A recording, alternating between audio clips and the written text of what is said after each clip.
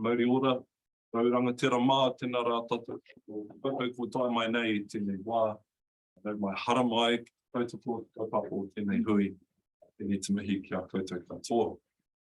First of all, it's my pleasure to be able to open the proceedings this morning for District Plan. I'd like to acknowledge our whānau that are going to be speaking this morning on behalf of their kōrero.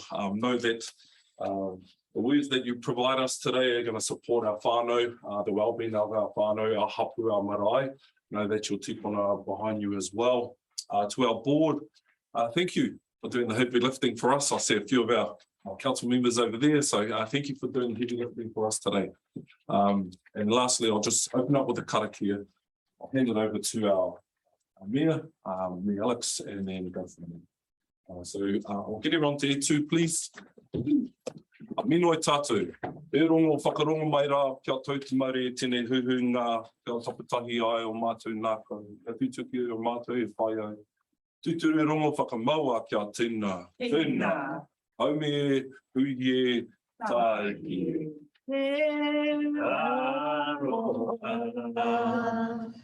Te whakapono, me te rangi mai e, tātou e. Kia tātou.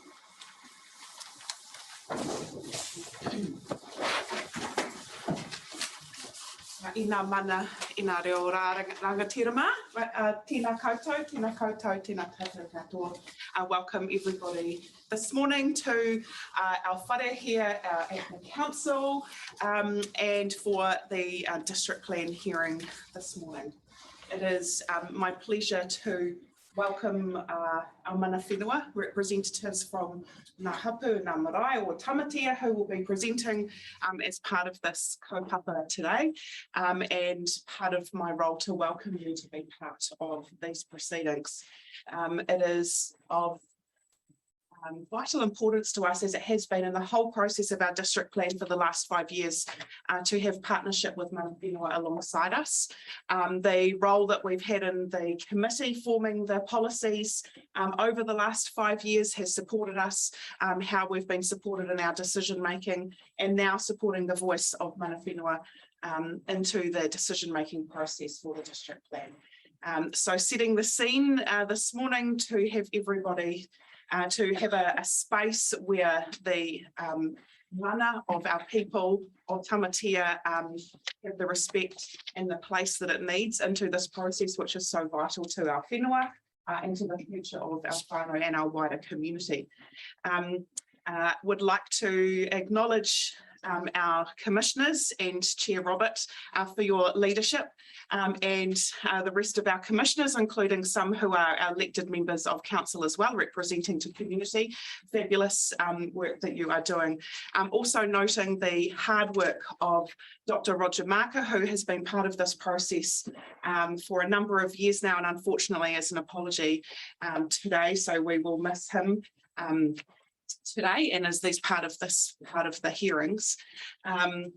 We are really looking forward to hearing the voices from mana whenua across all parts of the plan, these specific issues, but also the philosophical underpinning of so many other parts that are part of the policies through the whole plan, about how our resources, our whenua and our water in particular are treated. And so to have this space today and ongoing process supporting the voice of our mana whenua into this kaupapa is of vital importance to us, and looking forward to how this is going to play out today and tomorrow and in the coming months as we continue to work through this process. Also just would like to acknowledge that not just the elected members of council who are sitting as commissioners as part of the decision making, but actually we have Councillor Greer, Councillor Muggeridge, Councillor Whitman and myself, who are all here actually observing as well. So there is very deep buy-in to the importance of the kōrero that will happen today and tomorrow. And those of us over here are very much observers to this process. We very proudly, a number of months ago, very clearly made the delegations and the handing of the modi for this kaupapa to Chair Schofield and the commissioners, who are the decision makers in the district plan on our behalf. And very clearly are the ones that are leading this process. So my role to welcome everyone into this room and into this process to make sure that we get the best voices, the strongest place for the voice of our mana whenua in this process that we can. So welcome to all, and for the roles that you all play today and tomorrow and as the process unfolds. Nō reira, tēnā koutou. Tēnā koutou, tēnā koutou. Tere te kahu, ki rono tamase. Te tino ki taira, ki te ako arowana, ho kainga. Uri ki te uta, Ki te maunga rua hine. Whakatopawakera, tēnā nia o rua taniwha, ho kainga. I rere te kahu, ki rona o tamatea, ho kainga, o kainga, o kainga, o kainga.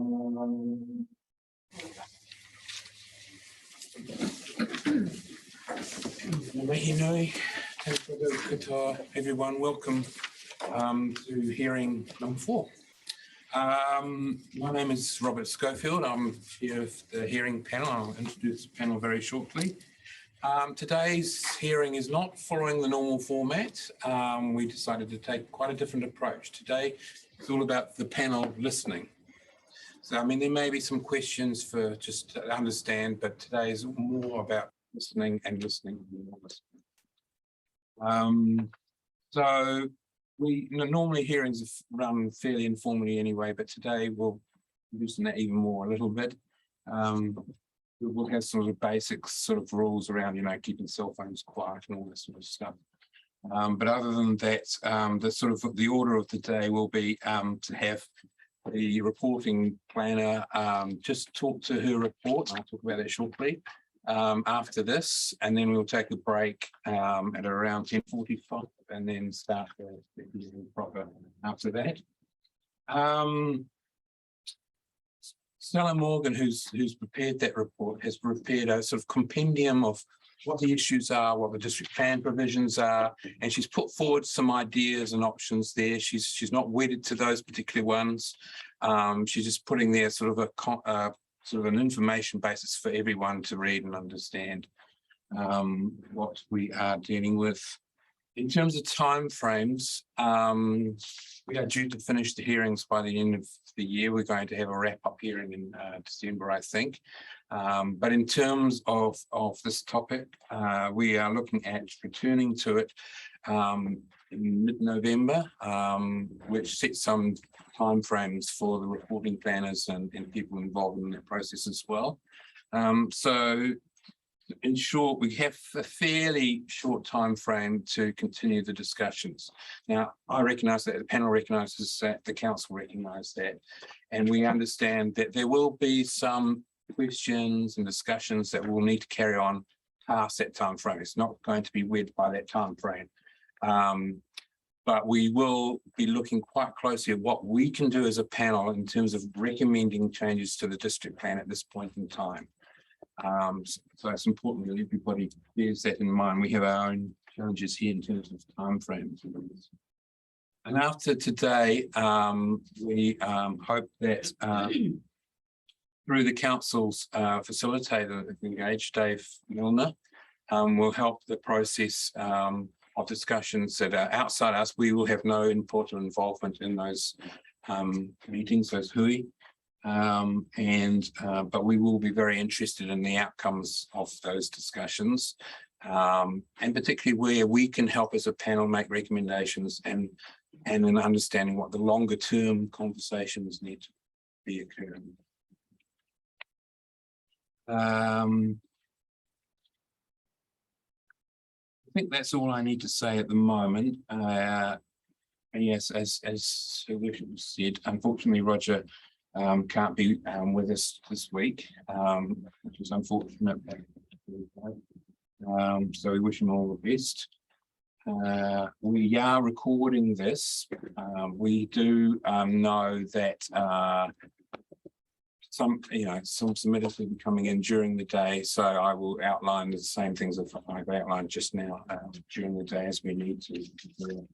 And we're open to some questions too. That's a bit different to your normal hearing. So if there are questions of clarification or things, please feel free to ask me and on the panel generally, and we'll be happy to talk this through. There was no further ado. What I may do is hand over to the reporting to talk through her report. As I said, it's not your normal report. There's no recommendations in there. It's the usual section 42A. I may hand over to Ms. Morgan. Morena, Stella Morgan, I'm the reporting officer for the section 42A report for the Tangata Whenua topics of the proposed district plan. I've read through and considered the evidence that's been provided to the panel prior to the hearing, and I acknowledge the evidence and the work put in producing that, and that there is a general level of support for the approach to the Tangata Whenua chapters adopted in the PDP. I specifically would like to acknowledge Dr. Roger Marker and Brian Gregory, who provided strong guidance from a Tangata Whenua's perspective through the drafting stages of preparing the entire proposed district plan, and Dr. Marker, who held the pen for the Tangata Whenua sections of the proposed district plan. The district plan would have been way less without the guidance and input from those people. As Robert has iterated, today's hearing is the first of two Tangata Whenua hearings, and for that reason I have not made any recommendations in my report. What is being proposed is a wānanga or series of wānanga between now and the next Tangata Whenua hearing, and as a result of those wānanga, I will then be preparing a second report, which will be in a similar format to this one, but will include recommendations to the hearings panel for making decisions on the district plan. To assist the commissioners and the submitters, my section 42A report has clustered submission points under 18 key issue headings. And for each issue, I have provided an overview of the key matters raised in submission for that particular issue. And where relevant, I've provided some comments on those submissions to provide context for both the submitters and the hearings panel. So key issues 1 to 4 outline matters raised in submission relating to sort of the higher level strategic approaches in the plan as follows.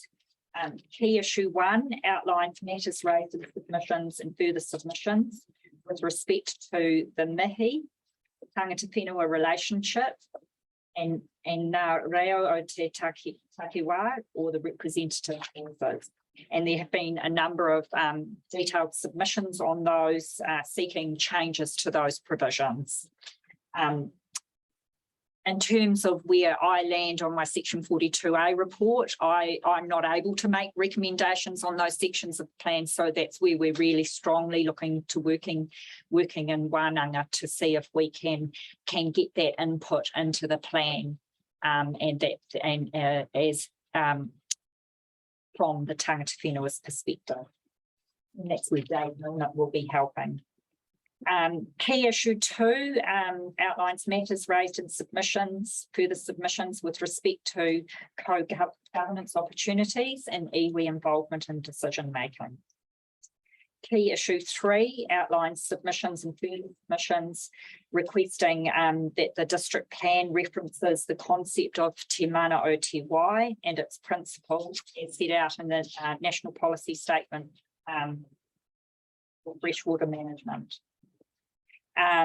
The hearings panel will recall that we held some of the submission points over from the first hearing on the ecosystems and Indigenous biodiversity topic, so that these could be considered together with submissions on this point to the strategic chapters. Key issue 4 outlines submissions and further submissions received on the issue of development of Māori-owned land, and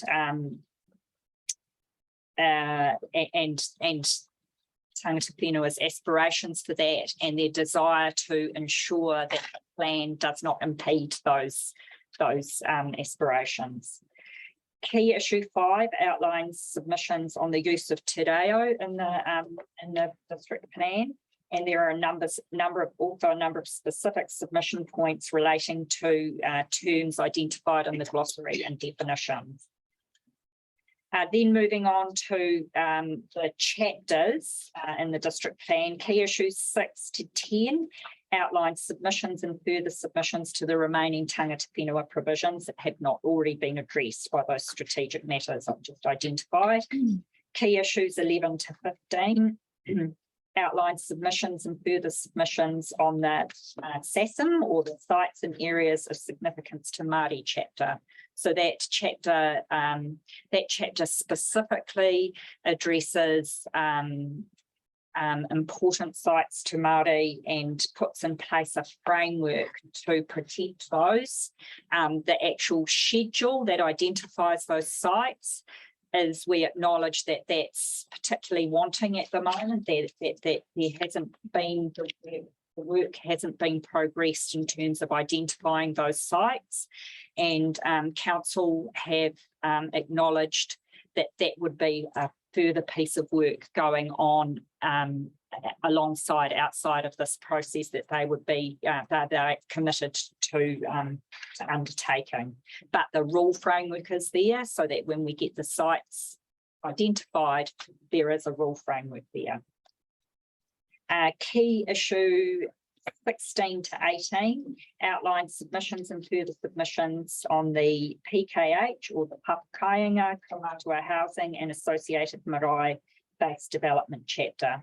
This is a completely new chapter for the district plan, and is aligned closely, but not entirely, with the provisions of the Hastings district plan, which have enabled Papakainga development to occur in that district. At the direction of the panel, and as we've already mentioned, post this hearing, there will be wānanga, or a series of wānanga, to further progress solutions to matters raised today. And the outcome, as I've said, the outcomes of these wānanga will feed into my second report for the tangata whenua hearing in November.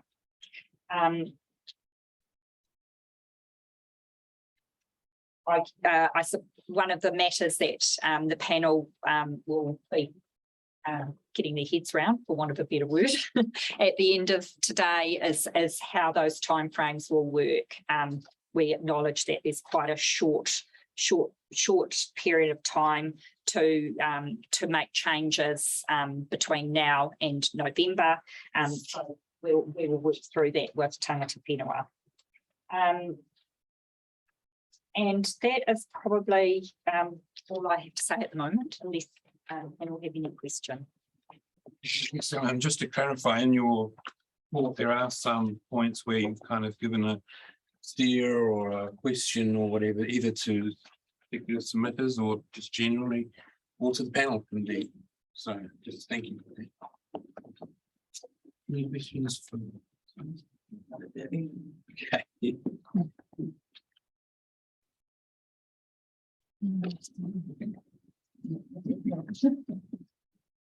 Good, Sally. Can I take you to paragraph 4.2?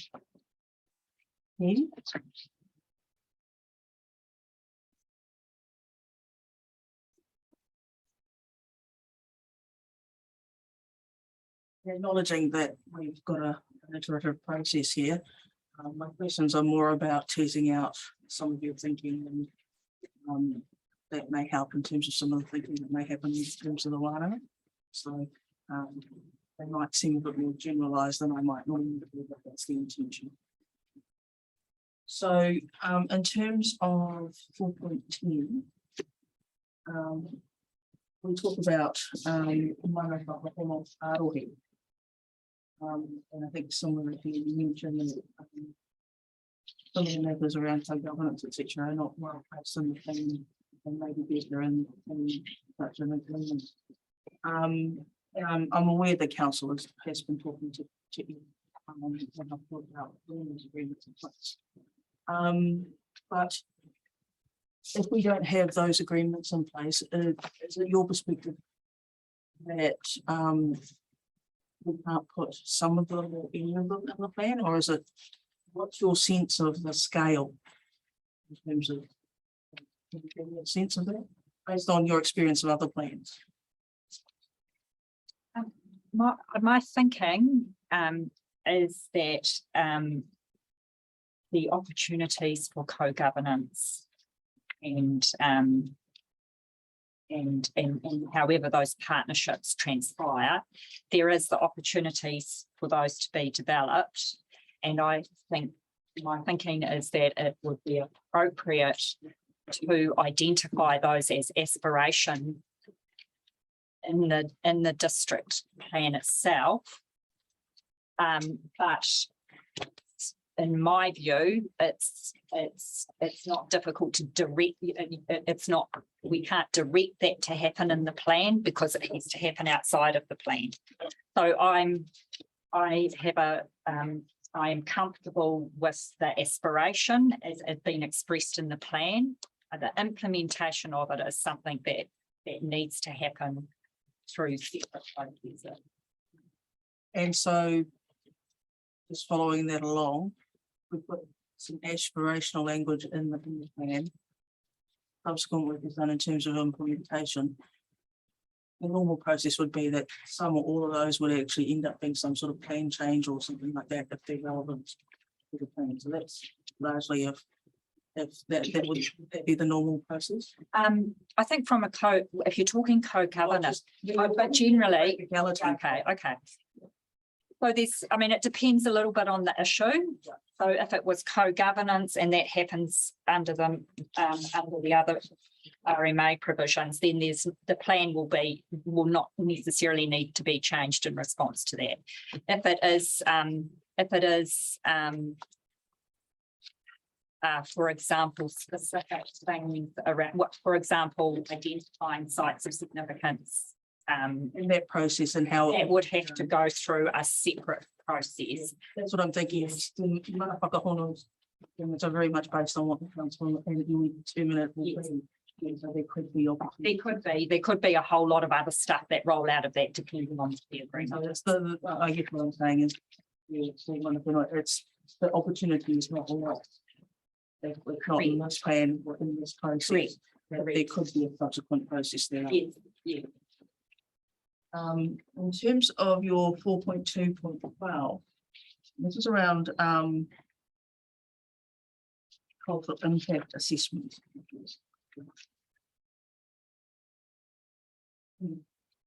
So in terms of your commentary here that in some instances CIAs would be required, and this is often a call currently made by council on a case-by-case basis. Can you give me a sense of how that call is made, or give us some information about how that call is made? It would be helpful to know, because we have had evidence saying that, of course, CIA should be required across all business. I understand that practically. So I'm interested to understand how that process is determined and what is what the full process is.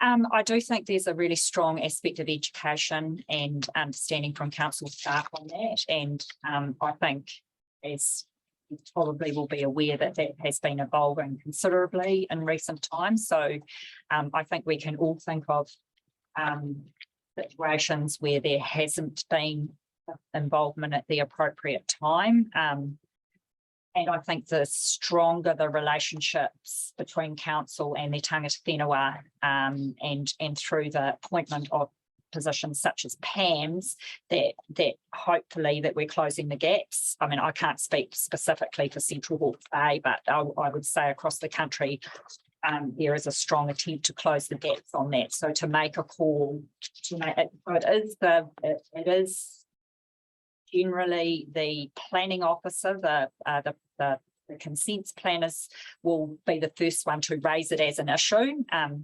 And if it was me looking at an application and there was anything in the plan framework that mentioned tangata whenua, if there was anything maybe to do with, well, district plans don't tend to deal with water discharges, but anything that might impact on water or may impact on an area that's identified in the plan as of significance to tangata whenua, or then I would be asking that question of either your in-house resource. Most councils now do have an in-house resource that you can go to, that can guide you who you need to talk to, or it might be through your governance, through your councillors. There might be a specific person appointed. So there's sort of a range of ways, and it is a judgment call.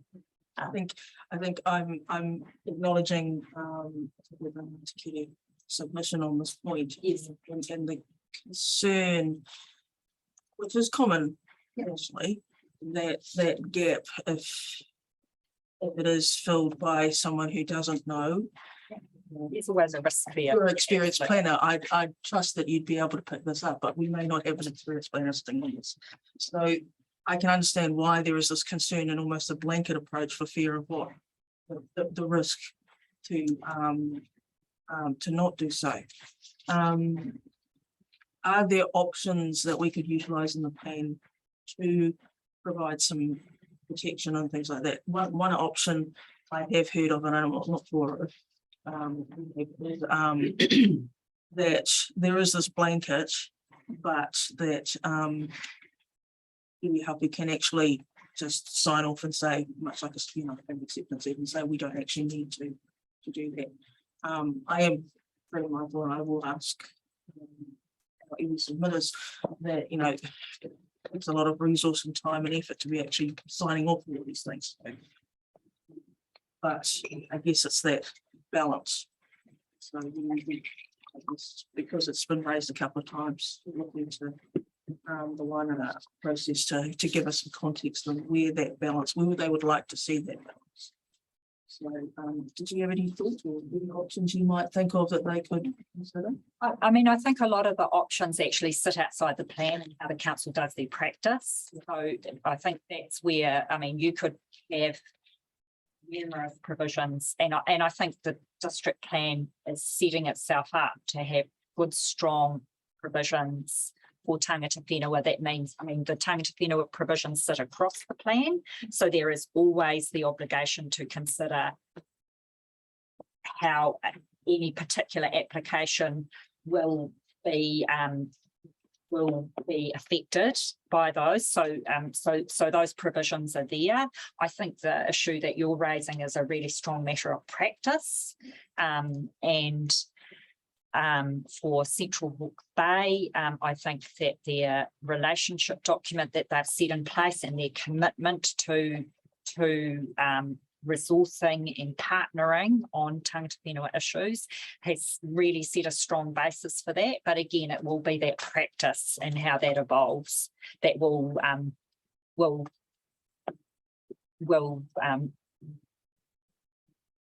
kind of drive how successful it is. Next one, Tamano Tawai. Now I note in your paragraph 5.2 11, and you raised the point about not limiting it to the ecosystems and Indigenous biodiversity chapter, and that alternatively those provisions could be provided in the strategic direction in the whenua chapter. Acknowledging your comment, and I understand that there is no real guidance regional level at this stage, or in fact national level. Do you think putting it in that chapter would be sufficient to meet our obligations under clause 3.5.4? Put it in which chapter? Well, the suggestion I think you made was the strategic direction.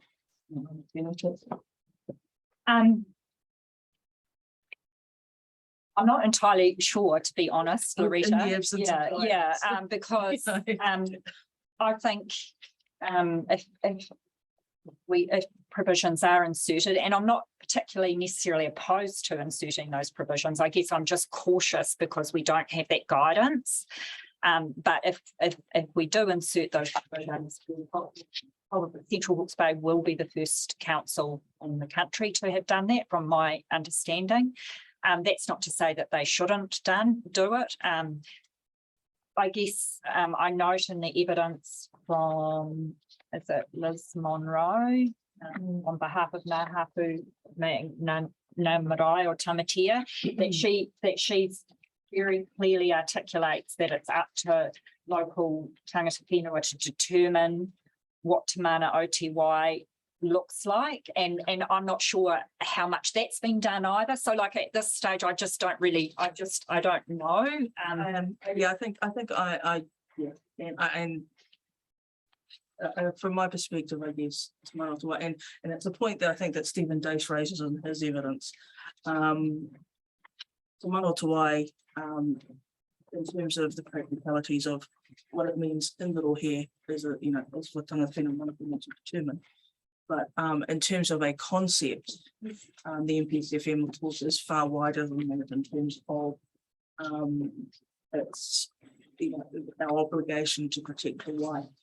And so Stephen raised the point that it should be integrated across the plan. And I understand. I understand that, and I would agree with that. And I think that's sort of where my thinking came in with offering, whether it was we're thinking, given the district plan deals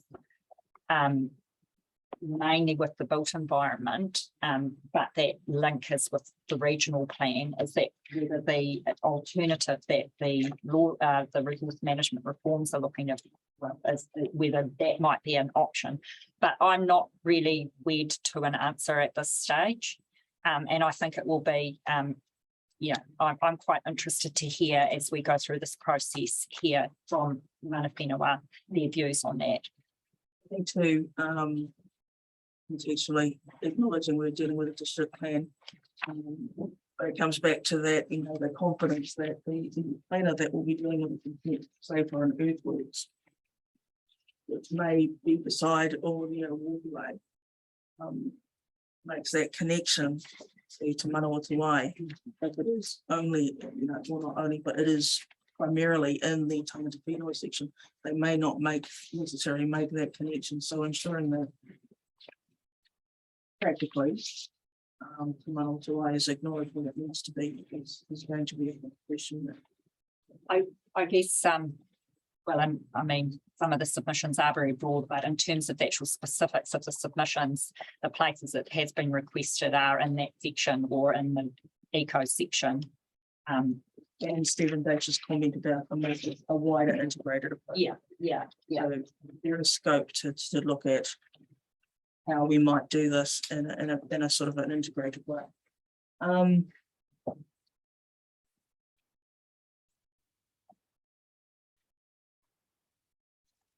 it's the key issue for development of mighty land, paragraph 6.2.5. Also comes up in notes.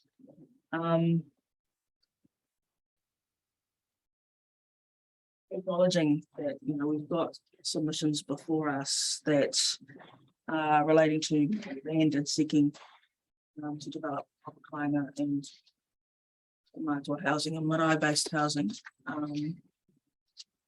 But we've also got wider aspirations and those sort of things.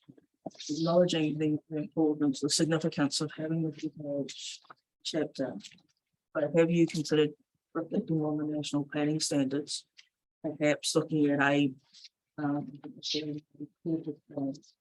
like arrangement with chapter, it might reflect both FPKH, but also some of those wider aspirations that are being discussed and are likely to be discussed by iwi.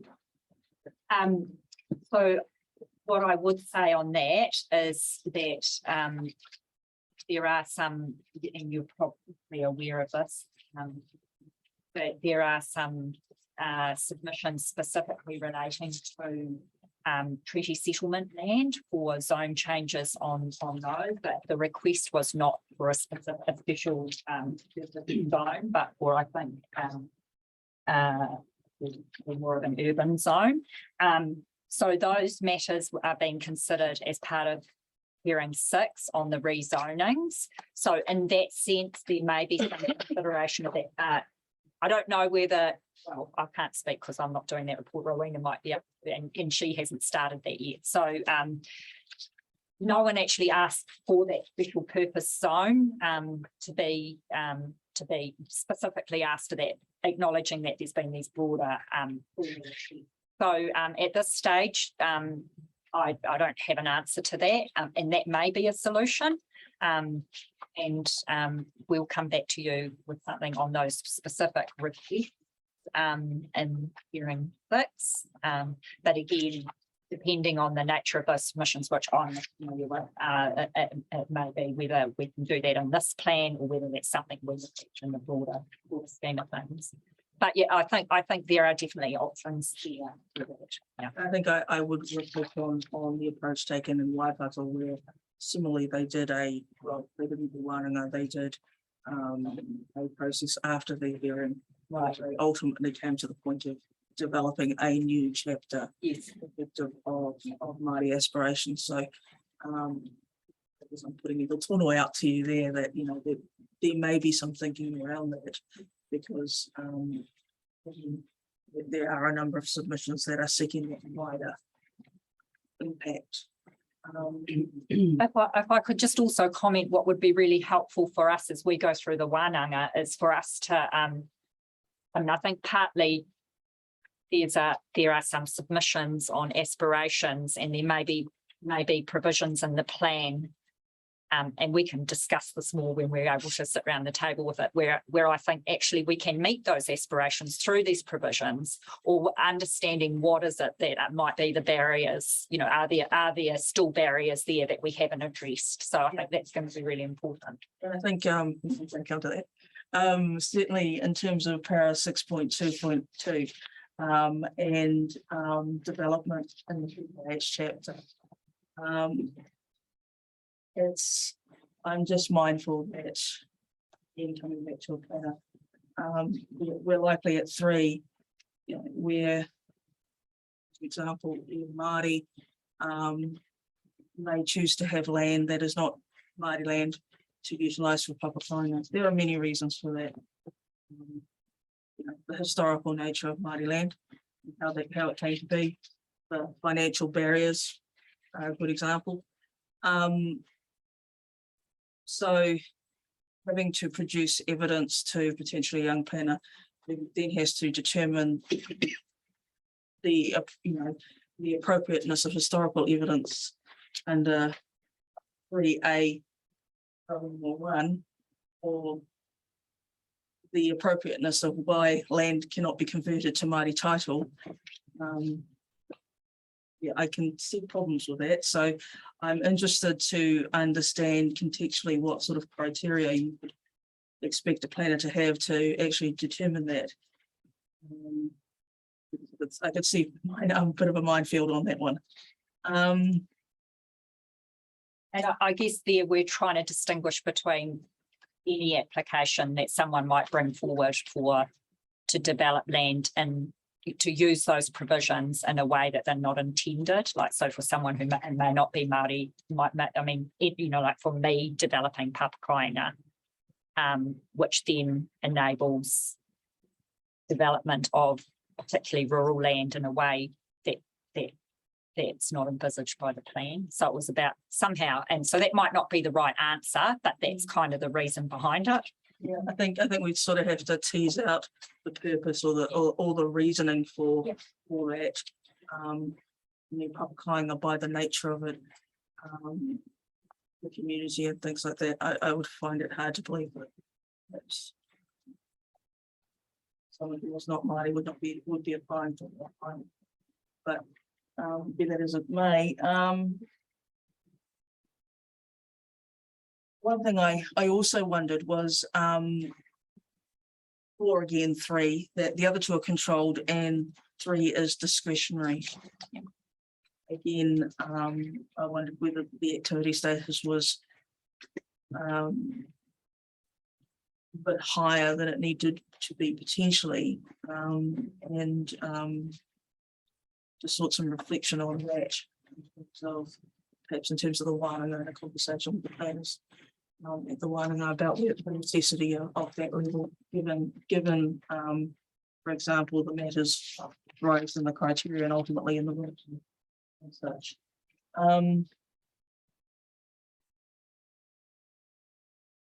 Also, I would be thinking about these sort of things, just be mindful that we don't want to create more barriers. Just to give an example, Tainga, it's very difficult to get finance, and often for iwi Māori who want to support their people, they want to establish Papakainga on and buy a piece of land in the land whose normal finance requires a significantly lesser deposit. Banks traditionally for Papakainga require a 50% deposit. It's tying up that consume the resources at that point. So again, it's reflecting on why Māori might choose to use Kiwi land versus Māori land, which is often a very good reason. Also, but I don't always have the land themselves to actually put these houses in. There's another thing to consider. Even Māori might have to buy the land next door to actually do this, but they don't necessarily want to be subject to the Māori Land Court to make decisions on land which they have chosen to use. So again, there are many reasons which I think are not reflected in the criteria. We're probably not necessarily be of knowledge to curate the county. So again, so as not to have the council at odds with any Māori, we feel they shouldn't have to explain any degree of interest in knowing how we develop the criteria.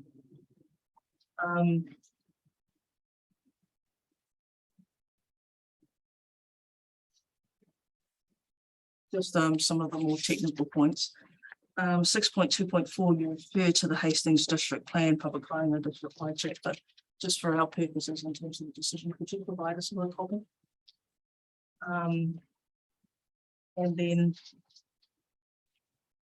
6.2.10, we work through the worst case scenario in terms of controlled non-complying and bundling. Just so much, which 6.2.10? Oh, yeah. Which was actually really helpful for me. So I have to have that. I need a whiteboard with my way through. But I just wondered, having just worked through this decision and this point, if a residential unit or Papakainga unit is under 25 square meters, is it still controlled under the PKH, or is in the ONFL area, or do we revert back to NFL R1, which makes it permanent? Oh my goodness, I'd have to go and have a look at that, Louisa. Don't worry, I was just sitting there going going, through the. So if it, are you saying if there was a Papakainga development under 50 square meters? so say a building is under 25 square meters, under NFL R1, it would be permitted, and in that in the outstanding feature, the NFL zone. So what that's not uncommon to have a small. So I just wanted to understand which would have priority. If it was still in a Papakainga, it's still intended to be a Papakainga. It's under 25. If you can come back to me on that. You just have to look, I think those rules would apply and work out, yeah. If you could just tell me how that.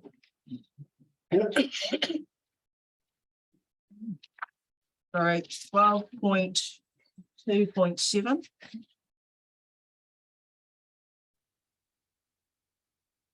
I'm just writing myself notes on that. No. I'm just trying to find stuff. 12.2.7. You talk about triggers.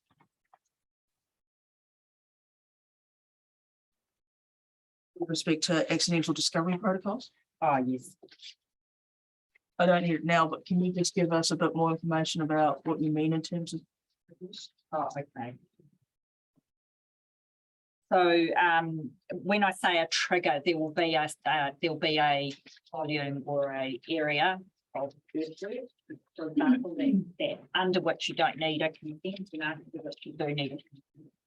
So when the consent threshold's triggered, so when you go beyond that level of earthworks that you need a consent, then in such cases and you might, the consenting authority may require an ADP as part of that consent. So that's what I meant by triggers, because there will be certain amounts of earthworks that will be permitted, and so in which case there is no resource consent, so there's no opportunity to look for to put an ADP in place. That's the point I was trying to make.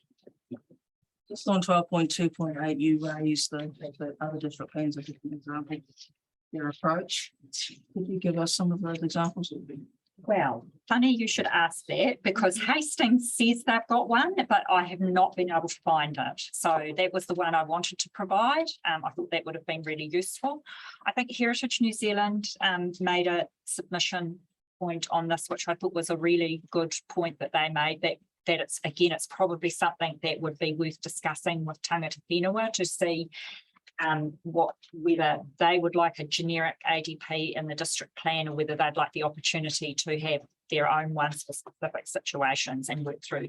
So I think that would give us the right answer, but there are those different options. Yeah. So my understanding with ADPs is that the various range of options is a singular one that's been developed by Tangata Whenua that goes into the plan. A simple clause that simply says that instead of that, council will engage with Tangata Whenua in terms of what that process will be specific to the particular consent at hand or development at hand. And then the backup has been in some instances where those aren't accepted for the Heritage New Zealand process to be the fallback.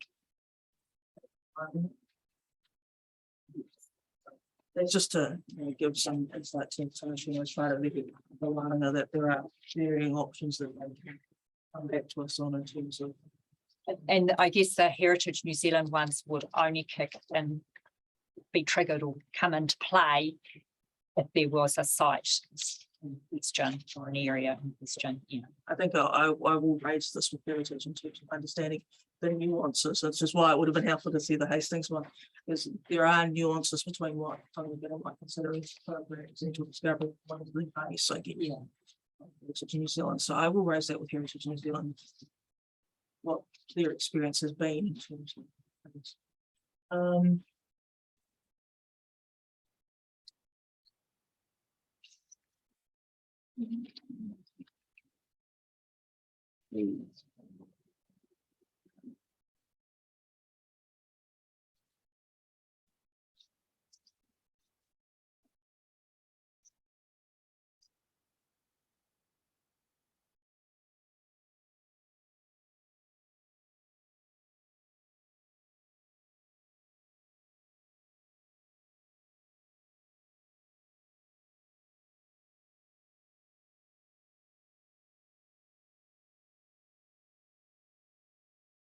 On 15.2.1, the SASM rules.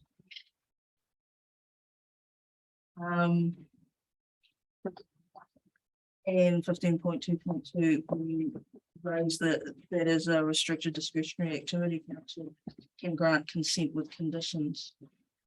Obviously, one of the concerns some of the whenua have raised is that they were talking about illicit, but given the potential risk to Waihi Tapu damage, do you think restricted discretionary is high enough? So this is an issue that has been raised in Hastings, and that Asher Davidson's been able to give us some advice on, because I think initially we were of a mind in the draft plan, and I can't remember what we did do in the draft plan was that we, given the importance of these sites, that we had thought a non-complying activity, which is the strictest, other than prohibited, is the strictest activity status you can have in a plan. Where they landed in Hastings was they moved towards using restricted discretionary, because what that allows you to do is to focus specifically on the matters of concern or the matters of importance to tangata whenua. If you open it to if you get the strictest status of non-complying, that means any matters can be considered. So landscape might not be a particularly good example, but it could be a whole lot of matters that are not matters of concern to tangata whenua.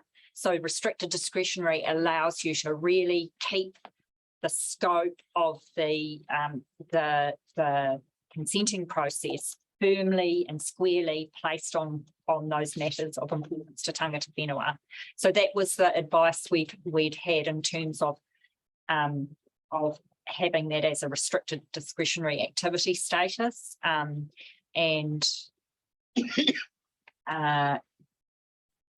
that's the approach that Hastings has adopted. Yeah, so that's our thinking behind it. So it's a little bit different from where we started, was like, yeah, we need to be protecting this like this, but actually it was really allowing that really specific focus.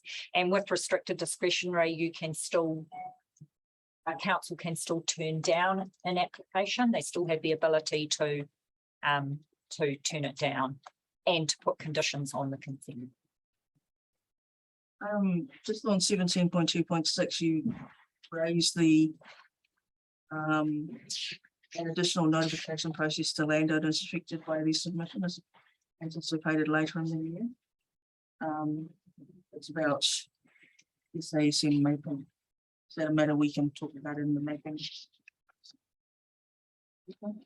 Well, the mapping for SASM is included in this topic, as opposed to other mapping matters which are being dealt with later. Is that what you're referring to? Yeah, So well, we can talk. I just wanted to know about, is there anything you can tell us about the notification process? Oh, no. I'm just mindful we have fed farmers submissions seeking greater engagement with landowners. Yes. Is that what we're contemplating with this paragraph? Yeah, but at this stage, there haven't been any landowner submissions on the SASM site. So there is nothing to respond to in terms of that what Federation farmers have identified.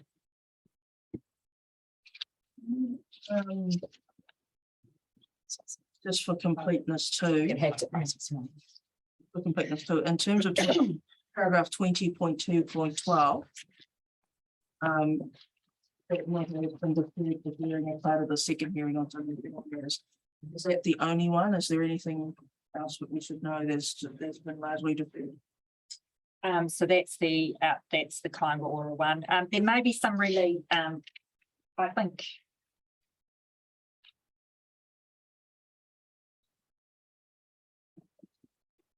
I guess I just wanted to make sure that for the Wānanga, Yeah. if there's anything that we aren't largely discussing in here, to be raised, it should be raised at the Wānanga, that we can list someone. I'm very happy to discuss broadly anything it's not up to me, but I think the Wānanga can discuss any of the submissions. I guess those ones, Kaingaora, I don't believe they are particularly have well, I don't know, maybe we haven't asked them yet, but whether they will partake in the Wānanga or not, or whether I think that's a matter, that's a kind of a technical matter. Yeah, So that was my thinking why we would leave that till then. And well, I think we're going to hear from the District Health Board tomorrow. So I'm not sure if that's the matter they're going to be talking about. But again, I think that's something we can deal with just through the normal 42A reporting process.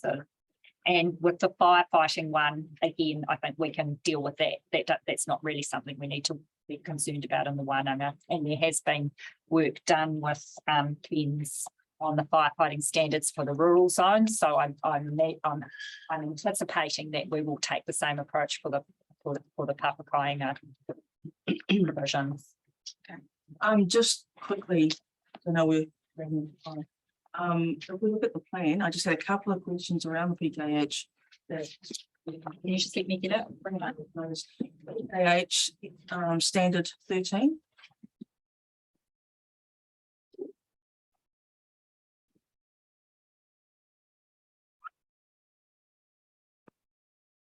It's just in one, we talk about relocating buildings in Papakainga and the requirement that they have previously been designed, built and used as a dwelling or for accommodation. I just thought that was quite limiting, you know. There are people who are building beautiful properties in old churches that they've moved, or old barns, you know, American barns that they've moved.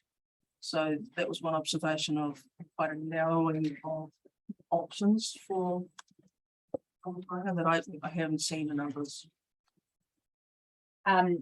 I think the relocatable homes issues being dealt with in our miscellaneous section at the end of the hearings, because it's a matter that flows right across the plan, not specific to the zone. So that we were considering that in that broader aspect. Yeah, but I can certainly make a note. Pick that up and note it, yeah. And then, of course, just coming back to my Can you just tell me what that provision is again? PKH standard 13 for relocated buildings, and it's the first point. Yeah. And then just picking up on the same thing at 5, the building must be placed on permanent foundations no later than 2 weeks from the date the building is moved to the site. Just again, coming back to the realities of building on Māori land, often is not to get finance from banks. You have to be able to move it right. You can't put it on files. So if we're about not creating barriers, we need to think about that of course as well. They have tiny homes and things, there's lots of ways of happening. Okay, so I see what you're saying, that if it was made to be because of You can't fix it to the land. That's a clear requirement. potentially be considered as a relocatable. Yeah, so it's something to consider, that if we want to enable Papakainga, they've got to be able to finance it. And historically banks have not allowed for that sort of thing. So we would end up crashing. With the obvious.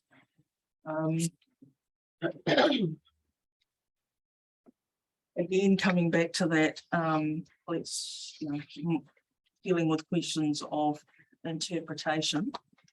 PKAM1. I get a bit disconcerted when I see one of the general assessments being how the principles of tikanga and kaitiakitanga have been incorporated into the development. It's just an observation that I'm not sure having a planner trying to determine whether principles of tikanga and kaitiakitanga have been incorporated into the development is an appropriate assessment. Just an observation.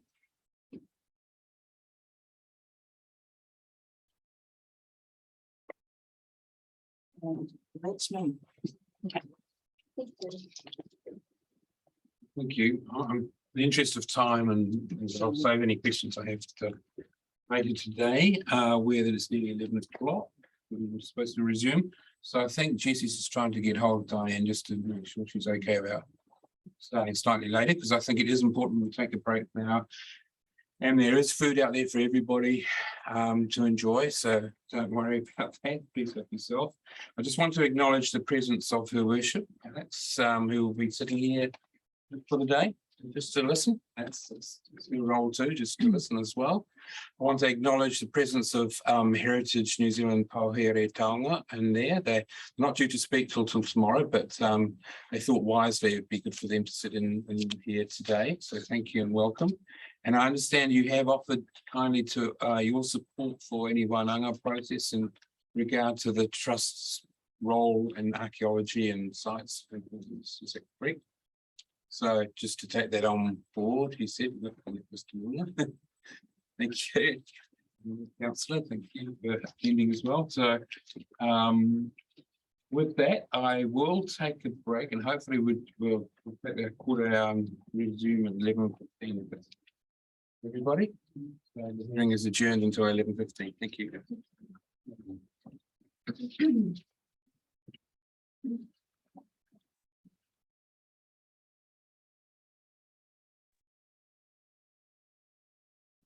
So, everyone, we will resume the hearing now. Apologies to people online for waiting. Importantly, we have our Kai and Kororo at the morning break. Thank you for your patience. I just before I hand over to Diane Smith, I'll just introduce the panel. So on my left is Commissioner Loretta Lovell, who is one of the independents on the panel. She has a legal background. To my immediate right is Commissioner Pip Byrne, who's a Waipawa resident. On her right is Commissioner Kate Taylor, who's from Takapo, thereabouts, the outskirts. And Commissioner Tim Aiken at the far end. And as I said, I've given the apologies of Dr. Roger Marker, who unfortunately can't be here this week. Otherwise he would. So thank you. So I will hand over to you, Diane. Welcome to the hearing. We have read your submission, but we're very interested in hearing what you have to say today. So over to you. Oh, Morena. Are you able to hear me first of all? Yes, all good, all good. Kapai. Morena koutou. This is only just a quick submission. You're very busy. Really, my submission was a submission on behalf of Mataweka Marae to note some significant sites in areas of significance to mana whenua and Waipawa. So very short, I had listed what we had seen were what we were thought were missing from the district plan, and wanted to include them into the SASM schedule, really. So very short, very brief. I obviously am talking on behalf of my auntie Kohine that had written originally to the council, and we were just following up with those sites. That's how simple I am today.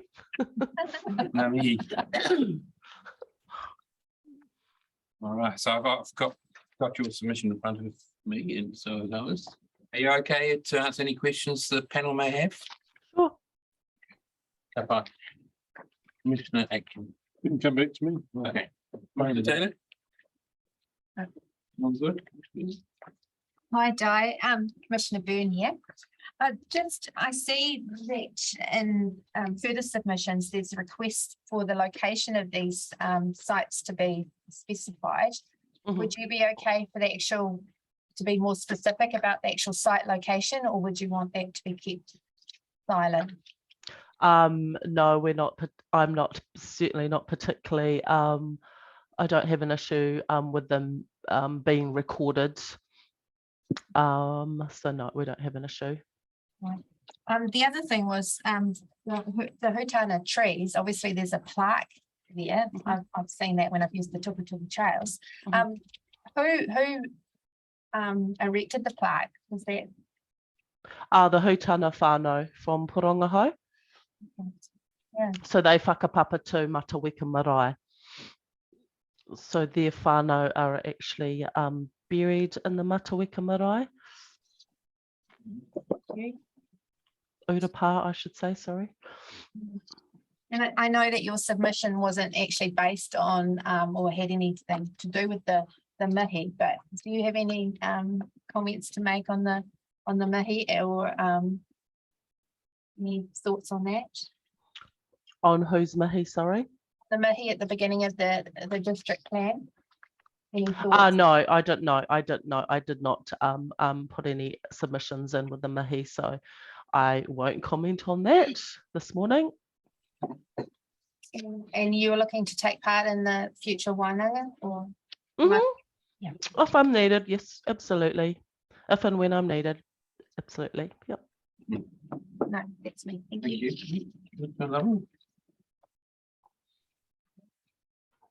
You hear me? Yes. Just looking at your presentation, Mhm. the one we've got today. Mhm. Just picking up on your point at 3.1.7 paragraph about, let's tell us, oh, sorry. Ignore that. Ignore that.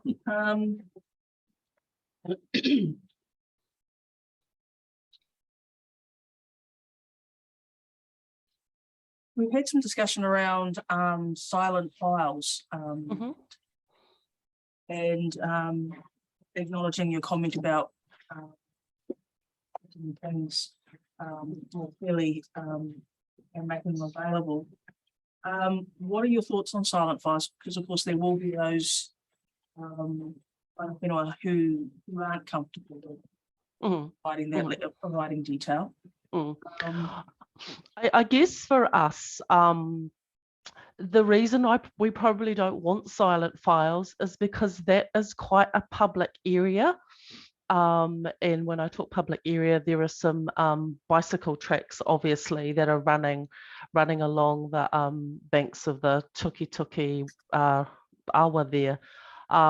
So, and there's actually there is some planned infrastructure with Three Waters that I'm involved with the council on. So clearly it's not in our best interest for them to be silent files because of the wahi tapu in or around the area where there are some current plans that we're working through with the council. So hence us not wanting them to be silent. But in regards to silent, I mean, it's just my own personal point of view, I guess, with silent plans. They can work for you and they can work against you. Yeah, I probably don't really want to comment on the other submissions that I've seen that are asking for silent plans on wahi tapu. But in our case, these sites they're frequented by the general public, and we prefer them not to be silent just because of this frequency of and the access the general public has to them at the moment, and the infrastructure works that the district council have got proposed currently. So it would be unhelpful for us and the council if they were silent. And we're trying to make our work with the council easier by listing them. Now, the Heritage New Zealand and their evidence, and we'll be talking to them tomorrow. One of the things they raised was, having an understanding of the extent of sites of significance.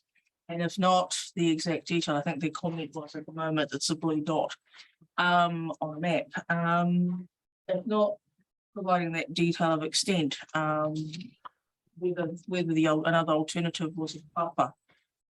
And I just wondered what your thoughts might be in terms of extent versus buffer, in terms of wahi tapu on a map. And Oh, sorry, I didn't quite hear what you said then. so A blue dot. I'm just mindful that also the original submission was very much around incorporating wahi tapu into the schedules. Mhm. One of the concerns raised was that how do we ensure there's sufficient information both for Māori and for the landowner so that we understand, the extent of the wahi tapu. This may not be of quite the relevance for your mara, but one of the suggestions was that if we're not providing clarity of extent, should we be providing a buffer around, Mm. so, you know, ensuring that for intents and purposes, you know, if you act within that buffer, you place a risk of, you know, A, breaching of consent, B, destroying or modifying a waihi tapu. What are your thoughts on that? Or should we actually be defining clearly the extent? What are your thoughts? I guess buffer zones would be would be a good start, a good direction. And I just don't like talking about other people's waihi tapu sites, I guess, at the end of the day. But yeah, buffer zones, I guess. I mean, if we can, you know, sort of pinpoint within a certain area and put a buffer zone around it, I guess that offers it, you know, a little bit more protection, depending on, you know, the mana whenua and what they classify as, you know, how big an area do they think is a waihi tapu. Yeah, I mean, I would be in favour of buffer zones, absolutely. And now this is just more of a generalized one. You may not be able to answer, but it's about this question I'm going to be asking Ara Marae and things like that. One of the matters we're dealing with, and it's not specific to your submission, is public kāinga and utilisation of, you know, we have a new chapter in terms of public kāinga. In terms of your marae, have you contemplated that a public kāinga kaumātua marae-based development? And Yes. do you see something like this chapter being helpful? And I guess some marae actually have land available to do this, some don't. So what's your experience in terms of your marae, and any feedback you can provide from a practical perspective? Yeah, no, definitely. We do have land available at Mataweka for papa kāinga, and that is actually one of our it's on our agenda in the very near future to start that kōrero about establishing a papa kāinga and also establishing the marae as self-sustaining and living off the grid, actually.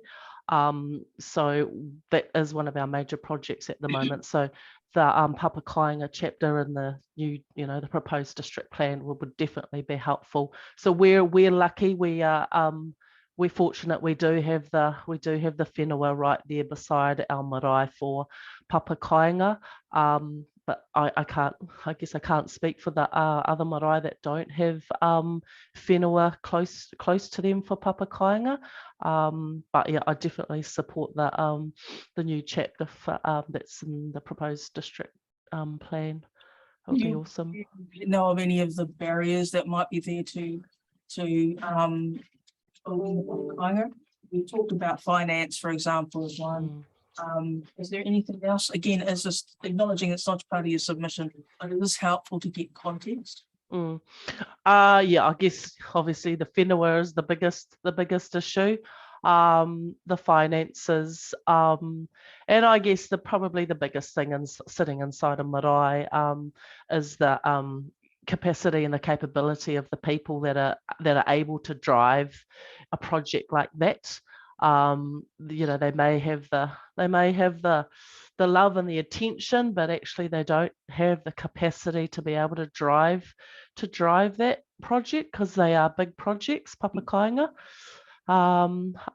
We do have resources here in Hawke's Bay to assist, but you know, at the end of the day, you've got to have the people on the ground that can drive that project forward, and sometimes that is a big barrier for our marae people, because you know, small committees are just made up of family members that, you know, don't know where to go and what to do next. So that's probably one of the biggest barriers next to, you know, whenua and finances. Just one final question, and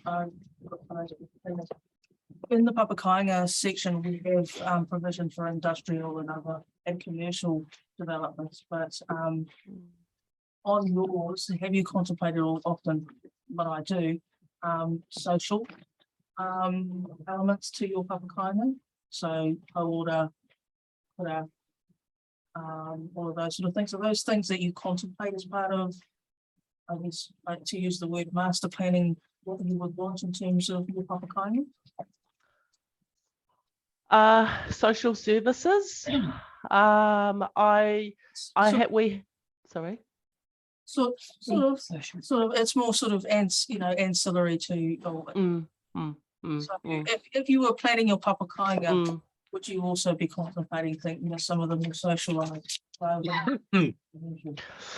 If we would probably work more with our Tai Whenua in having probably drop-in sessions held at the marae for the whānau that are connected to that marae to come to the marae, because often whānau won't go to a social service, or they won't go anywhere, but they'll go back to their own marae. So yeah, it would be getting that relationship between the Tai Whenua and the marae to offer a drop-in service, or a day where they're doing health checks, or social services are available on a particular day. But yeah, that would be probably where we would angle it from. Fine, thank you. That's very, very helpful. Kia ora. Commissioner Akin? No, my question's been covered. I've got one of them. Yes. Yeah, so hi, Kate Taylor here. Kia ora, Just and further on to Commissioner Lovell's questioning, re the PKH, the Papakainga Kaumātua housing. My question was going to be, where would you see, if there was any master planning done, would you like to see that sort of as at a council driven, Tai Whenua driven, marae driven, or landowner driven? But given your indication that capability, what was it? Capability and capacity of your people to drive that project, where do you think would master planning would be best driven from? Do you think you'd be open to council driving something like that, or should it start? I think it would be helpful, a partnership with a Tai Whenua. The more parties involved, you're sharing the load, I guess, and you're sharing networks, which is always helpful. So yeah, I would suggest that if there was, any sort of papakainga, it would be a partnership with the Tai Whenua in Tamatea, obviously, and the CHB District Council supporting the Tai Whenua to build that capacity and that capability of the marae. Does that answer that, Kate? So there's two points to that. So to get council and Tai Whenua to help build the capacity and the capability. But the actual, if there was master planning of, removing some of those barriers or helping or starting that process, is that best to be started from council level or started from marae or landowner level? It's a subjective question. It depends on who you ask.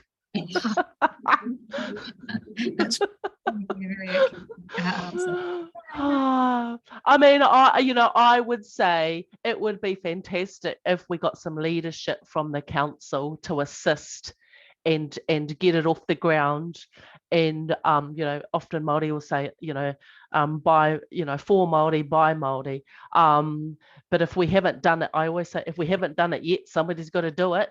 And whoever puts their hand up first, get in there and do it. So if the council are willing to lead out on it, and then pass it on to the Tai Whenua when the Tai Whenua actually have got the capacity to take it on, then that would be brilliant.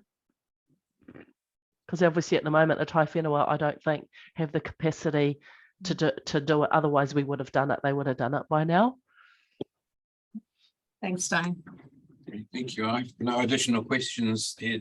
So thank you very much for your clear and articulate and well illustrated submission too. Thank you. That was very interesting. Thank you. I appreciate all your time today, and good luck with the next few days. Thank you, whānau. Ka kite.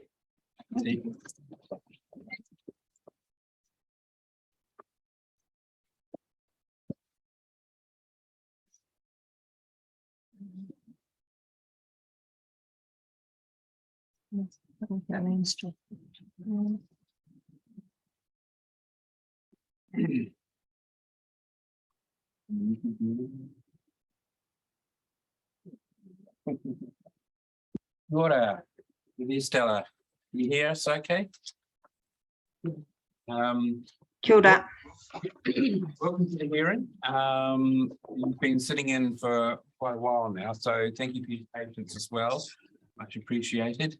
But maybe that's helped you sort of get into the mood, the hearing mood.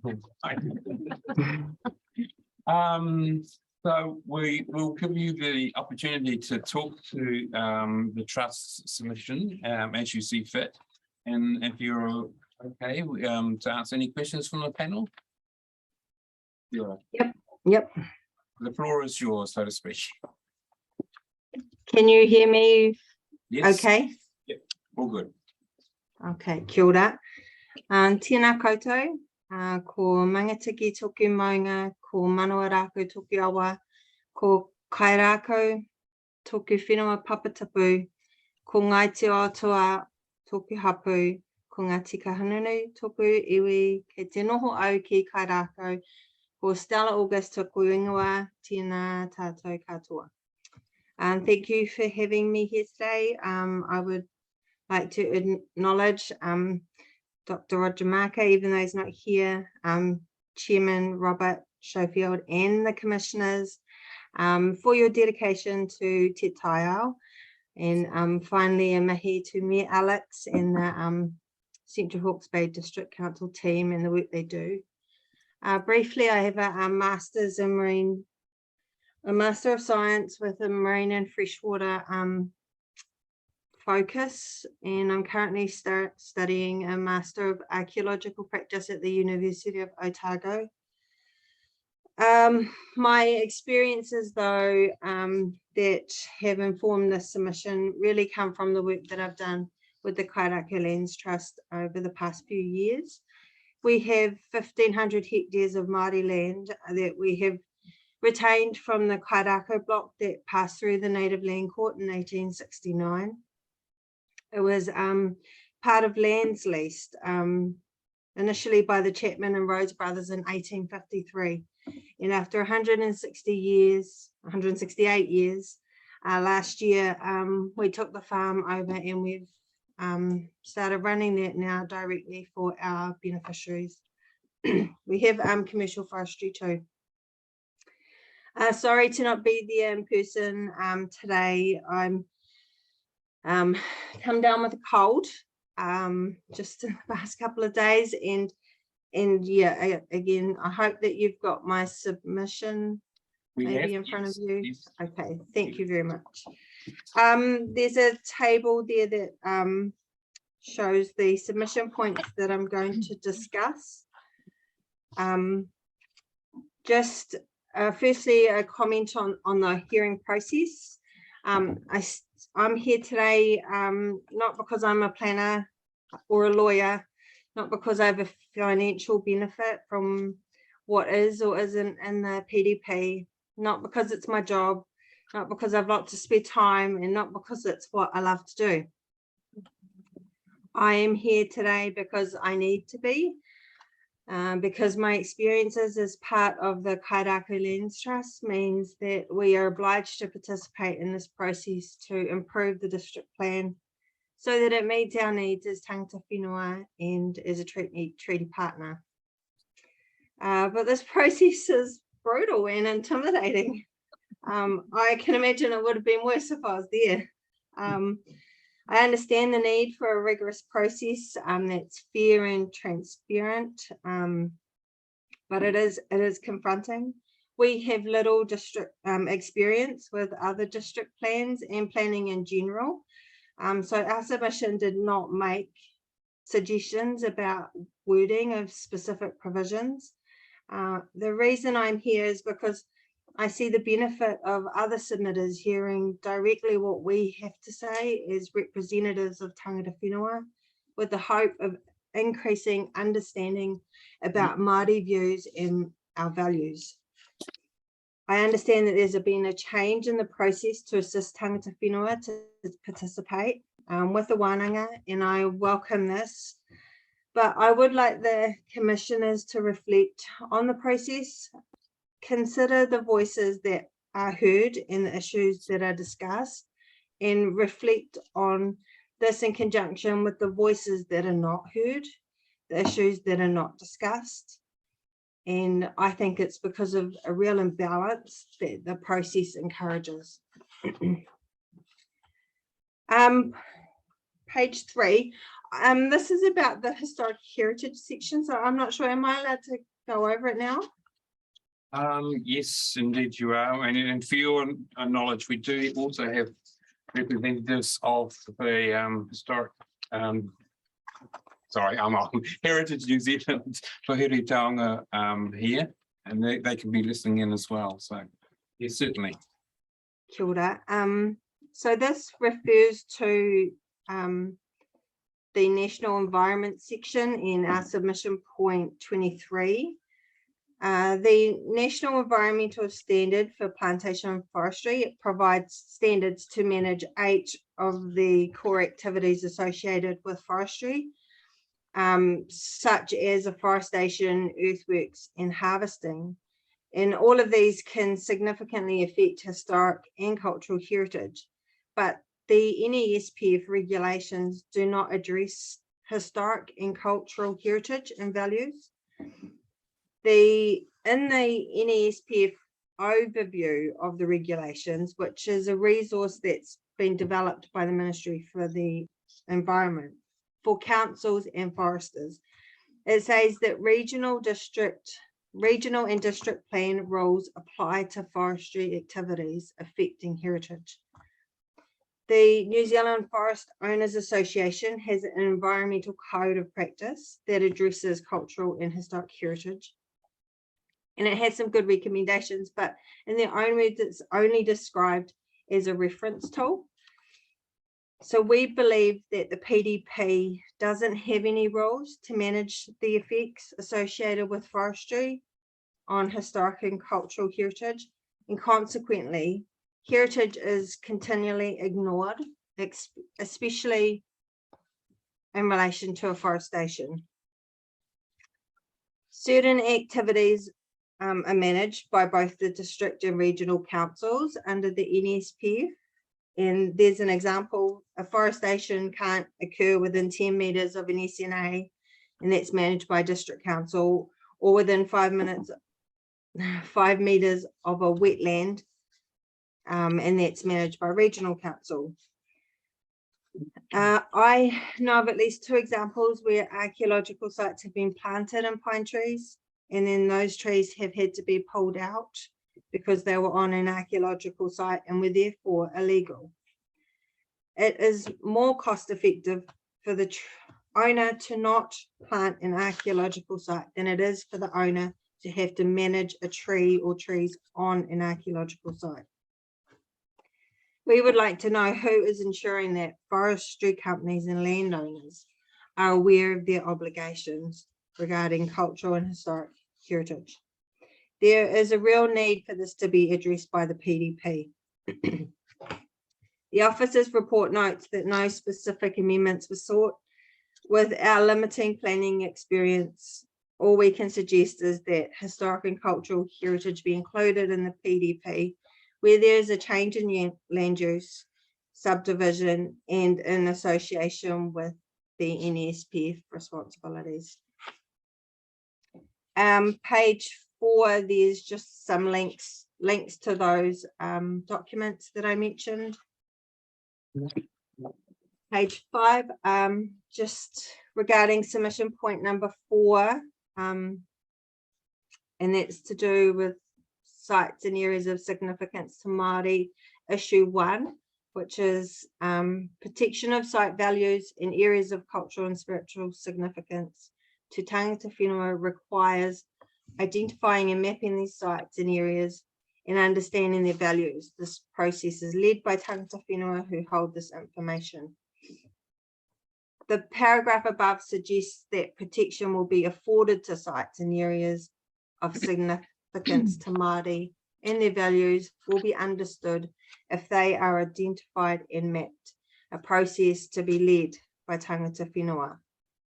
Our point is that neither identifying or mapping them will ensure they're protected. And it definitely won't mean that the values are understood.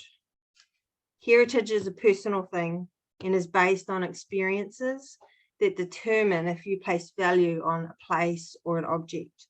The only way we are to improve protection and to increase understanding about our values is through education. We have had recorded sites damaged. To prevent the loss of sites in areas of significance to Māori, tangata whenua need to have the authority to decide which cultural sites are recorded, which are not, a PDP that accommodates both options, and the ability to check if there are unrecorded sites in areas of development. We cannot lead the process, but we do need to be involved in the process where relationships and education can help people to understand the value we place on our sites with the objective of achieving protection. We feel that issue 1 just needs maybe rewording or rephrasing.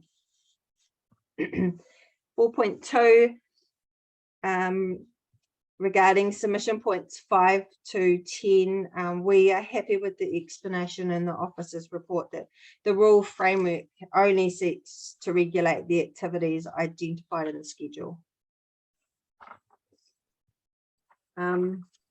Page 6.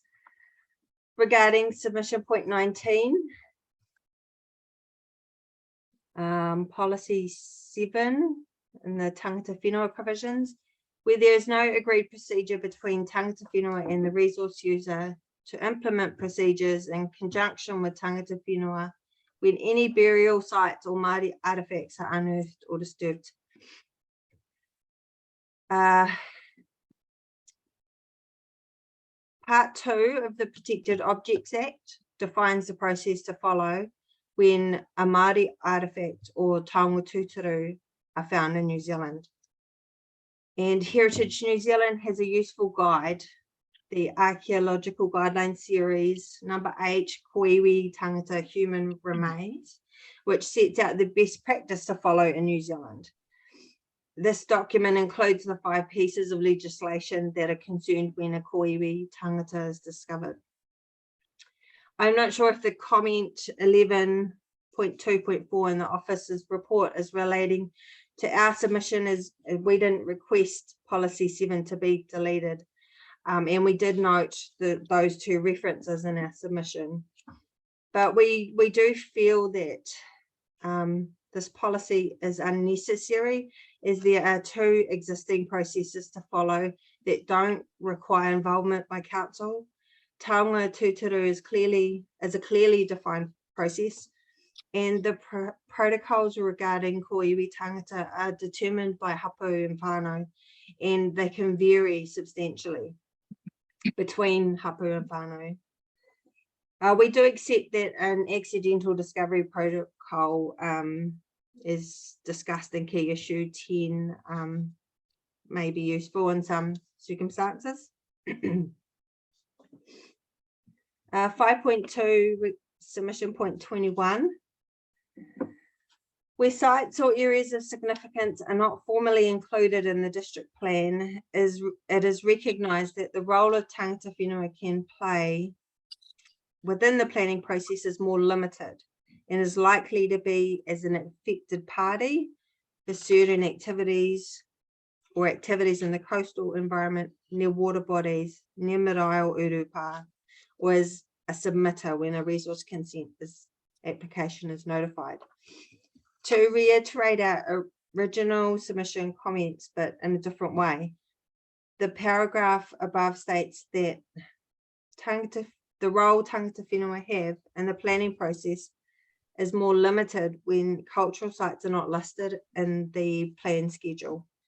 It implies that the role for tangata whenua then becomes reactive rather than proactive. Our point is that there are many reasons why a site may not be listed. It may be inappropriate to publicly identify a site. In other cases, the history or location of a site may have been lost or forgotten. In recognising the interests of tangata whenua, many factors need to be considered in the PDP, and council in implementing it. And it should reflect the complex and variable nature of working with whānau and hapu. This paragraph is exclusive rather than inclusive and may benefit from rewording. And I've put the links there as well. Thank you for your time, and do you have any questions? I will find out, Stella. Thank you. Commissioner Aiken. Thank you, Stella. I do have a question, and it is regarding around the sites that you brought up. And one of the concerns that have been expressed all the way through this plan is when someone has bought a piece of land and then they, for express purpose of, say, building a factory on it or building a house on it or whatever, and they get the process of doing that and then suddenly find out that there is a site of significance that hasn't been registered in the district plan, how would they go around to recompense those owners if they specifically bought that land for that purpose? And as you say, there's some sites there that will not be publicly notified. It's trying to get the balance between what a person buys it for and if it's not recognised and it's not listed, then how would you or we go about helping that landowner or around that issue that they may suddenly find themselves? That's not a very well put question, but it's around that, ownership of land. You buy it, you think you've got it right, you've done all your due diligence, and then suddenly find out there's a Waitapu site. I would hope that if in doing due diligence that someone would notice a wāhi tapu, but I think for a normal land purchase, somebody just wants to buy a piece of property next door and put a house on it or something, and I think there's always that risk that there are going to be factors associated with that land that may I suppose inhibit your dreams. For example, you could get a geotech report and you could find out that there's a big sinkhole under there and that you can't build there. There are always things that are unknown, and I know there are lots of sites out there that aren't listed because nobody's just been there to look, and that's the only reason that they're not listed. It's not because we choose to protect some sites and keep them from listing because of cultural, spiritual reasons. I'm sort of more referring to your point 5.2.2, and maybe inappropriate to publicly identify a site location, for example. And so my question is, would you be comfortable to be able to locate those and hold that in a document in the council that is what I'd call almost a secret paper or document, that if someone is looking at that legal title, it flags that document for them? Yeah, I think that it would identifying sites really needs to be on a case-by-case basis.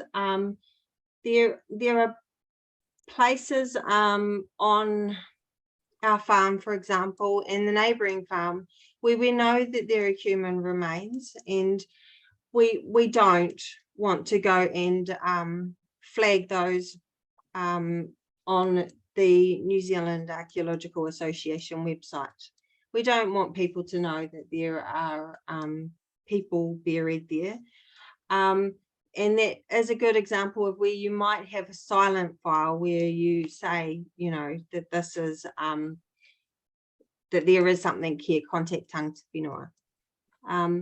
But then there are other cases where there are sites which we would feel happy notifying because, you know, kind of like what Di was saying, before they're in the public domain, there's maybe already a lot out there about them known publicly.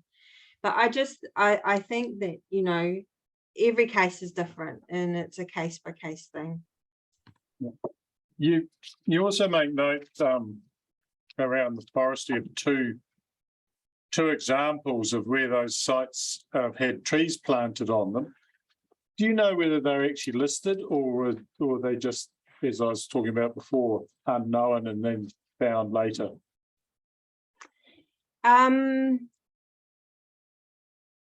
Yes, one of them was a PAR site, a listed PAR site that was recorded in the 1990s.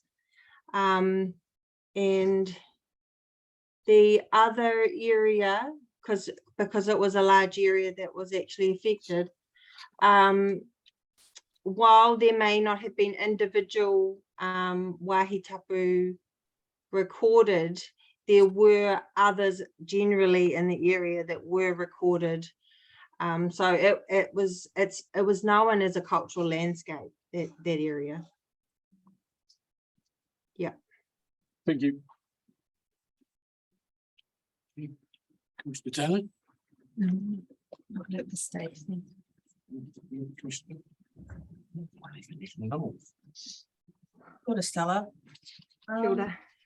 Those sites, the ones you just discussed, were they in Hawke's Bay or were they in Hawke's Bay?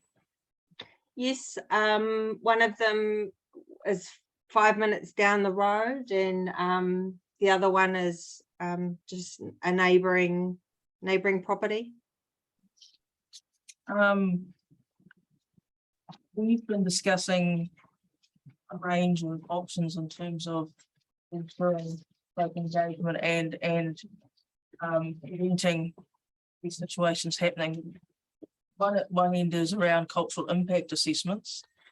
Of course, in the middle there's accidental discovery. At the other end there is the implications of damage and things like that. What's your perspective of cultural impact assessments as part of a planning, as part of a consenting process? I think that there should be a cultural impact assessment if there are any recorded sites in 100 metres vicinity of any proposed subdivision development. I think that if the area is known as a cultural landscape that has had a known cultural association with the area, then there should definitely be a cultural impact assessment. Yeah, I wouldn't say one's required in every circumstance.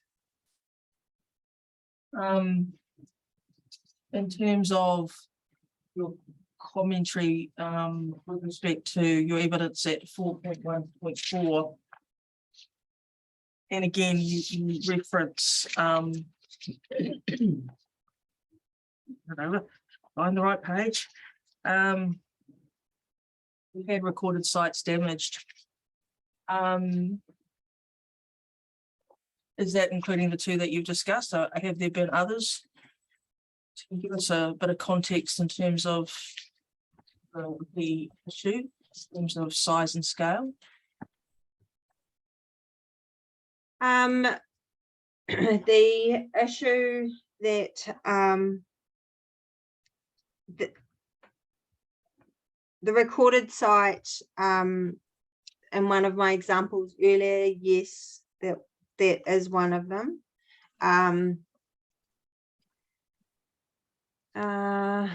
We have had experiences where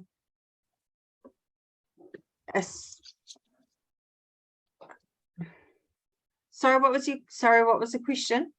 According to and taking on the point that you said that there have been recorded sites damaged, it would be helpful for us to understand, from your experience and knowledge, how many of those you've heard of and experienced, and, you know, the implications of those sites, you know, in terms of the extent of damage and what happened. So can you give us a bit of context in terms of scale and type, because it helps us to understand whether at what level we should be setting the bar, as it were, in terms of plan. Yeah, so we've had both extremes. So one of the example I was talked about before, the recorded site that was damaged, that was a PAR site. It had forestry planted on it. So not only did the forestry do damage, but when they harvested the trees, they put tracks in up the side of the PAR with bulldozers. So like significant damage,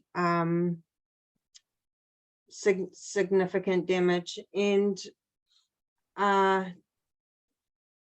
the other end of it is just the everyday damage, I suppose, that happens with things like farming practices. You know, you might have some pits and on a ridge line, and like in the weather that we're having at the moment, a farmer goes and puts mature cows, and the cows just run down the ridge line and completely, you know, the heavy weight, the footprints, the soft ground damages the relief of the Kumara pits. So yeah, it goes back to my argument that education really is really important, awareness in relationships. Just on the point you make about that para 4.15 of your evidence, where you talk about not being able to lead this process. I'm assuming, and it is an assumption, tell me I'm wrong. I'm assuming you're talking it as your trust being a mighty land entity as opposed to iwi. And what you're seeking, again, assumption, tell me if I'm wrong, is for mighty land organisations to have a voice in terms of this conversation, particularly when it relates to their whenua. Is that what you're seeking, just so I can understand? No, and more comes from the view that we're usually only brought into this process as a response when something's happened. So we're reactive, where we would much prefer inclusion in to be more proactive with how we manage our sites. So really, I mean, I guess an accidental discovery in many ways is reactive, isn't it? It's reacting to the discovery or to the action. Yeah, I think accidental discovery protocols are only useful in situations where there's a high chance that you're not going to find anything. The example before, I think one of the section 42 officers mentioned that with earthworks and you know, it's so much earthworks triggers a resource consent. You know, cultural sites are only within, you know, the top, well, you will discover them within the top maybe 50 centimeters of soil. So you don't need to move large volumes of soil to find archaeological sites.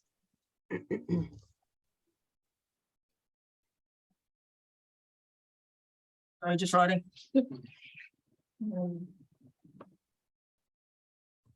So taking that on board, we've discussed cultural impact assessments. It seems to me you are identifying gaps. Some may not be on the plan, but and I know I'm clear on the fact that you're doing archaeology and other things in Otago. But what are you thinking from a practical point of view? What is it we could do?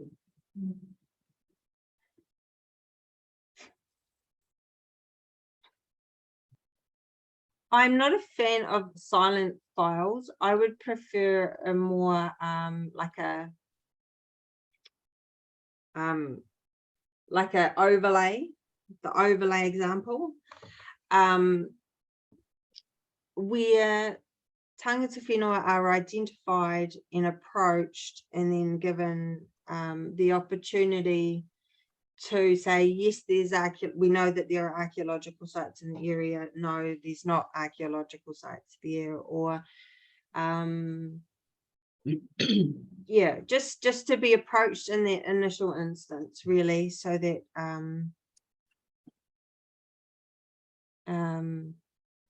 yeah, it's not reactionary. But I do take your point that you commented that in some instances it's not because we don't want to record it, it's simply they haven't been on site, they haven't been there. So taking your point Yes. on board, but there will still be an element of the grey, as it were, Yes, require accidental discovery and all of those sort of mechanisms to cover, as I call it, the grey of areas where we won't have had access, etc. Is there anything else? I mean, we do have submissions at the moment that are having a conversation around when sites are added to the schedule, and that, you know, engagement with landowners and things like that. Is that something you would see as helpful? I have found that landowners are generally really accepting and interested too when they do find out that they have archaeological sites on their farm, and most of them know about them, to be honest. And then if they don't know about them, they're really keen to learn. And yeah, so that's the education and awareness thing. And I do want to add that the New Zealand Archaeological Association ARC site is great, but it's not foolproof, and it goes back to that comment that, you know, we just might not have looked. So you know, the Waipokoro purchase here, it happened in 1850, which is early on in our history.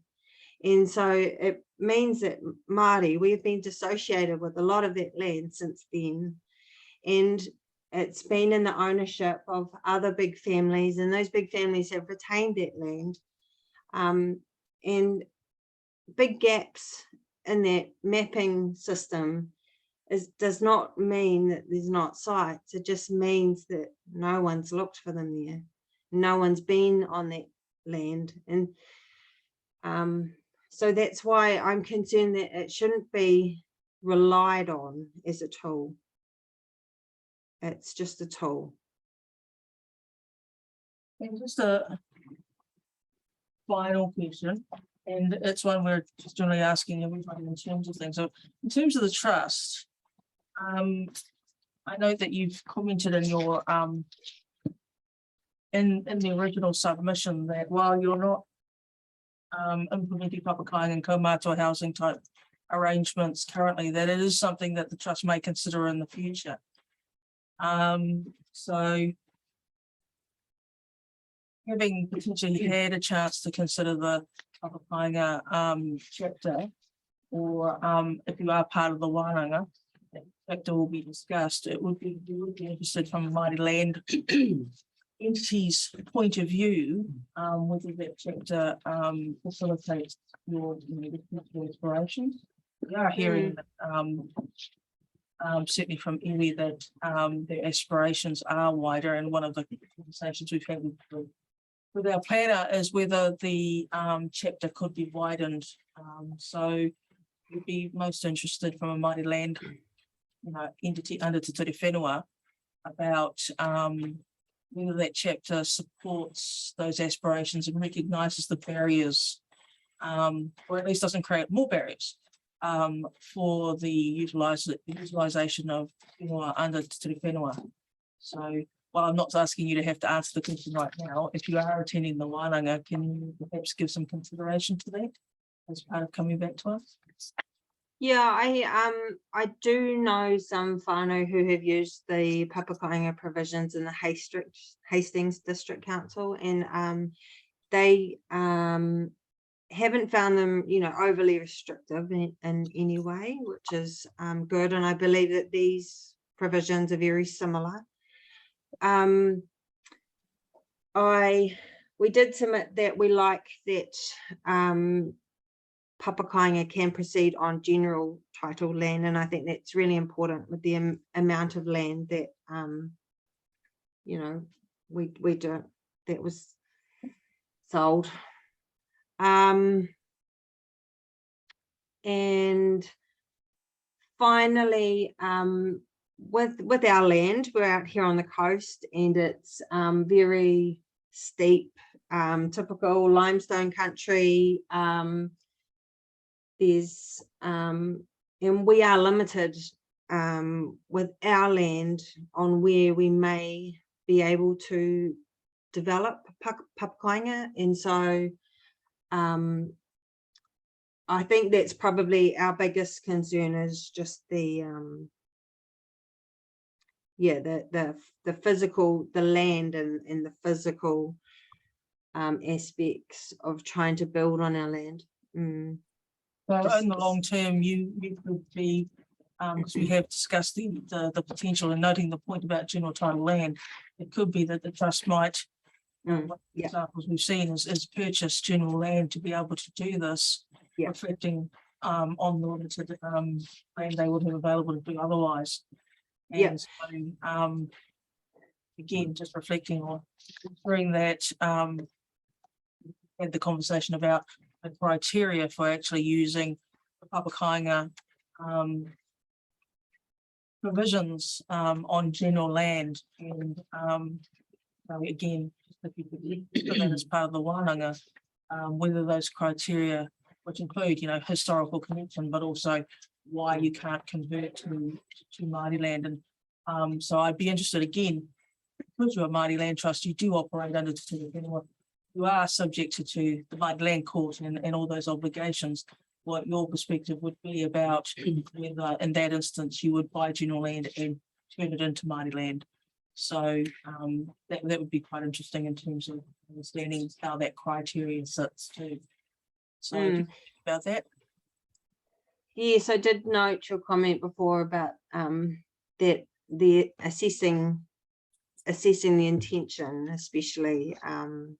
I do think that's important on general title, because you could open it up for a Māori developer in a sense, and yeah, so I do believe that that intention is that it does need to be used for a Papakainga, in that you know, whānau community social aspect of it does need to be a large part of Papakainga.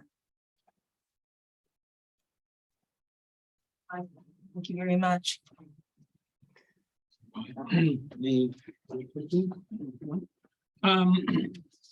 Thank you very much, Stella. I mean, your submission, both the written one and today, very clear and articulate, and I appreciate it, and I'm sure the panel does as well. And we do understand the challenges of this process.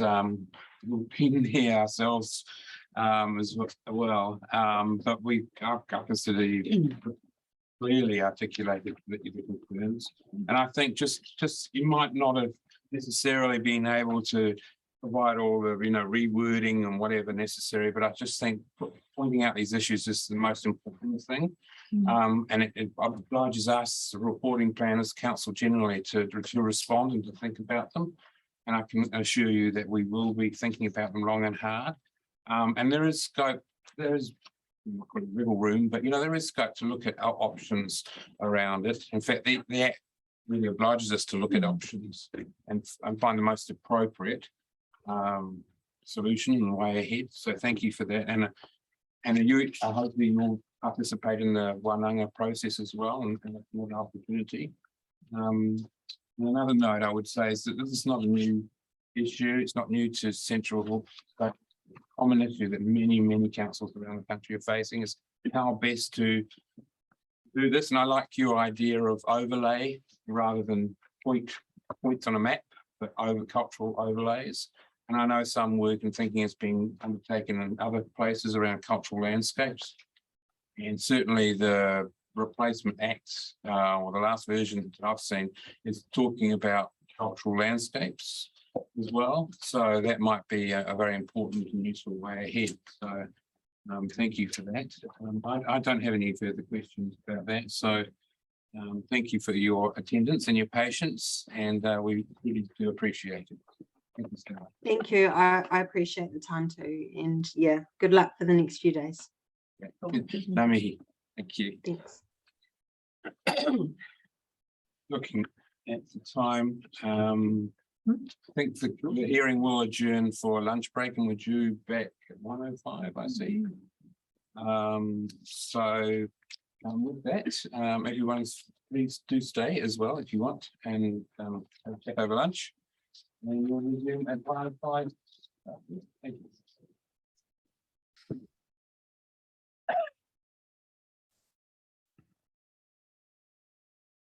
Welcome everybody. The hearing for number 4, which is Tangata Whenua and tomorrow, Historic Heritage. Welcome to the hearing, and we're starting, which is unusual for us.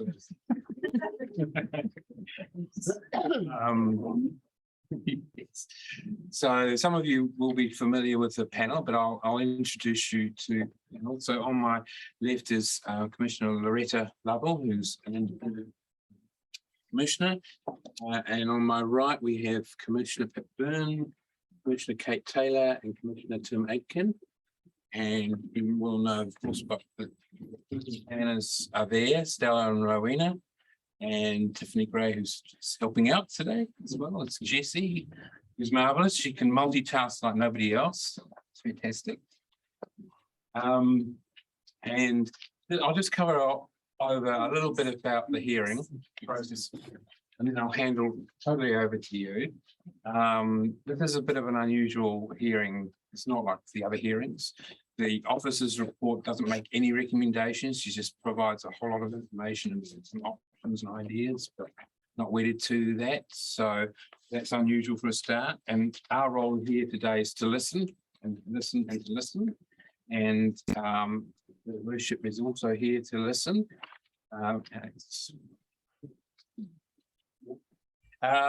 Doug Tate is the CE. He's cleared his calendar to be here as well, and you know Pam as well. So welcome to the hearing. And just before I go, you're aware of the process after today. We have Dave Milner behind you. Dave?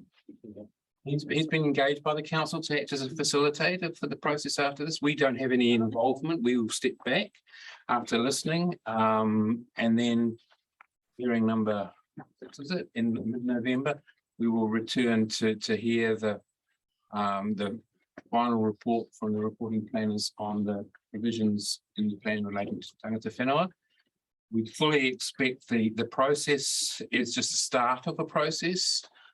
Given the time frame that we're working to, we need to be sort of finished our hearings by the end of the year.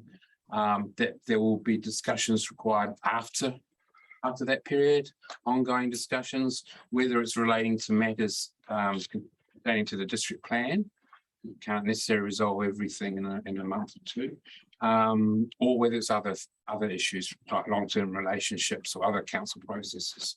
So we fully expect the wānanga to be start of that process. That's our time frame as well. Other than that, it's the normal hearing rules around informality, cell phones on silent, etc., etc. And but slightly different to the normal hearing process. If you do have questions for us, we're happy to respond to them as well. Okay, it's not all about us asking you questions if needed. So we'll make it quite loose in that respect. So without any further ado, I'll Hand over to.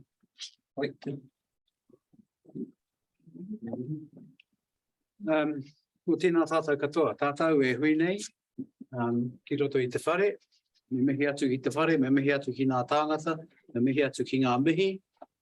Nei a tamatea, me ngā hapu, me ngā marae o tamatea, tae mai nei ki te kōrero atu, ki tēnei kaupapa nui. Robert, tēnā koe. Commissioners, planners, all of you fabulous people, thank you for the opportunity of being here. I think that we are in various stages of engagement with this 745-page document that you produce as part of the way that you run things around here, so to speak. There is not a single one of us who claims to be an expert in either planning. Well, actually, there's one of us who's quite good at planning, but most of us are not experts. And most of us are grateful for this opportunity that you have de-escalated the formality of the hearings. And so we're pleased to be here today to speak to our issues. We are pleased that there will be some slightly different process going forward with the wānanga. We are looking forward to an engagement rather than what we think has happened in the past. And of course, we blame this all on the mayor. Madam Mayor, tēnā koe. Nei rā te mihi kia koe, te whanohi itea o tamatea, tēnā rā hoki koe Pam. Kōtau nā mea ko whakahaere hia nei. Me ngā rangi kai moa i a tātou. Nei rā te mihi, nō reira, huri noa, tēnā kōtau, anei a tamatea, e mihi atu nei, kia ora tātou.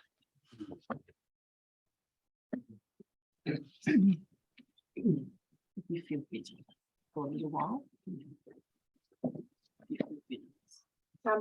Chair and members of the hearing panel, commissioners and others here, and thank you, Alex, for putting over your area to us today. My name is Elizabeth Graham, usually known as Liz. I'm the chairperson of Heretaunga Tamatea Settlement Trust, which is the post-settlement government entity. Was established to manage and administer the settlement redress negotiated with the Crown and settlement of the historical treaty claims of Heretaunga and Tamatea. I've held this role since the trust's formation in 2016. I'm the representative for Pōhēhau Marae on the Settlement Trust, though my whakapapa also connects me to Matawika in Waipawa and Rongo Maraero in Porangahau. And also the deputy chair of Te Tōtaki Tini, which was the pre-settlement entity that negotiated the treaty settlement. Direct negotiations with the Crown commenced formally in 2009, though I've been involved from the early stages in 2003. That saw the beginning of internal discussions between the hapu and marae of Heretaunga and Tamatea as to the following. A, whether to form a collective grouping for the negotiations, and B, whether to proceed through to Waitangi Tribunal or to direct negotiations with them. The hapu and marae of Tamatea worked alongside Heretaunga throughout the negotiations, but to this day, Tamatea considers itself to be significant and independent groupings of marae and hapu. I'm also the acting deputy principal at Te Aute College and have held teaching roles there since 2003 and other roles there since 1978.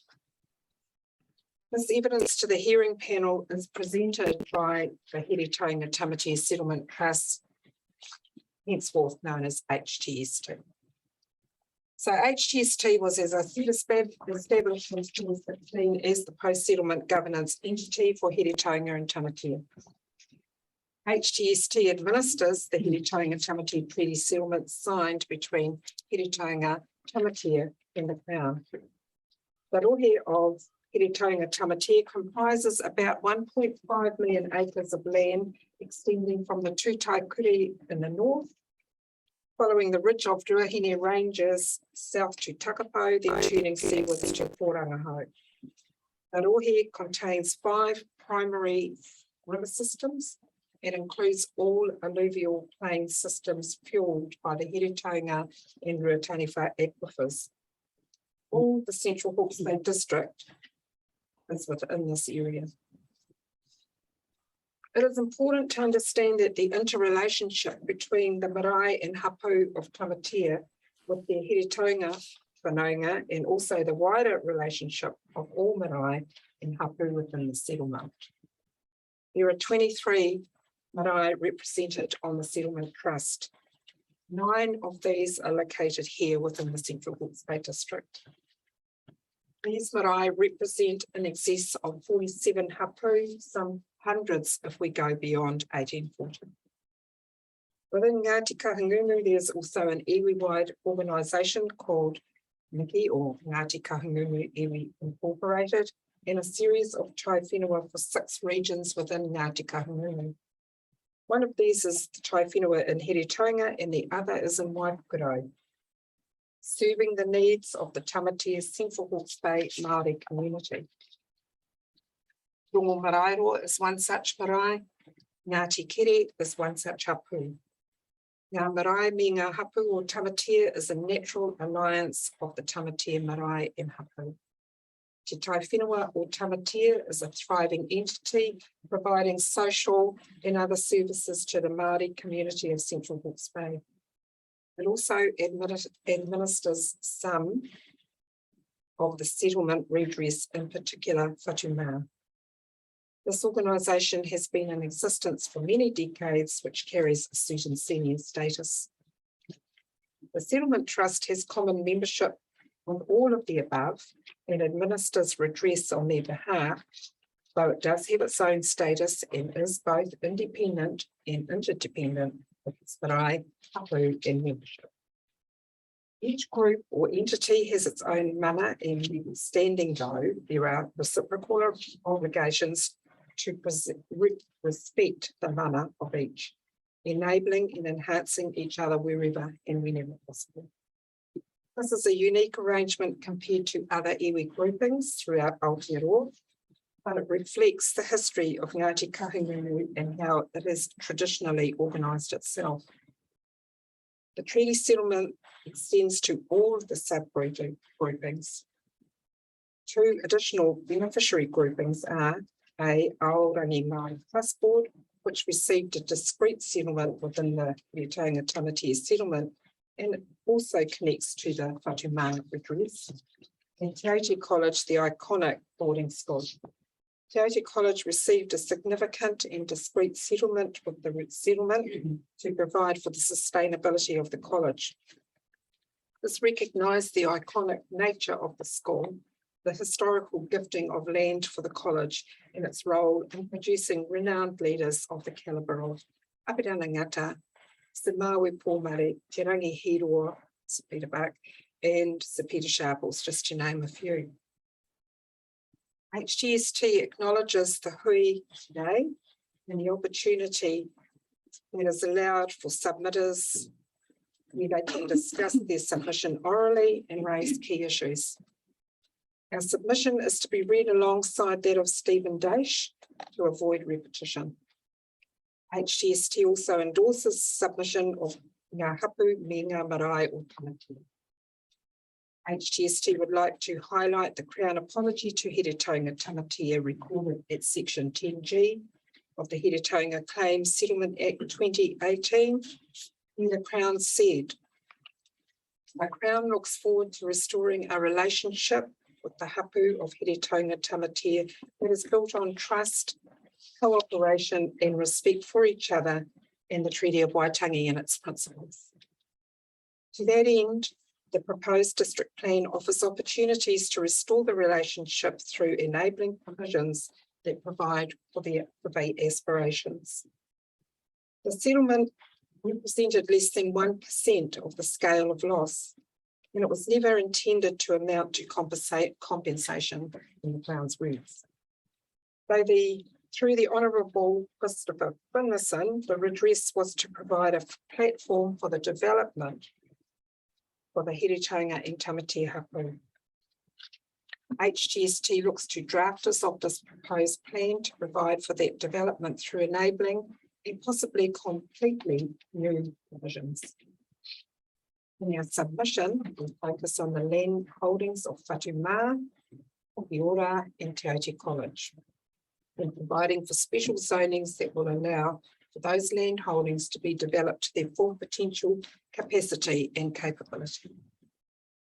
This may require providing for a mix of varying developments and uses, particular to these single land holdings. In that regard, this could provide for the cultural, spiritual, historical, social and economic restoration of the Tamatea Hapu. The aspirations for HTST are wider than providing for Papakainga and or marae development alone. Our focus is to fulfill our obligations to past generations and provide for future generations by maximising the platform for development through housing and wider economic development opportunities. Enabling provisions within the PDP are essential in this regard. The officer's report discusses their understandings of the concerns and aspirations of the submitters in relation to party-owned land. The scope of our evidence is for the PDP to provide for more than our aspirations for Papakainga. HTST's vision and aspirations for a whānau or a hapu or tamatea are to provide for the return of its members to the kainga to live, socialise and work within the tamatea rohi. This will lead to and enable future economic growth across the district. This is the obligation under our settlement to provide the opportunities for our members, both born and yet to be born, to prosper and thrive and become economically successful. The role of the PDP is significant in this regard in materialising these opportunities. The redress was intended by the Crown to provide the platform for development for the hapu and tamatea. This does require recognition that tamatea hapu are now being positioned to participate in its development in all spheres. Being able to access water is key. This is discussed in other submissions endorsed by HTST. HTST's obligations and duties, that is, its mandate, is to ensure that the redress provided in our settlement brings about the purpose of cultural, spiritual, historical, social and economic revival of the hapu members. In conclusion, settlement of the treaty grievances with the Crown brings a unique opportunity for development and positions tangata whenua to better engage with the Crown and local and regional territorial authorities. It brings a significant capital sum of new money into the region. This will lead to the return home of many who for generations have lived outside the region. This return and revival will bring a depth and identity that was taken away and suppressed following the urban migration that was encouraged in former times. We, HTST, looks forward to the forthcoming wānanga to discuss issues with other tangata whenua submitted on the PDP. Thank you. Thank you.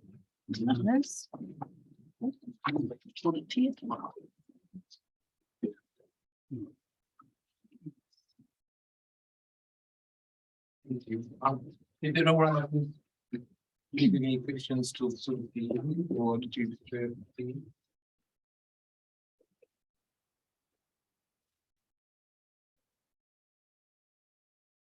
Kia ora no, I've met you all before and no less nervous today. Was then, but you're pleased to be. That's a shot for David.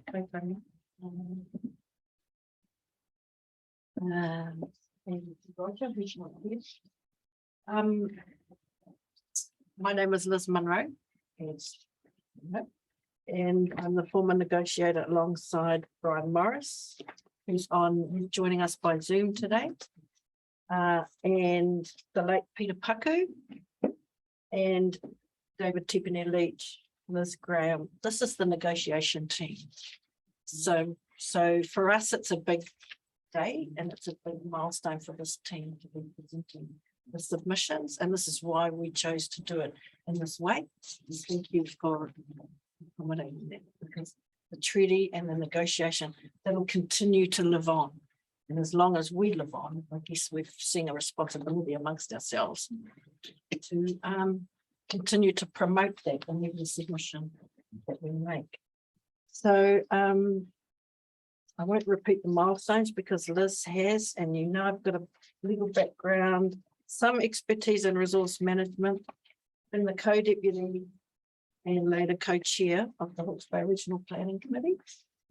But I had to end that role because I joined, whilst previously the chief executive of Heretaunga Tamatea, I became the chief executive of Ahuriri, Mana Ahuriri, the neighbouring. Yeah, and so the role kind of conflicted with the Regional Planning Committee. Nevertheless, I stand alongside fellow negotiator Brian Morris, who's the representative for Rākau Tātahi on the Heretaunga Tamatea Settlement. He has held the role, well, he might want to explain that himself shortly, but it's from that association that Brian and I have agreed to speak to this submission. So we're deputising. The submission was actually written by Judge Aidan Warren, who's now a judge. And so we agreed to come in and speak to this submission on behalf of Ngā Hapu Tamatea, Ngā Hapu me ngā marae o Tamatea. I might just throw it over to Brian so he can say something.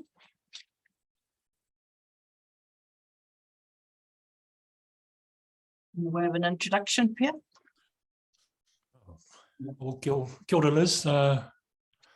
Can you hear me all? Yeah, ka pai. Oh, well, tēnā tātou katoa koutou kei te tepu, ngā mihi nui kia koutou. Just to support, endorse the greetings to the members sitting at the table, who are on my right, and my whanaunga on my left. I feel that my view today is in an elevated position, so I hope you don't expect anything wise or equally elevated. But looking down upon everyone today, it makes me feel I need to say something that might be profound and yeah, and in support of what's being said. But mainly, as has already mentioned, I was also a member of the negotiation team for Heretaunga Tamatea, and a current member of the HTST or the PSG, the Post Settlement Governance Entity, as representative for Rākau Tātahi Marae. I currently reside outside the area, so I'm one of those ones who lives outside the area that Liz Graham referred to.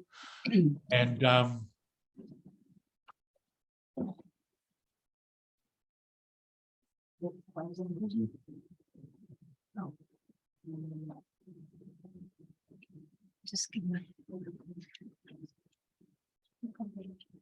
from where I am here in Wellington.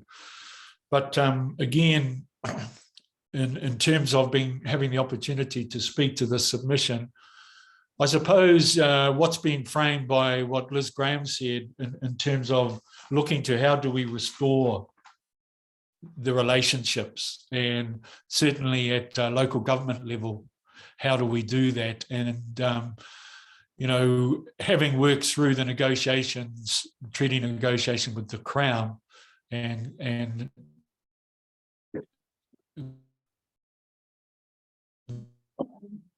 understanding district plans and other things, we're really just finding ways in which we can engage in a meaningful way.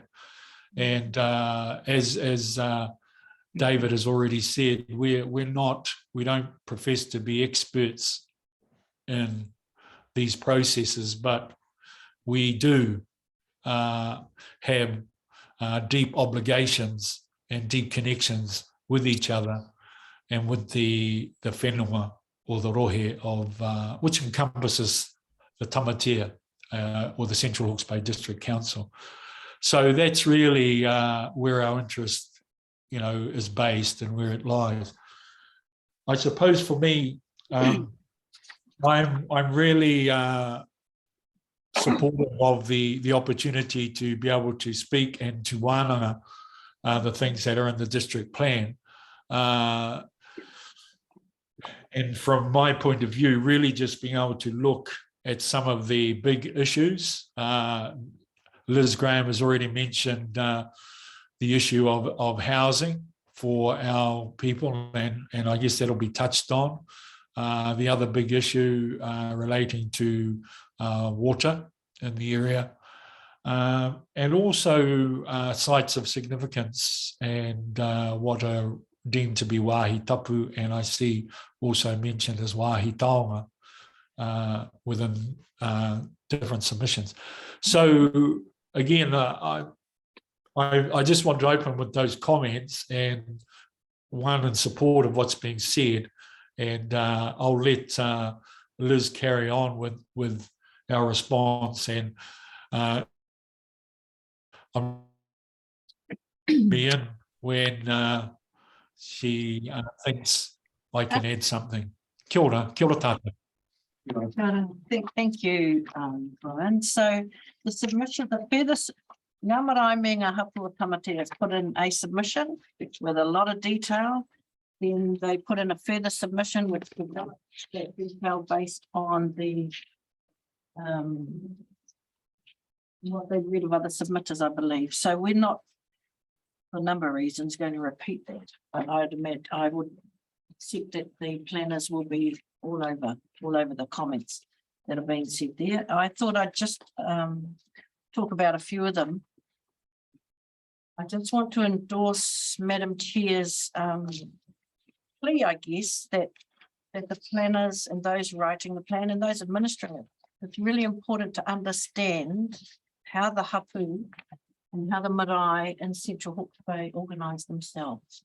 It's not easy, because we don't have a big area. Well, we do have a big authority, but all of the places. We've got Tai Whenua, which are different organisations, and then you've got PSGs and the marae and the hapu. And we respect them all. In my own time with the trust, and I'm privileged to have had it, I believe we respected the mana of each. But turning to the submission itself, we're going to focus on the reo, use of the reo in the plan, housing, economic and other development aspirations, co-governance to Mano Te Wai, which is a bit of a favourite for me, the Tauranga Māori, and then the correlation between the PDP and the forthcoming law reform. I think it's possible to take that into account when you're drafting this proposed this plan, rather. So the use of te reo, and this is definitely my colleague Brian's domain. We are encouraging its use in the plan, but it's important that the reo and any kupu, any mahi, any whakatauki, whakatauaki is provided by the hapu themselves. I mean, there's this capacity to invite translators to translate.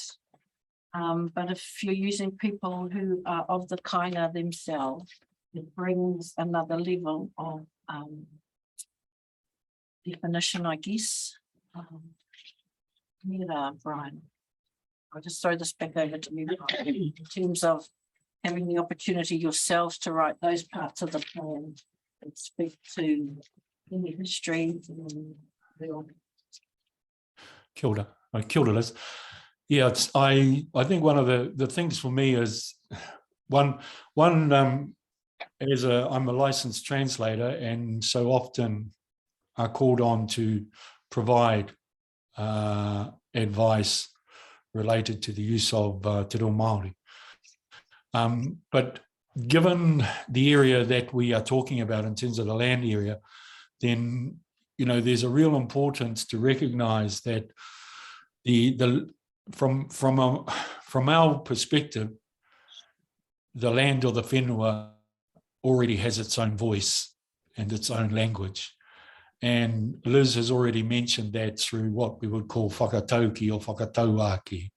And so we would always encourage within the domain or the region that is Central Hawke's Bay or Tamatea, that everything that we do in the first instance has a local reference, rather than take something from another region or another area and look to relocate to apply. So that's one thing that I would say in the first instance. And I can see where that is being encouraged and that is starting to happen, but that is something that we would all, I'm sure, would agree that we have our own kōrero, we have our own sayings, and we would want to be encouraging the use of those. So, you know, really, all it means is that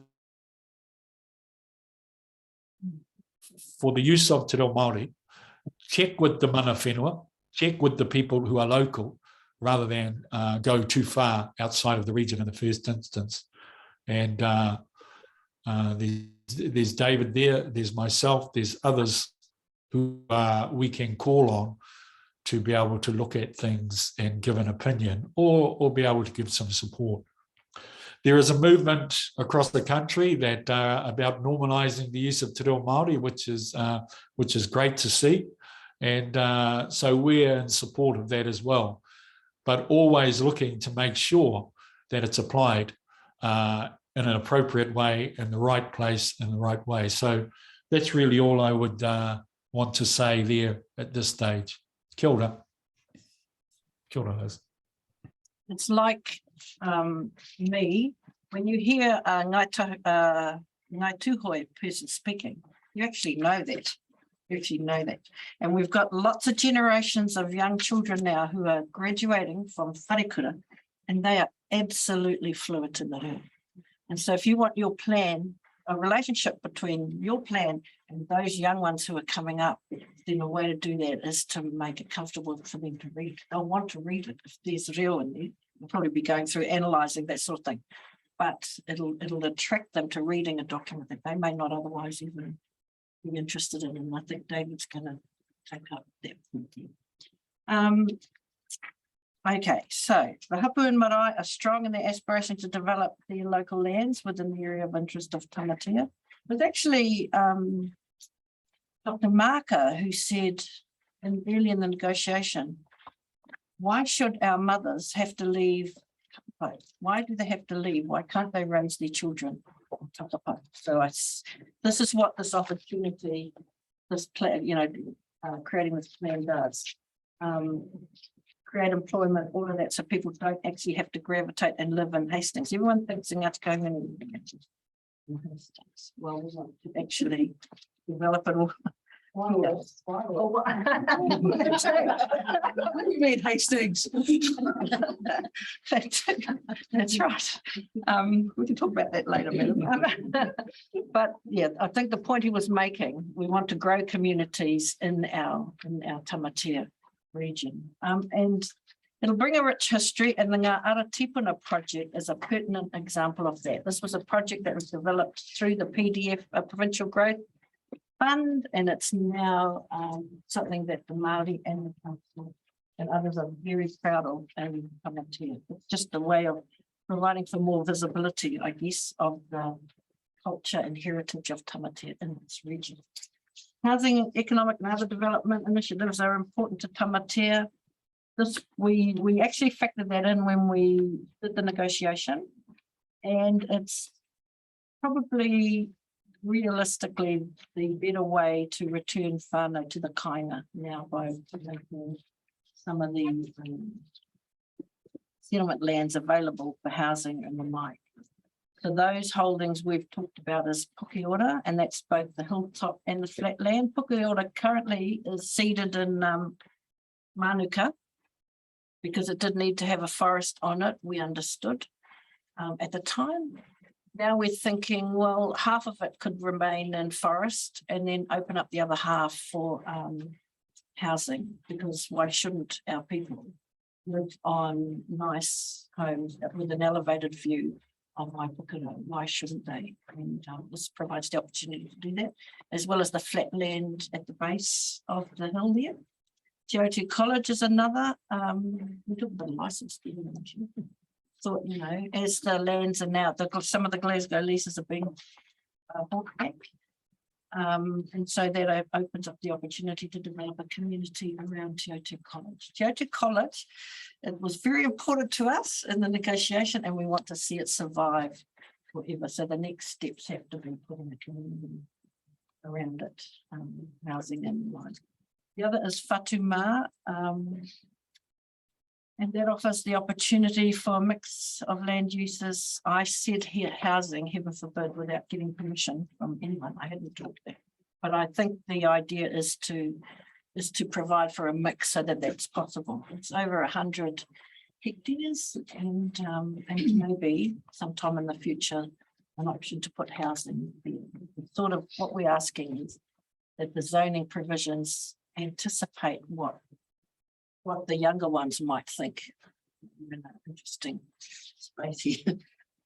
All the treaty settlement groups in Heretaunga and Whakanganu are now over the line. So things are changing. They're in a position to do something different and would like to. And we need you to this plan to work with us how we make that.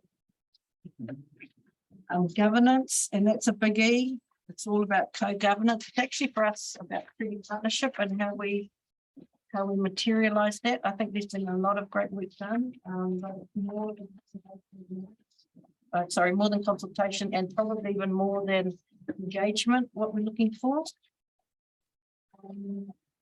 Example might be the Ahuriri Regional Park, which started off as a 3-3-3 mix of representation, 3 from one council, 3 from another, and 3 from Mana Ahuriri Trust. Where it landed, 4 from Mana Ahuriri Trust and 4 from the 2 councils, and how they chose to represent them. That's how we see not members on the group, but it needs to be this clear 50-50 provision if at all possible. And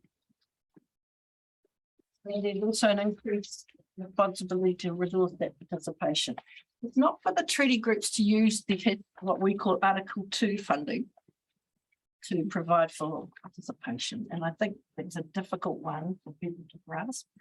But we do see the Article 2 funding was redress for lost resources. So participation in local government and other scenarios, that's what we see as an Article 3. And Article 3 responsibility. So funding needs to come from other sources. The next point we wanted to make was about Te Mana o Te Wai and Mātauranga Māori. Brian has alluded to Mātauranga Māori and the importance of that in any thinking and any plan that speaks for the region. In terms of the National Policy Statement on Freshwater Management, it's really unequivocal and clear about the concept Te Mana o Te Wai. What needs to happen is that needs to now be defined at a local level, because Te Mana o Te Wai means a lot of things to a lot of people. The danger of not going local, and I think you're actually required to, I don't have the clause again, but the danger is that it all becomes something different, just a loose description of the importance of water. I think what I found myself working with Brian and receiving his comments on different things, the history around the river system in Tamatea is so there. There are names all the way along the Tukituki River, for example, and at each one of those points, it describes the particular area, what it's made of, what its best use of, and the use, just a simple choice of names that are typically used to describe different parts along that river. And so that history needs to, and that culture needs to somehow be reflected in the concept of Te Mana o Te Wai. I know it's a big issue for the regional council, but I think with there needs to be some correlation between land use management and the provision for water as well. And I guess the other thing to know is that the PSGEs, the post-settlement government, they all know this stuff. They are absolutely focused on Te Mana o Te Wai now, on the future law reforms where I'm going to go to now. They're putting their minds to that as collectives, and it's in everyone's interest to collaborate in how we do that. Yeah, collaborate in how we do that. That's a better use of resources, and it works for a good relationship going forward. We're nice people, and we're big on Manaki, we care, and so that's the environment we like to operate in. Okay, so I've raised this last point, the forthcoming law reform. Now, we know that the Natural and Built Environment Act will be introduced. We've been told that's going to happen by October, and then there's an expectation of a first reading before Christmas, and then submissions being called for over the Christmas period is what we understand. And there's some changes that we have seen there, like the change in the treaty status, recognition of the treaty. It seems it will now be, the requirement will be to give effect to it rather than take it into account. A lot of us will argue, well, that neither really matters, but you know, I guess let's have faith in the process. And so that to us, if I just remind you, our PSGEs are gearing up. We're looking at this new reform. We're starting to formulate what we think engagement processes should look like. And that's based on this giving effect to tiriti rather than taking into account. So we'll be formulating in our own minds what those processes should look like. I wonder how far the proposed district plan can go to build in that those kind of processes so that we're not doing things again at some later stage when whatever happens to your plan. I mean, I do know the district plan at some point probably will be overtaken by these other things of legislation. Not sure yet because we're working in this space. We're not clear. But what iwi know is that we are focused on these proposals, these processes for engagement with local, territorial and Crown agencies. And we'd like to think that there's some scope to incorporate those processes that we have aspirations for in the particular proposed plan. I don't know if lawfully you're allowed to do that. I'm not sure, but yeah, I guess I'm not even sure how those two plans, how that act is going to work alongside the proposed district plan, but we're really interested in it and we're looking at it. We're trying to maximize the opportunity for our marae and hapu to bring about tino rangatiratanga. You know, that's what's driving us. The Crown local authorities have this view of te tiriti, and we have ours, and it'll always be didn't cede sovereignty, all of those things. It'll always be there for our people. So we're always coming at it from that perspective. So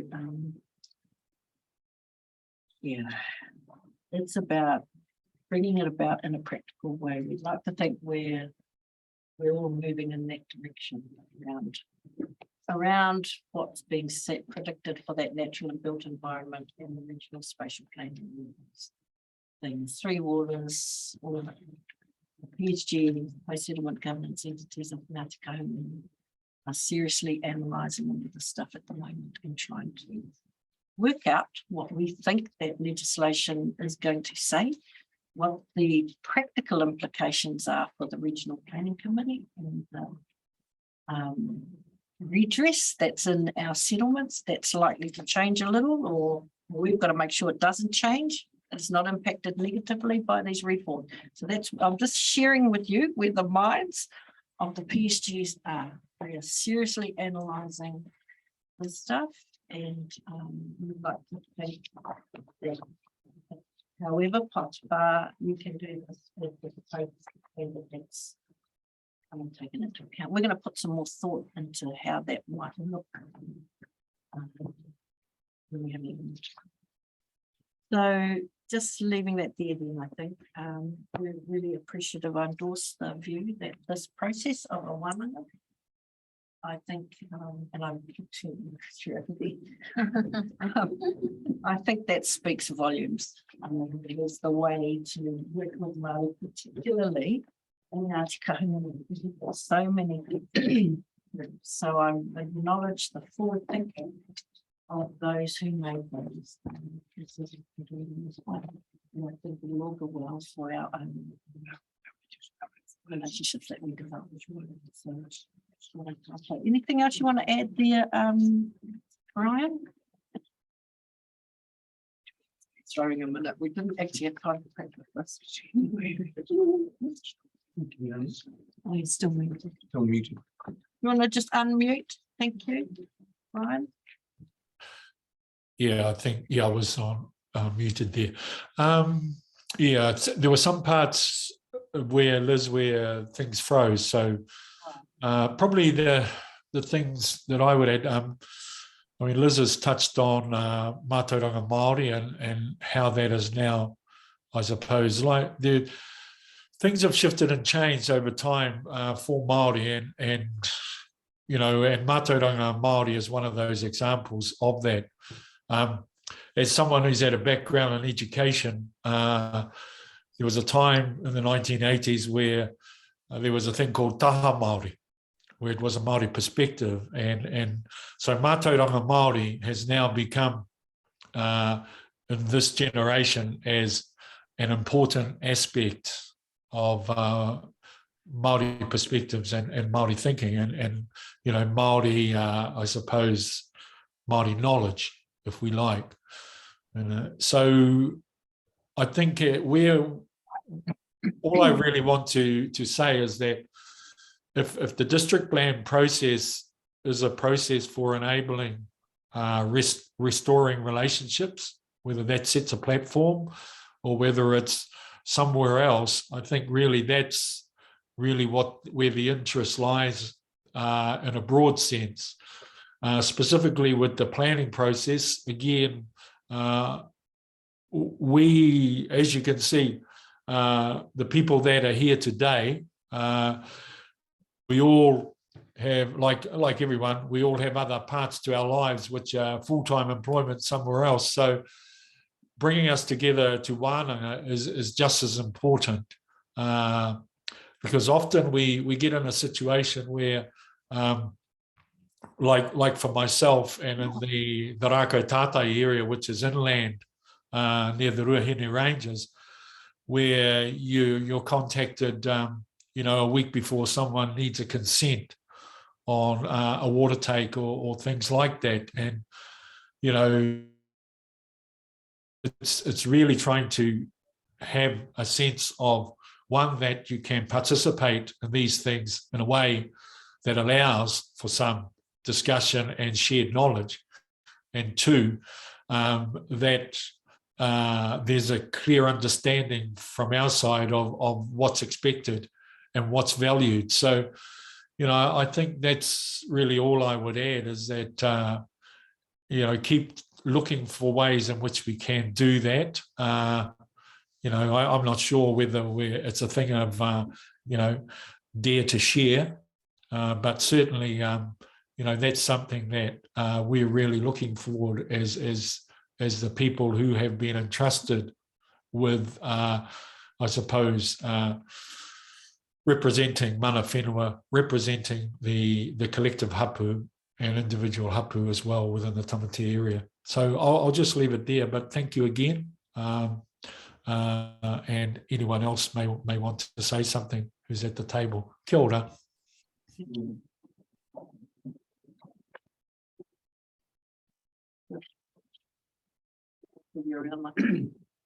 I got the look. I did. Kia ora tātou, David Tipene-Leach is my name. I'm here technically on the behalf of Ngāti Kere Hapu Authority. But I couldn't help but get totally mixed up in all the PSGE talk and all the treaty negotiation. And yeah, I chaired that through after Peter, who we mentioned, and then Roger, who you all know, and then me, and now Liz. And I was taken by what Liz said around this is the opportunity to develop relationships and the business of post-settlement people in our country is, you know, pre-settlement, we were all whinging and complaining about you lot and what a terrible crowd you were and how we needed some sort of redress to get on. Okay, so we've got the settlement and now what we've got to do is get on and create relationships. And I think that I have to say that this is a great start. The Mayor's direction to go and treat this somewhat differently than what we would normally do is a great start.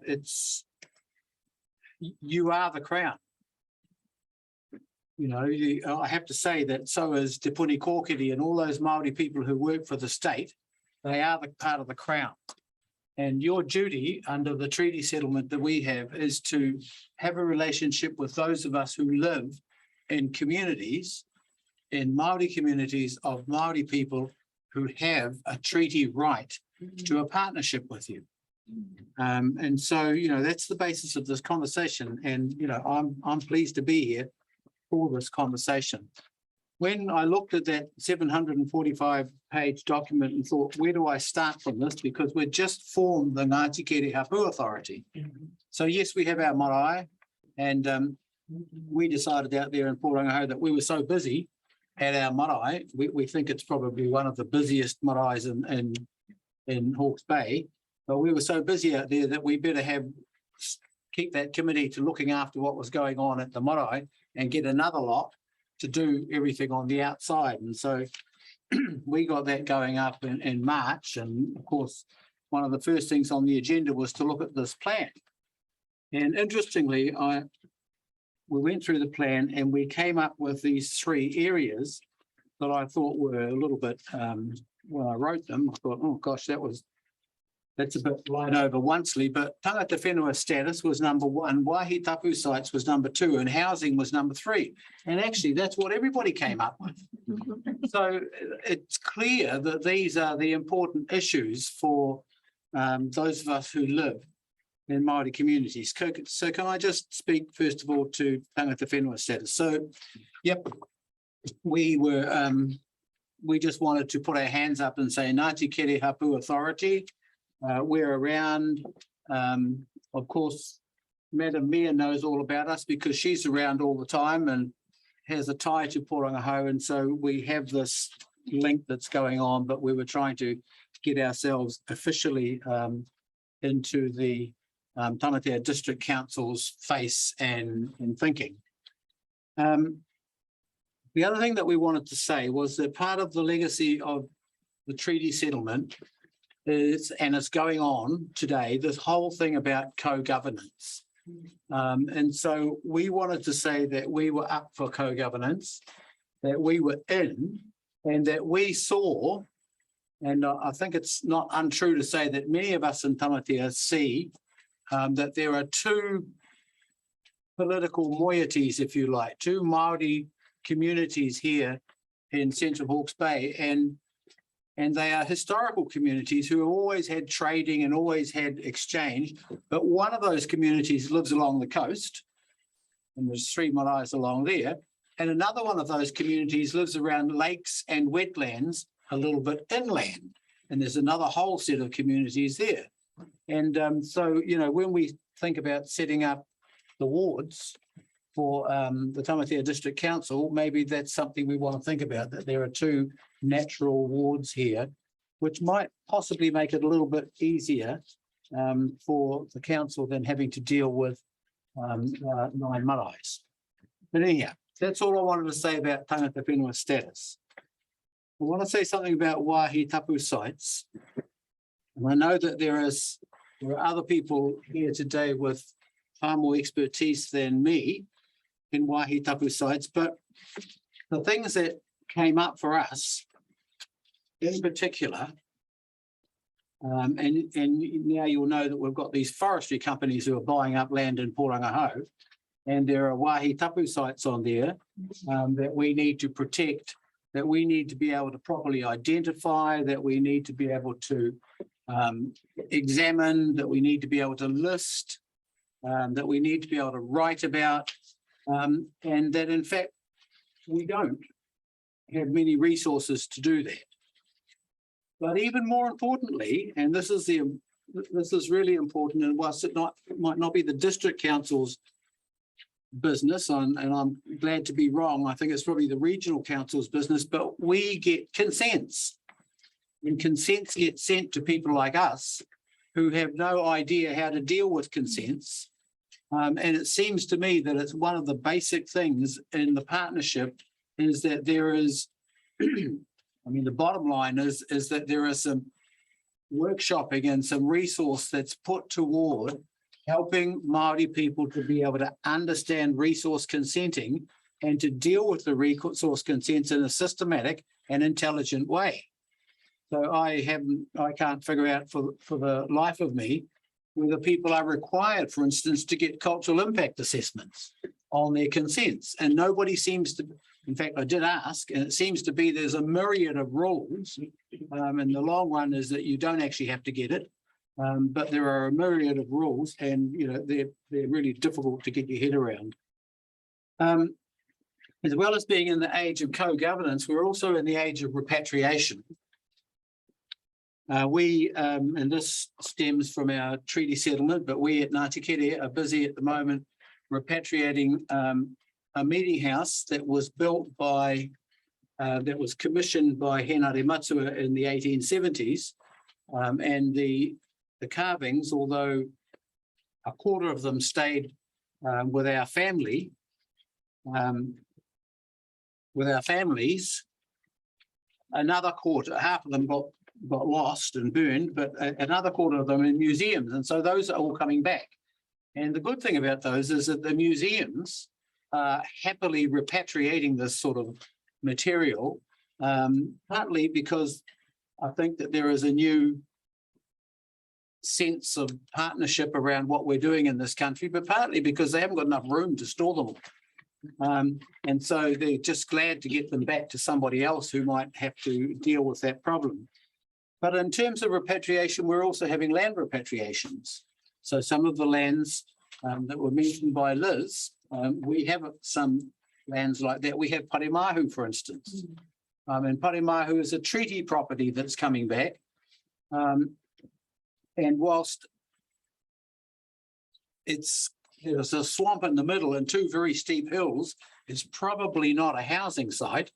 It's still, there is going to be some work that we need to do with Tamatea District Council around zoning for the sorts of opportunities that we can deal with that 11 hectare. What are we going to do with this 11 hectares? Even if it just becomes a nature reserve, the likelihood is that there are conversations to have around. Directly in your business, of course, is dealing with the access to that site. In terms of closing down that paper road and opening up another one. And that's an ongoing, I mean, you know, I was dealing with that in John Freeman's day. That's a good old while back now, but so that's an ongoing issue that is still around. Again, with sites of significance, Tokatea is another site of significance, Cook's Tooth. Once upon a time when all that land was wooded, and yet that clay stuck out. And Cook's cabin boy saw it from out Porere way. He looked up there and he said, look, Cook was complaining at the time about a tooth. He said, look, there's Cook's Tooth up there. And it's held its name ever since. Tokatea, the White Rock. I mean, clearly that's the reason why the boy recognized it as a tooth. But that's an important piece of work that's happening between you and us at the moment. And it's a piece that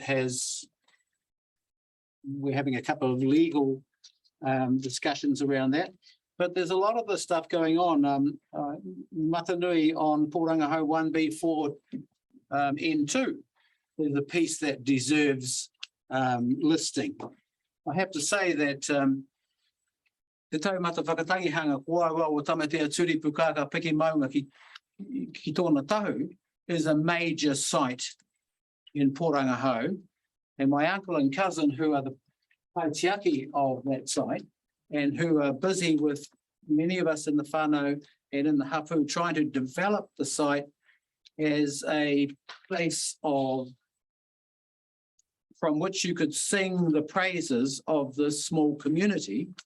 There are those sorts of things that are going on in these small communities of ours across Tamatea that the council really needs to know about and needs to be and could be a really useful active partner.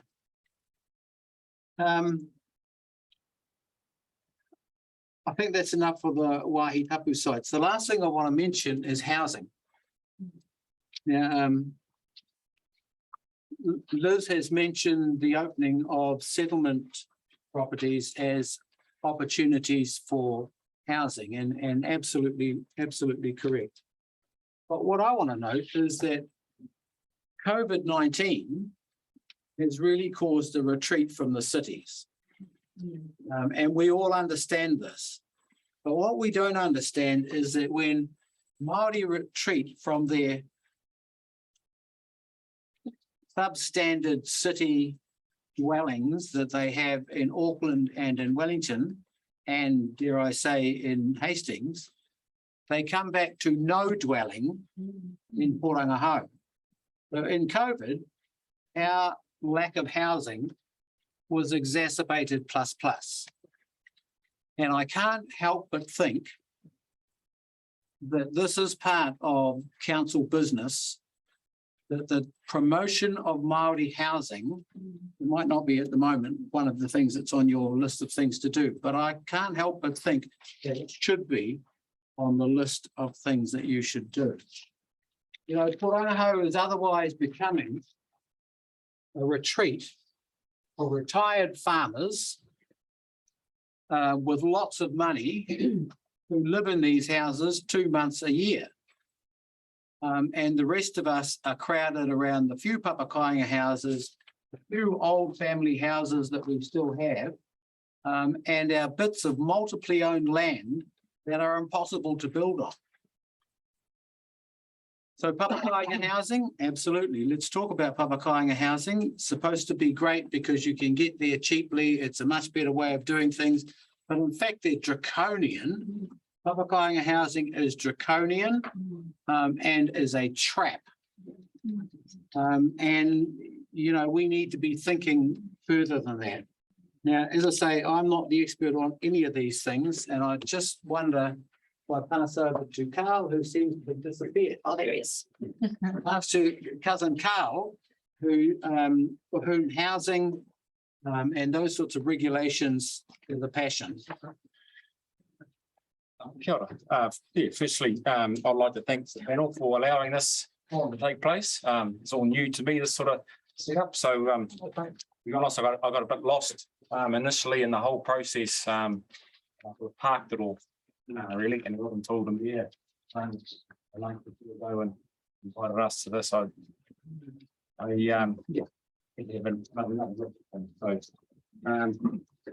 what David is saying, I'm no expert either.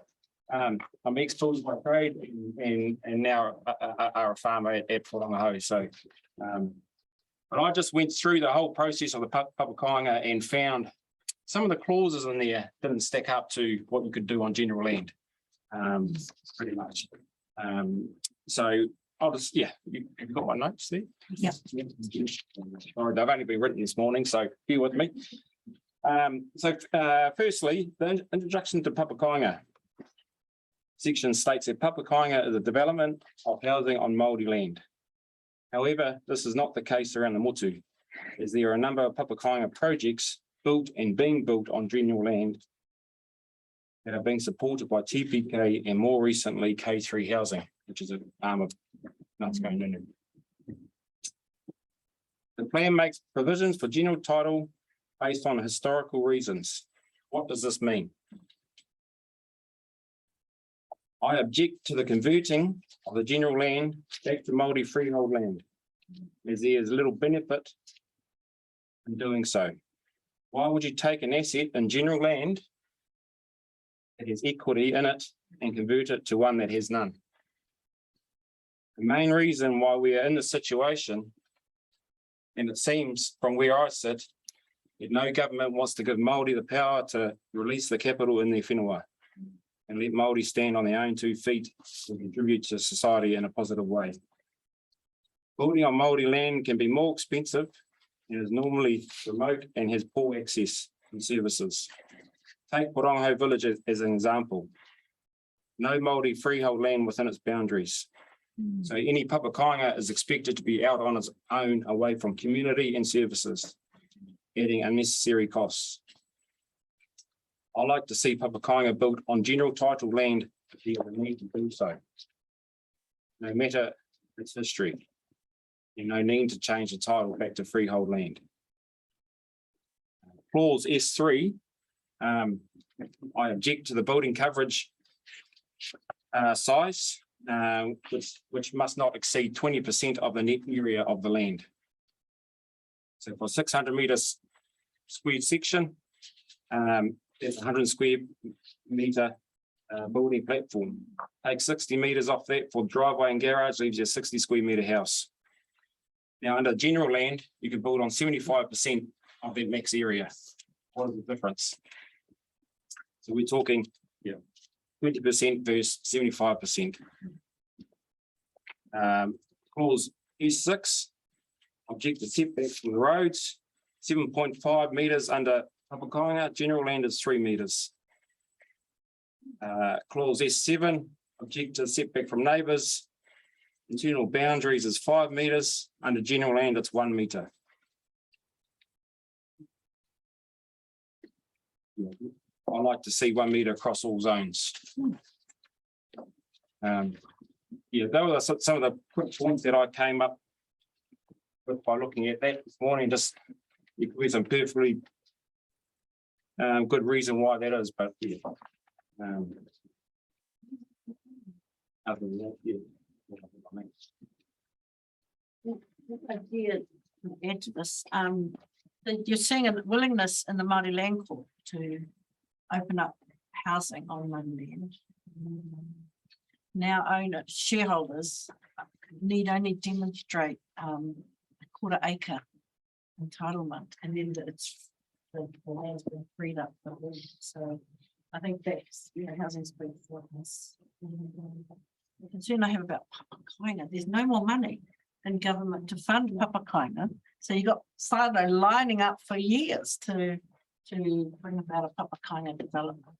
So the next area best is bringing up the Māori land somehow, so that it becomes an asset in itself that doesn't need to rely on papakainga funding from TPK and others.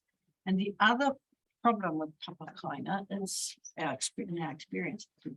All this equity is being, all this money's being put into building these houses, but that whānau who purchases one of those can't necessarily use any equity in that house to then go and build another one, which is usually what happens in normal mainstream families. They build one house and then mortgage against that to get another one, and they can't do that with papakainga, and so that's tying up a lot of money. And, it does provide one house, but it doesn't actually allow for another. And so there's something, something like that.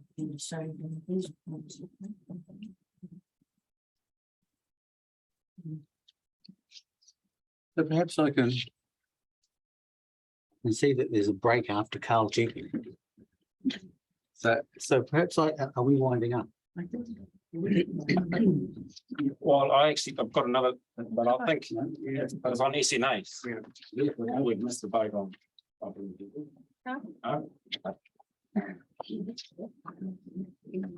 Initially, I opposed SNAs, and I'll state the reasons why. SNA zoning affects some 23 Māori land blocks in the Rongo district, over 3,063 hectares, which has registered 1,462 registered owners, a total of 28,000 acres of Māori freehold land, which would make Parongaho landowners one of the biggest ratepayers in the district. Firstly, I supported SNAs in general, but do not support the method used to identify them. Firstly, the desktop assessment of Google Maps is not an adequate method to identify these zones when you consider the potential impact it may have if zoning is wrong. Personally, we've had land zoned as Kahikatea and Matai Forest, and it's mainly Manuka and Tutu bush, which is New Zealand's most poisonous plant. Secondly, I don't believe there's been enough engagement with owners.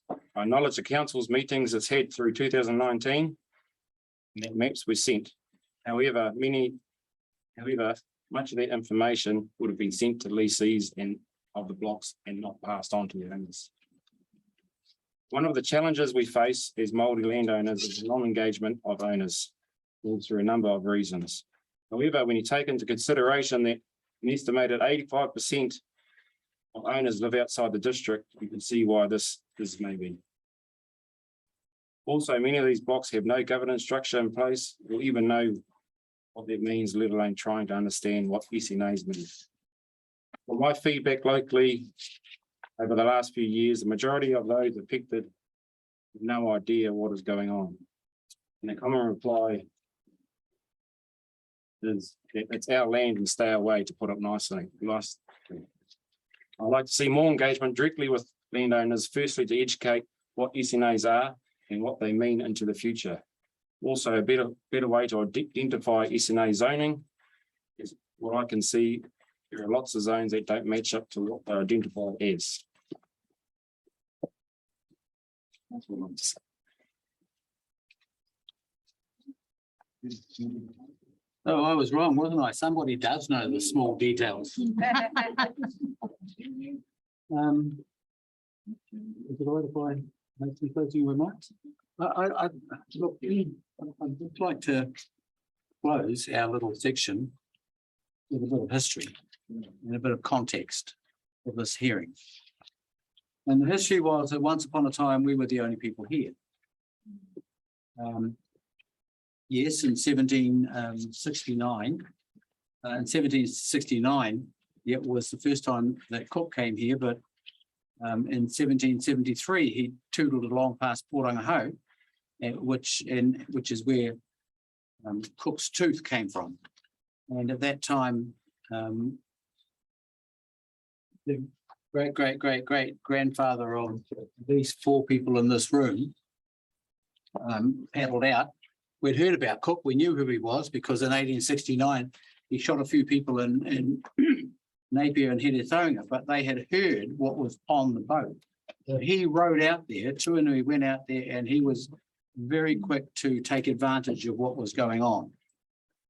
He got cabbages, he got pigs, he got chickens. What he was really interested in was the nails in the boat.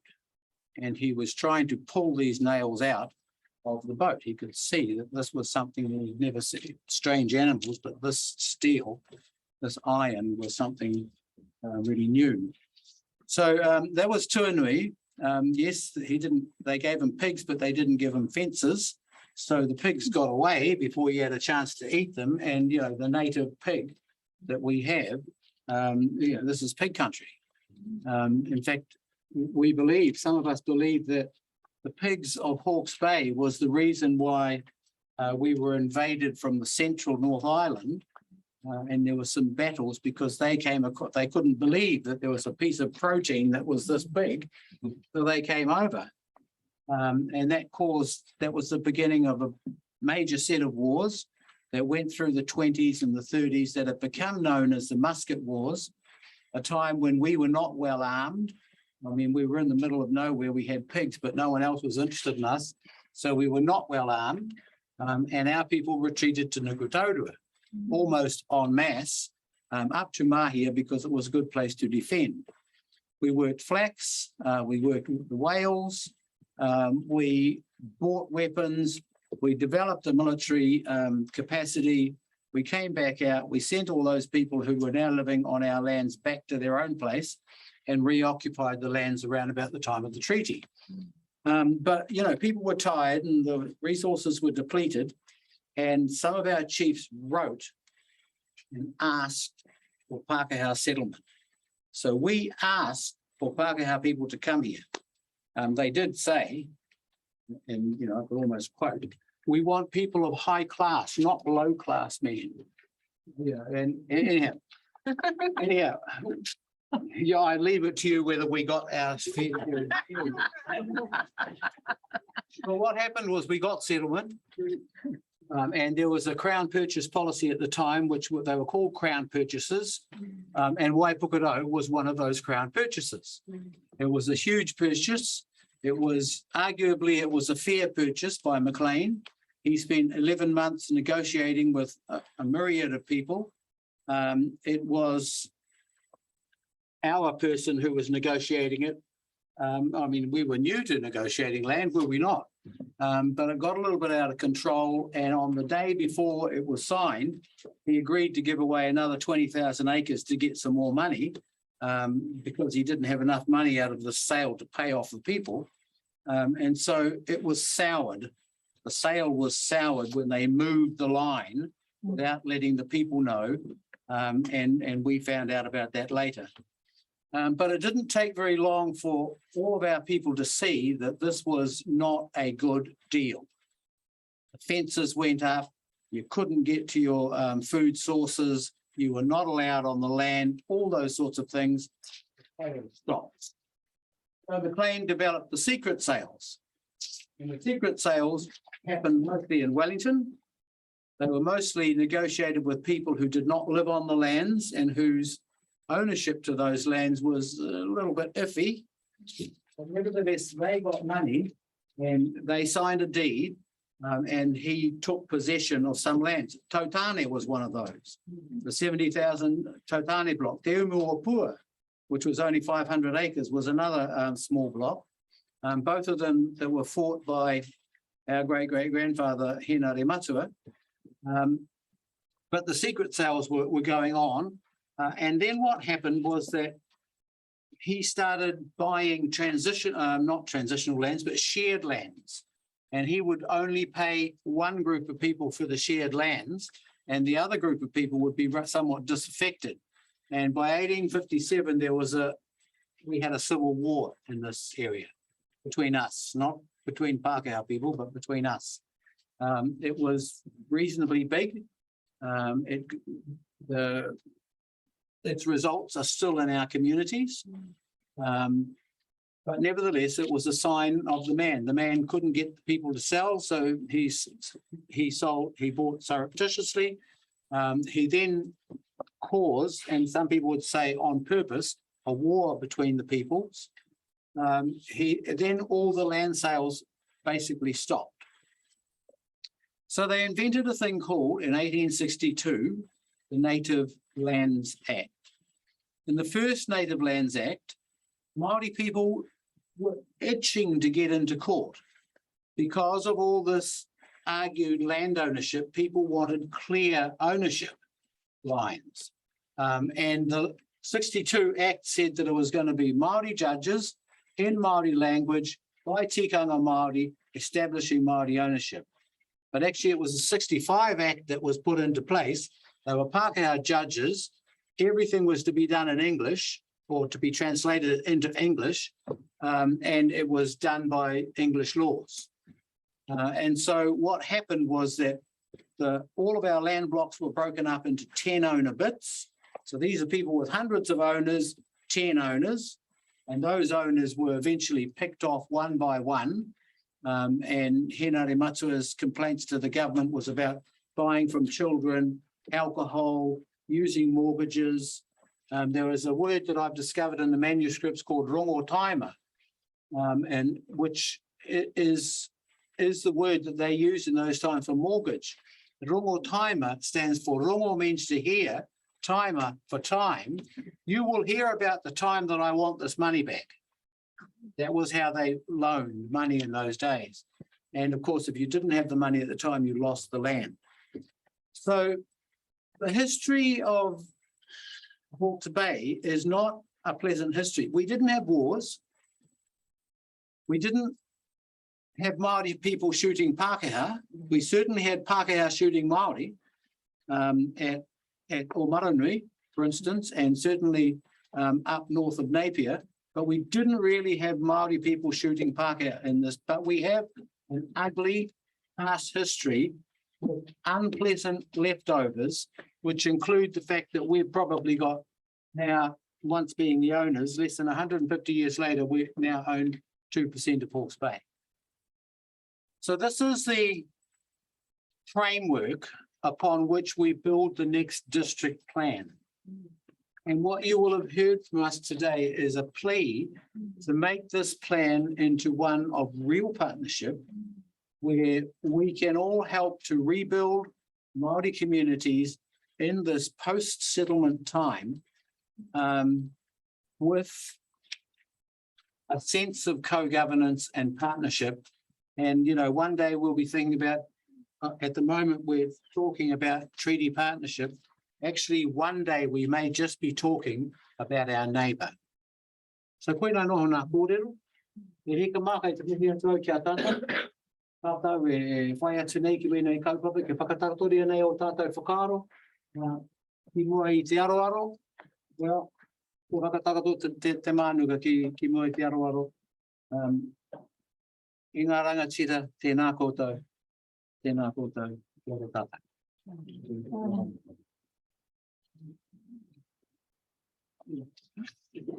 Pine pine te kura, whanake te kura, ko te kura ringi, ko te kura roa, ko te kura tawhiti ngā tū hake pō.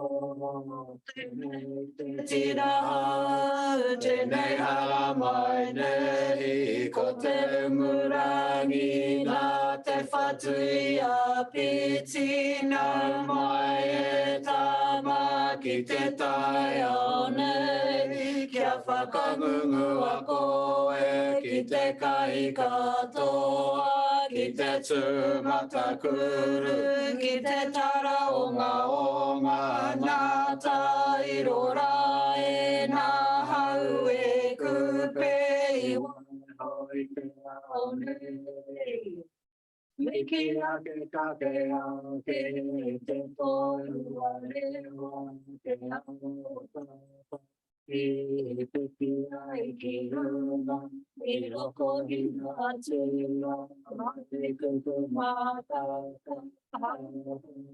Maui, mai pa mai, taku ai me purotu, taku ta me purotu, koru a konteka.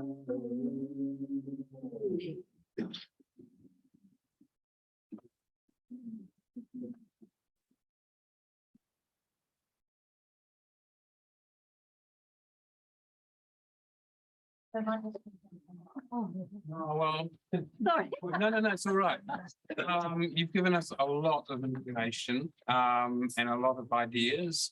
And I would like, and normally, yeah, we'll go straight on to some questions, but could we take our break now and maybe come back after some tea? And then we'll ask any questions, if you don't mind, and we'll hopefully ask them.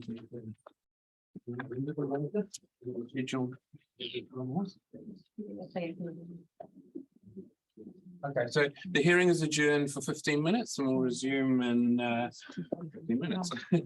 Thank you. Thank you. Good afternoon. The hearing stream number 4, Tangata Whenua and Historic Heritage is now reconvened for the afternoon of Wednesday, the 10th of August.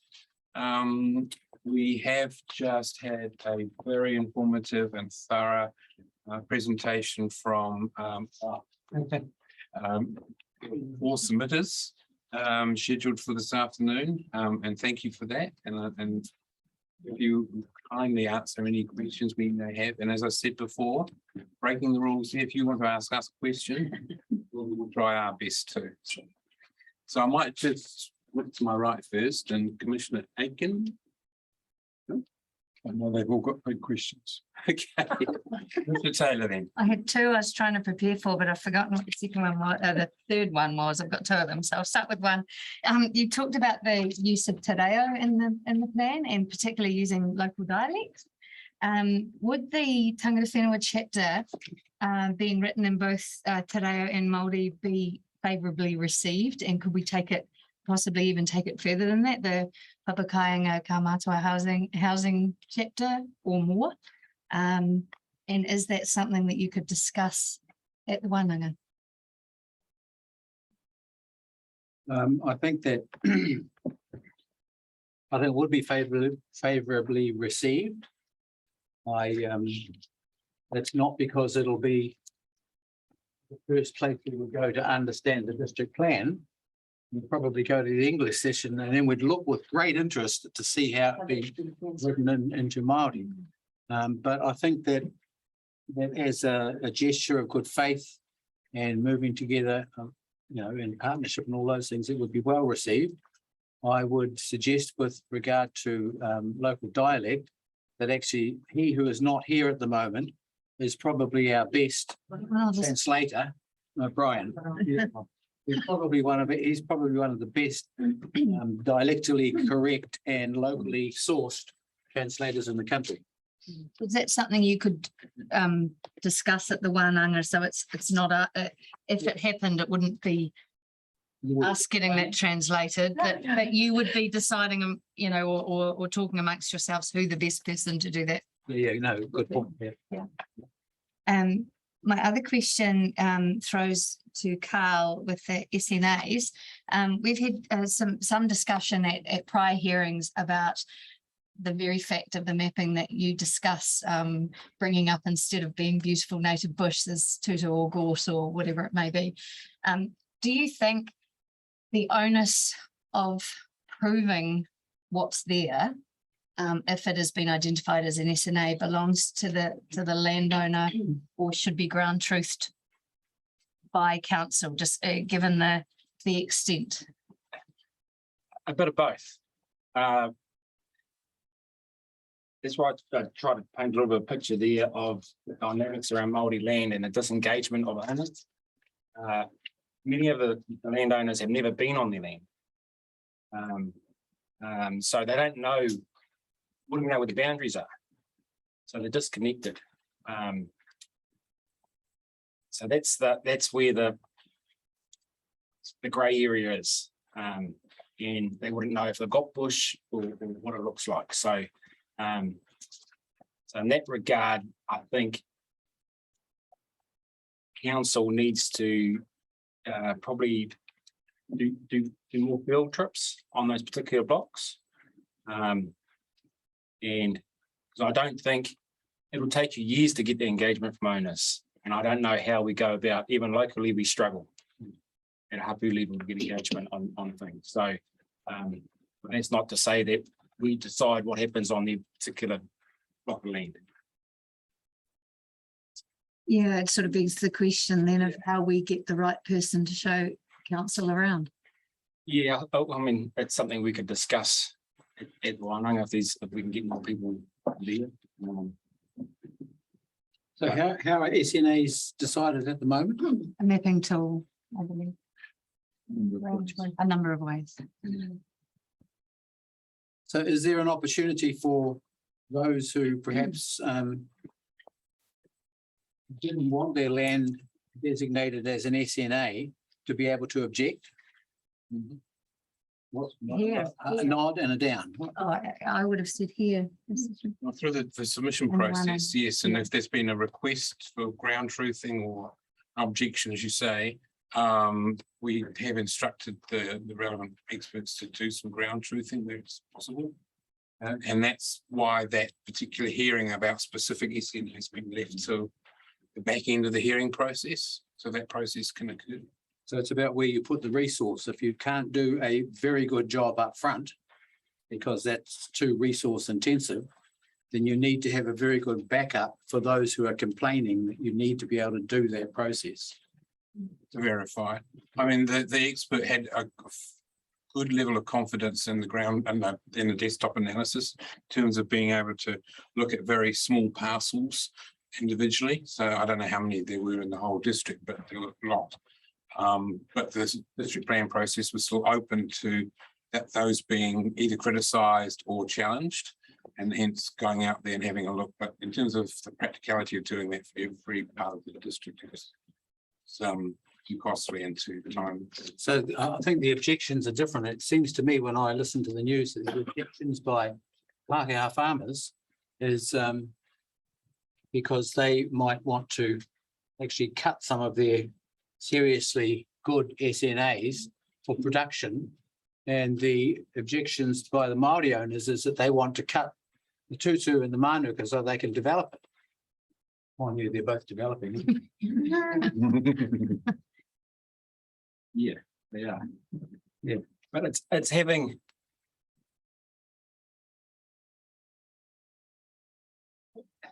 I suppose from my point of view, it's on one of our blocks, for instance, you cannot go and spray that tutu with a helicopter. We'll have to get a resource consent and things like that to do it. And if it goes into an SNA, this is for tutu, which is roughly 70 hectares.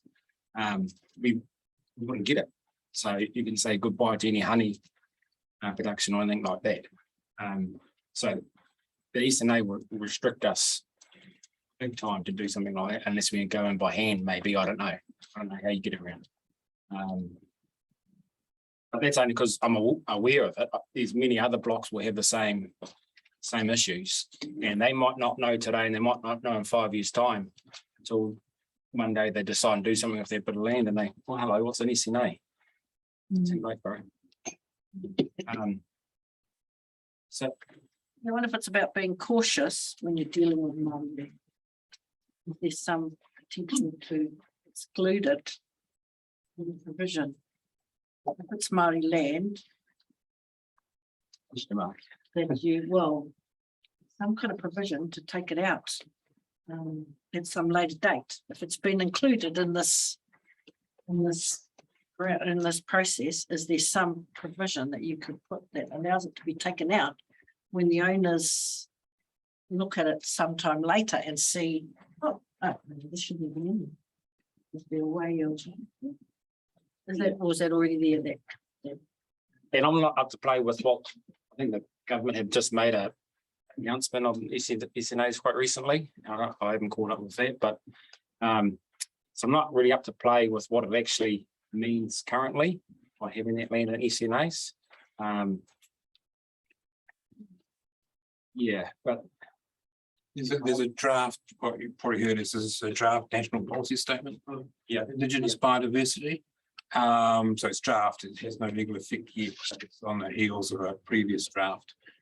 So it's more refined version, and it would require every local authority to map and identify SNAs in the districts or regions. Yeah. It also has quite a strong at the moment for engagement with Māori landowners. It requires the council to engage with Māori landowners in establishing plans with them. Such that one which Māori landowners. So there is. But again, that's one. So it becomes disconnected at the moment. it's getting the information out there to the owners is the disconnectors to make their these blocks that owners I've spoken to about their blocks that have been highlighted on SNAs. They had no idea. And then the other is that what relates from SNA to what the native bush is not in sight. So it's been zoned completely wrong, or the areas are too big, which cuts down the options with that land. And obviously, being Māori land, it's not that productive at the moment, but we need every little bit of that land to be productive if we want to turn the future around. So, because simply we cannot use that land as equity. So we need to, it all has to be within the term. It's like a second land grab. It is in a way. So, yeah. So that's really important. So SNA land can't be used as equity. Well, Māori land can't be used as equity. No. So what I'm saying is, if we want to develop our land, right, to make it more productive, we need every inch of it to make it, bring it in Be productive. enabling. You know, it's owned as SNAs, I probably won't be able to do them. Limits, yeah. There are things that you can do things on your land when it's in the SNA on. There are limits to what you can end up into. Yes, but, It's not quite the same as you can't. but you cannot increase what's going on. You can't increase from what the current enterprises on that bit of land. So a lot of our lands is actually at the moment doing nothing. So to go and then increase that production or whatever, it's changing the whole landscape. So we probably won't be able to in the way of farming. To do anything. How do you feel about the premise of the SNAs in terms of protecting that Indigenous biodiversity? That, you know, where's the balance? Yeah, I don't question that. Like, I'm for that, and I think majority of us are. It's not about that at all. It's just getting that zoning right. It's a question of the impact on different communities. So the whole idea that we deal with those what they call when you sell area, you're able to sell carbon credits. The whole idea that Māori people have been one of the big blocks who have said, no, let us do these forever forests, which are, you know, not good for the environment. But we're in the position of saying, let's do these forever forests, because if you don't, all our land becomes useless and you can do nothing with it. So you put into, you know, here's the environmental stuff over here, and we're supposed to be part of the environmental movement, Indigenous peoples. But actually, because we've got all shitty land left, actually we want to do environmentally poor things on our land to try and make it turn $1 to pay for the next generation's schooling.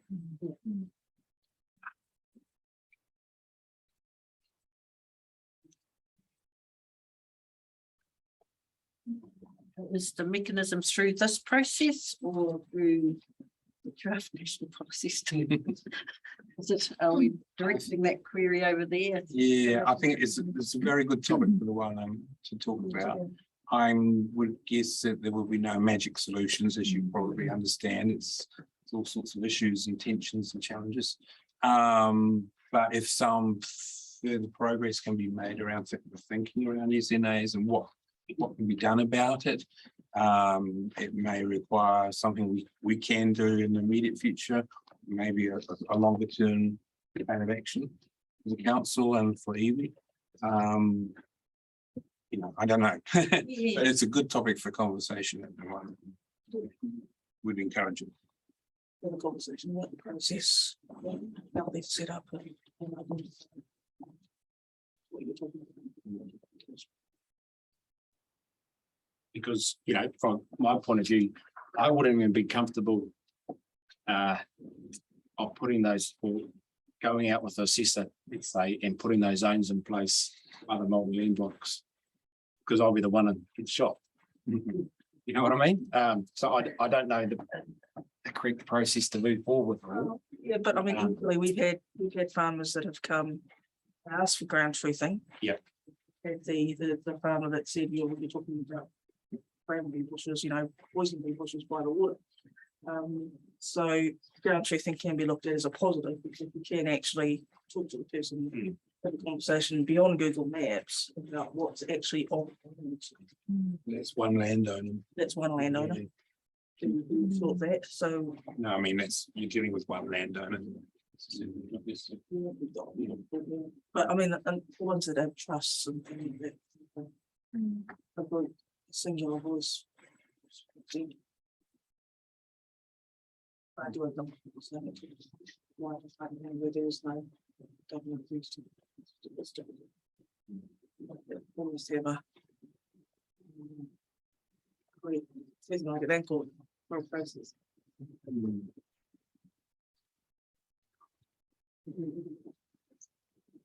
Perhaps one of the lessons of the discussion that's going down was the need for a really wide recognition of the idea that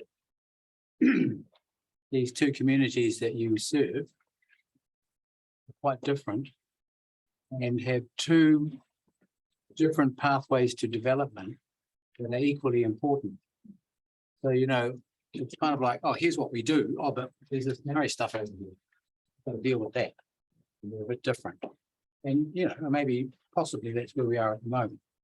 But actually what we need to do is we need to move to this idea that actually we've got a couple of communities here who have got different histories, different socioeconomic statuses, different expectations in life, and they have different pathways to betterment and development. And that's good and fair. And it's no more just, well, what do you mean you got a Māori education fellowship? How come I didn't get one? You know, no more of that bullshit stuff that's been going on since forever. Any further questions? You talked about Papakāinga, and that was interesting comments about not actually seeing it as possibly the be all and end. And interesting, Zach was actually on the agenda to come today too, and being aware that in Hastings, Papakāinga housing has worked quite well. How do you see Papakāinga or not working in Central Hawke's Bay? So do you see another model being better for Central Hawke's Bay, or do you see how Zach's used it in Hastings working? I think one of the things is that the Hastings model that you're referring to has worked because, well, one of them was the first in the country, or not the first in the first lot. So therefore they got the funding. And in fact, the person who helped us organise that was from Aorangi Māori Trust Board, has since gone on to create a business out of it for himself. And but I think what we were referring to before, and the difficulty is that one funding, it has to be Māori land to create applying a status to get the funding, which is dried up and is only a certain amount given to it every year. And other people can speak, but one of the barriers is that a lot of land owned by Māori isn't actually Māori land. So that in order to get Papakāinga status, you would have to apply to get it reinstated to Māori land, which then you lose that equity. So, and as Liz said, and she can speak to it further, the people who live in the Papakāinga houses, and in ours that we built, we were pretty particular about making sure that they got good homes and that sort of thing. But the equity of being able to use that home to further leverage themselves into a better position in our society, as it were, economically, socially, and everything else, is difficult because you don't have that same kind of leverage with banks and that kind of thing. Also, the land itself, it's only the house value. So the land itself is owned multiple ownership. And we do have on the Orangi block, people who built their own houses, a couple on the first block that we built, and another block has been successfully converted as well. But their houses have to be removable and that sort of thing. So there's not that bedded in. And let's get it clear, we're not shooting that down, but we aren't looking at it as being the only model, and as Liz was speaking, and quite frankly, I hadn't given a lot of thought to this. I was thinking, well, how can councils and middle government and that sort of thing and local government help out? Because funding's also an issue for them because it's all a trickle down process. So there would have to be a, something that was a government initiative somewhere along up at the top level to further put funding into local councils and that, so that they could develop that kind of housing concept themselves. Maybe, I'm not really sure, because I was sitting here rattling around in my head thinking, well, that's okay. We're presenting you with a bit of a problem, or it's a problem for us, and therefore we're making it a problem for you, but where's the solution? And council's money is pretty tight as well, and it's all budgeted for and that sort of thing. So, but that's my view of Papakainga, and but for a lot of Māori people, and particularly today, for a lot of people, housing is becoming a lesser option rather than the preferred option. And for our people, it's a lot of them, it's the only way, because struggling to build the house, buy the house, and today the value of a piece of land is way more than what the houses used to cost, so, it's chasing the dog, chasing its tail. So if Pukeora Scenic Road and Te Ati were to be rezoned, and Whātuma as well, would you look at selling sections to Māori, or how would that work? How would those properties be made available to be developed into housing? Well, see, that in itself creates an issue. We haven't really had a chance to wānanga about, because the trouble with housing is, like I said, a lot of people don't go into their first house as their career house. And but if you're on our land, well, it is your forever house, because you can't sell it to get yourself up the system and that sort of thing. So in some ways, as people have alluded to, it's not good for us. But it's good in that it can get people into safe, some people's standards homes. But You have got the situation where you need houses, and the land that's available is land with multiple owners. So somehow to facilitate housing. Yeah, I don't know what the solution is. We weren't saying Papakainga needs to stay. We need to come up with other ways of addressing housing. And the other way mightn't be anything to do with housing. It's people who go into those Papakainga style houses. It's a solution for them at that time. And we would have to look at a whole different structure of how to help them get into even better socio-economic situations where they're getting out of that Papakainga housing into houses and more affluent areas where it is theirs and where they can on sell if they want to. And that, but that's something that we would have to have a lot more thought into. And I think Papakainga means different things for different people.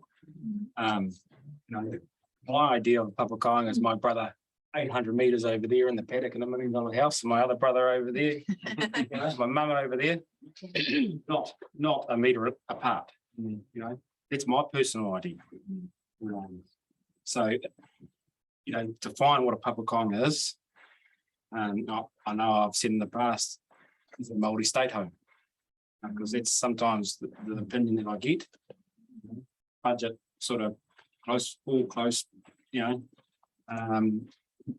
on state home. But yeah, as I say, it's what is a Papakainga and what does it mean to those people?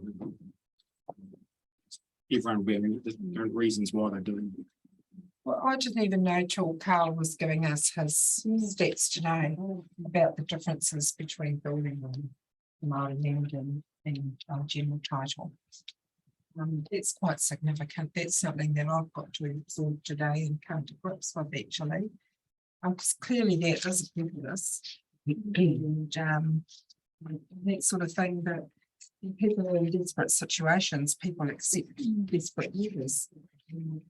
But we made a commitment to ourselves when we started looking at housing that we were not going to be encouraging people to go into something that's second rate and is not acceptable by a New Zealand standard. And we didn't buy all of those. That housing. No, we could just go and catch. It's not your guys' problem, but the easy fix to me is government allow loans on non-freehold land.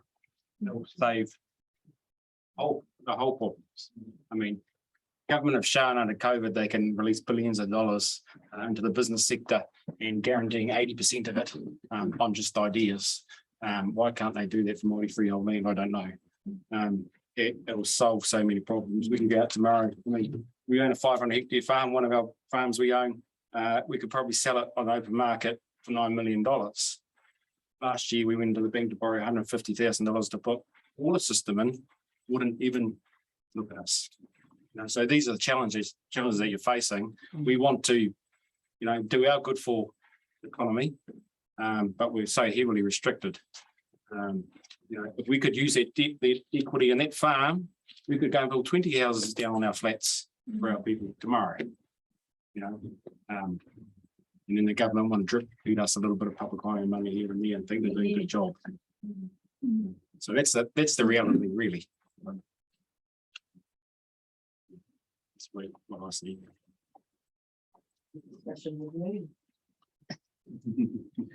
How we approach government.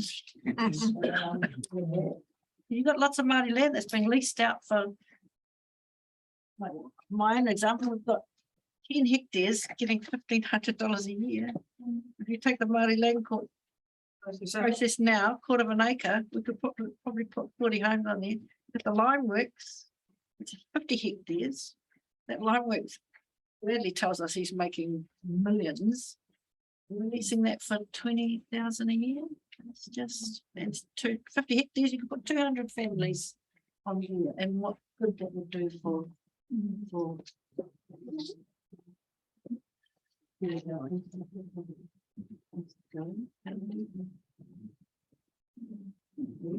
Maybe today doesn't give you all the answers, but today is a lesson in the fact that you might not have known, but maybe when you go home today, you'll know that, gosh, everywhere you turn, the system is predicated upon disadvantaging Māori and making sure that they can't get anything out of that land, which this is my bit, which means it becomes more easy to sell and for me to acquire. Or my turn it into European ownership and then make money off it. So if that sort of sank inside Tamatea District Council, and Tamatea District Council said, well, else teeth, we need an anti-racism movement inside our council that sees at least our part of the woods become a better place for tangata whenua to live.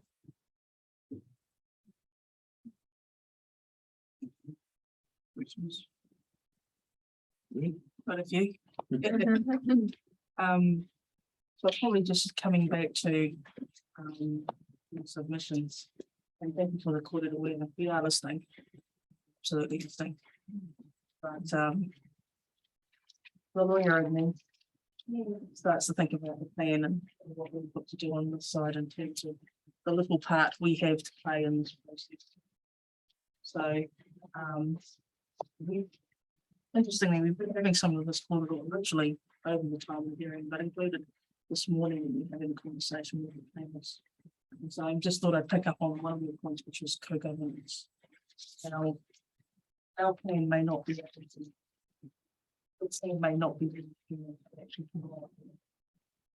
I have sort of put the forward to the planners though to think about.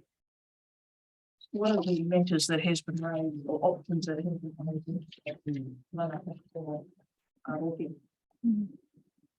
and the opportunity through that document, as they've done in Flood Board recently, and was Kaitahu, to look at how you will work with council and the opportunities that that may give rise to in terms of, you know, the example you raised and others.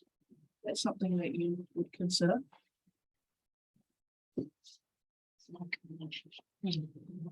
Well, it's got legal status, so it's not your standard memorandum of understanding, non-binding. Blah, blah. It is a equal conversation between council and you, determine how you might establish your relationship and what you might choose and how you might choose to work together. Well, of course, it's not for us as a plan to tell you what to do. I guess we're looking for solutions too. And that is, I guess we're putting out the tool here that is an option that you may want to have the conversation. We may not be able to change in the plan, but we can strongly suggest to the council that they have that quarterly suggestion. So that's one thing I wanted to raise with you. See, if that was me, personally, I would say yes. But then I can't speak personally. You know, the organisation that I'm chairing at the moment is 23 marae, with any number of hapu inside of that again. Marae from Porangahau out to Takapau, down to Waipatu and Kohu Pātiki across, and every single one of them is in an area that has different needs. So the difficulty, I was just talking to Alex at cup of tea time about this, is for us to be able to say a firm yes or a firm no, or maybe at a table, is really difficult for Māori people to do. Because there's so much consulting backwards that we have to go through sideways and every which upwards and that, whereas if you're on a council or something, well then you've already been mandated to be able to make decisions on behalf of people, and some of them won't be happy that you've made them and other people will be overjoyed. But for us, I always feel that it's a lot harder. And you guys can hear. Are you asking? I'm not sure what you're asking. Are you asking whether whether this group of people here would sign up to a conversation? Is that what you're asking? Much like you, I don't have the mandate to do that either. I guess what I'm saying is there is only so much that this plan process can do. Yep. And like you, I'm solutions orientated. If I see a problem, I'm the first girl to go try and find a solution. I can't say that Mana Whakahono as an example is for you. There have been previous versions of something like that previously.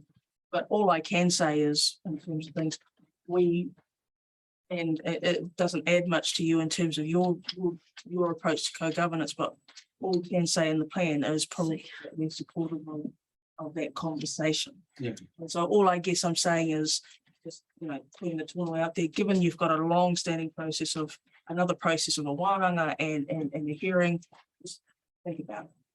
So it's just an observation and trying to be solutions on. But I do have one solution.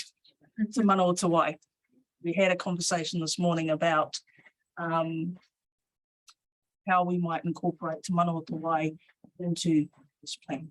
Now, the conversation has been, the initial submission was around the ecosystems and that chapter. But the planners have helpfully noted that it could be more effectively provided for in the strategic section of the Tangata Whenua.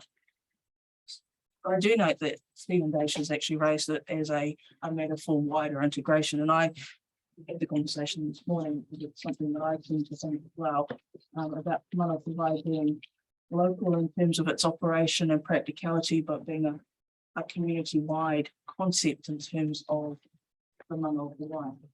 So one of the things that is quite good if you wanted to have to think about the practicalities of the plan is, where do you see the conversation about Te Mana Te Wai in the document? Where do you see it? We've contemplated the strategic tangata section as one option, but how do you want to see it?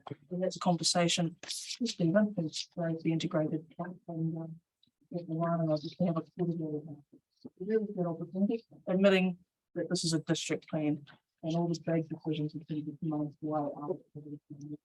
But, you know, I think we had a conversation about how will a planner sitting in council, if it's a consent for earthworks, which is Brookside River, be aware, there's nothing in there that says Māori to go somewhere to actually have that. Keep that. How do we, sort of a very practical simple example. So something to think about from a district plan in terms of what and consider it the one and how. Yeah, and yeah.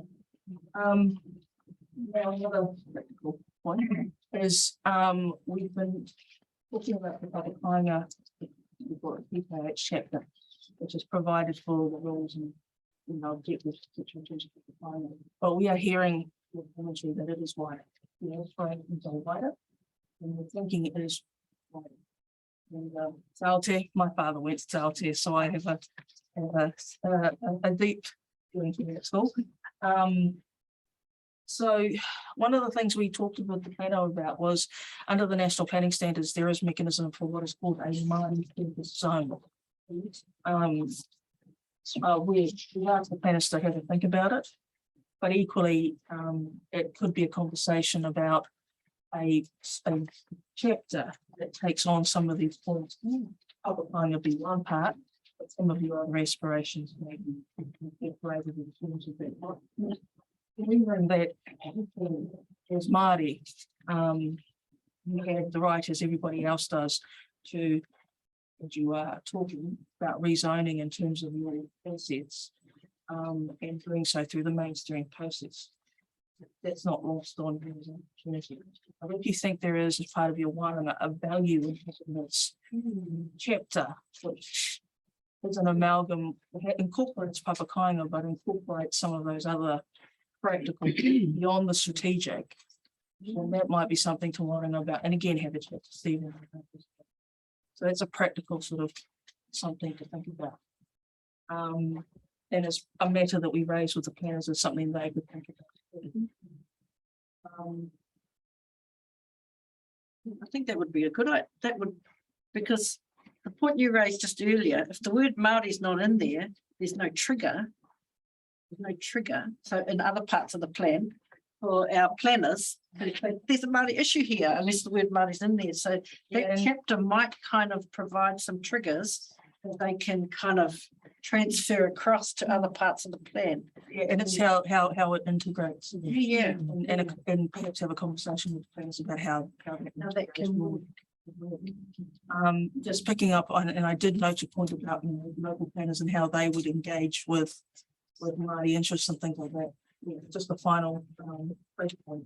We had a conversation about the criteria for public Kāinga, which could potentially flow wider, but one of the issues, of course, is the points you raise, historical, and I think you raised both of the points I raised this morning, converting general land to Māori land. And I take your point. When I see Māori land, but I'm also mindful of where that came from, and how it started, and then we're having a conversation about the native land court and what it calls. So, you know, there's a historical reason why many of us would not want to put our land into Māori land. Equally, many of us would not want to be subject to the land court. So I fully agree with that. So we have a criteria at the moment, which I sort of picked up in front of hard. One of them is asking a planner to determine whether they have historical connection to land, and asking in our local planner to tell Māori, well, you know, it's okay that you chose not to convert it to Māori land, and therefore the criteria to become public Kāinga if you choose to. There are other. So there's an assessment point that I want to have questions around, you know, ensuring that public Kāinga have kaitiakitanga and tikanga as a component of development. I personally don't know that a planner should be making that. So as part of that conversation about your relationship with council and how it will apply in these rules, I think about what we would consider criteria to be part of It's, because, you know, it's a conversation for you in terms of what you're thinking. So again, that's just the tool that I put up in terms of some of the conversations that we're having that you may want to line over in terms of providing us with the key thing we've been saying. It's we're lining out and ultimately the second hearing. We do have to make decisions. So if you provide us with that help, we can at least have the information. Necessarily make the decision you want, but we will have the information. Better than having no information at all and leaving me to answer the questions. Just on last one, Ngāti Kere, we had a really good conversation around CIA's accidental discovery and all those things about Waihi Tapu area. And I did note your recommendations that all this was considered for CIAs. We've asked the planners to give us the criteria for how it is determined currently, you know, what consents get a CIA and because like you, I'd like to know what the process is. And then from that to ascertain, you know, how we do this in a way that is time effective and cost effective for the people like you who are sitting there actually having to answer these questions. And effective in terms of ensuring that cultural assessment is there when you need it. So this is a conversation also raised it with a couple of the earlier submitters that you know conversation that we've and we've had Heritage here today and the tonight.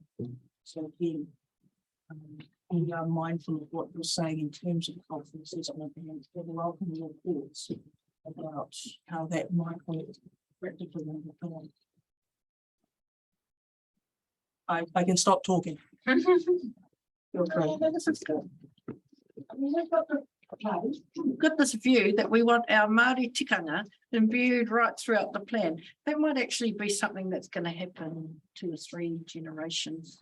I hope it's sooner than that. But I think to try and expect that now, I think we need to be real too. So the Māori purpose zone might be something significant that's taking us there. And then that, you know, and how you choose to develop your relationship with the council, separate from the plan, all those things can permeate. And if you develop a relationship with the council, it requires something practically to happen. There's nothing stopping us to that point for the council in themselves to put a plan change in. But this is not the only rule to have.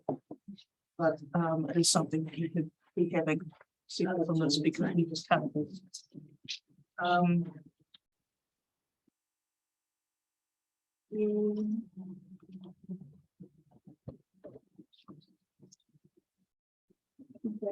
That's all.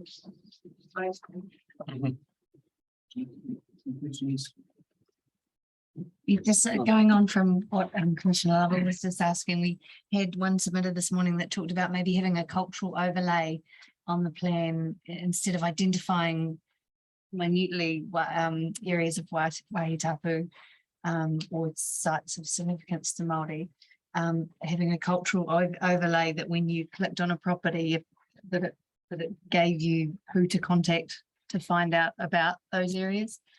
Would that be something that you would be interested? Would it done it without Mr.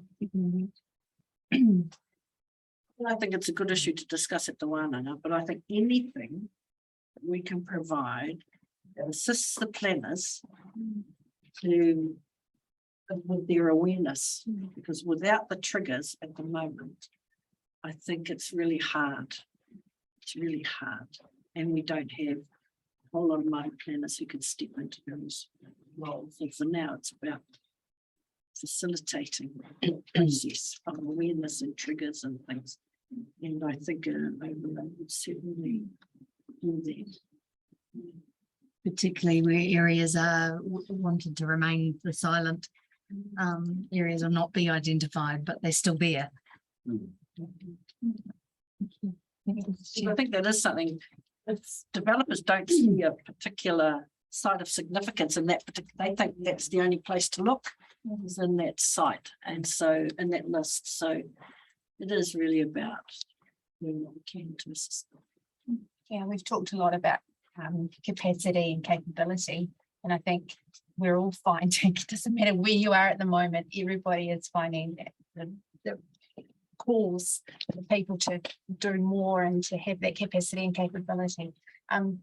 What tools do you think you need, and who would you look to get them from? Would that be a local government provision, or would it be, I don't know, to build capability? I mean, if you're asked to do a cultural assessment, it's not just something that just, you know, falls from the sky and gives you that capability. Where do you go to? That's right. And different treaty settlements have developed big sites of significant plans, others haven't, and the information is with individuals. So that's something we need to. Question was, what capability, where can we go? What tools do we need? Capability and capacity to be able to actually do the cultural assessments, respond to. See, for me, before I hand it over to the expert, it's a little bit like the part that we raised before about the te reo. And then it's about seeking the right people. And we come up against it. It's not a thing that we're putting on a council or anything like that. We come up against this in ourselves because somebody might say, oh, you know, can you find out a bit about this? And then somebody will go, well, what did you ask them for? But, you know, they're not from there. Why don't you go and ask so-and-so? So you see, I'm going to leave it to David now because I'm just, you know, if I want to know something about out in Pōrangahau, well, I certainly know who are the people I would first go to.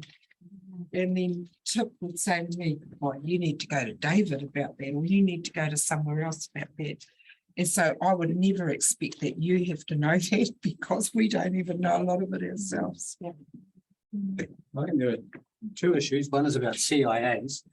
And, you know, we're kind of lucky because Anthony does them and has a bit of a background in resource management and is lucky enough to be one of those who knows the history. And his father is an amateur archaeologist, you know, so he's been scouring the landscape since he was this high. So he does them. So we kind of, if someone needs a CIA done in Pōrangahau, we have a resource. Now, I'm not sure that most of our communities have that sort of resource. And so, you know, the question is, who does CIAs? How expensive are they? I have no idea how much he charges somebody to do a CIA, but there's quite a lot of work in there. There's a lot of work in there, and there's some specialist work too, I imagine, once you've got to go across and look at that hole in the ground, and is it an original house or is it a hole in the ground? So there's the CIA stuff, and I don't have the answer to your question. And then the other stuff is about handling resource consents. So, you know, now that we're Ngāti Hapu authorities up, I think we've had 6 resource consents in the past 7 or 8 months. And frankly, I mean, I haven't really known what to do with them. What we have done is that we have tried to read it. One was a whole lot of stuff about rivers and river flows and all sorts of things that none of us had a clue about. And we didn't know whether we should object or not. And so we went to sort of what you call we went to base principles like, well, actually, has the applicant been and spoken to the local people about whether there's anything of significance on the site? And so we just sort of asked 3 or 4 questions that they then threw back at the applicant, which I think was useful. But it would actually be good, because I imagine there's going to be a lot of people like us who are going to get resource consents sent to them. If there were a central place where we could come here, meet with the planner and say, well, actually, we don't really understand this. We kind of know the history and we know the place, but can you help us out with answering the resource consent? So it's kind of like CIAs is one and understanding who gets them and what the demands are. And the other is resourcing to be able to handle a consent in a systematically sensible way. My opinion on that is, the hapu need the tools to develop themselves in that area. And they need to identify who the right people are within the 9 marae. I see is it all my, I've seen it since I've been home, all my aunties and cousins and uncles and that, giving up their free time and time again, to do CIAs, these consents, other things. And they're getting worn out. Simple as that. And to me, if someone comes to you and asks you some information, you're a consultant.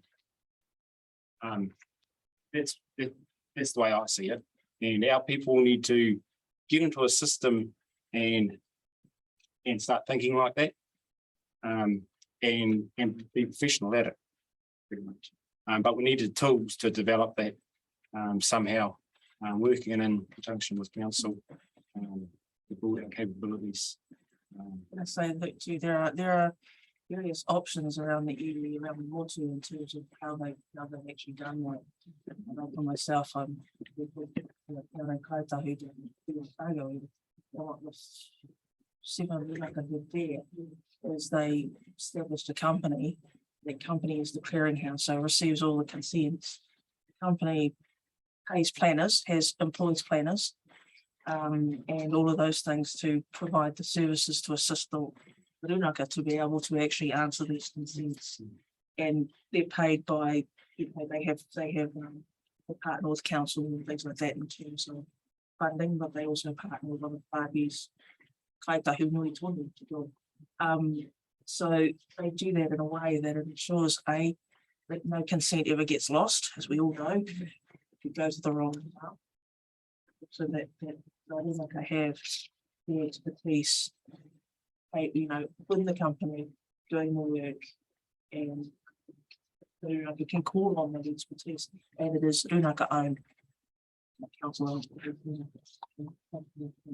So there are things that should you want to have a chat to the company, to the people down there,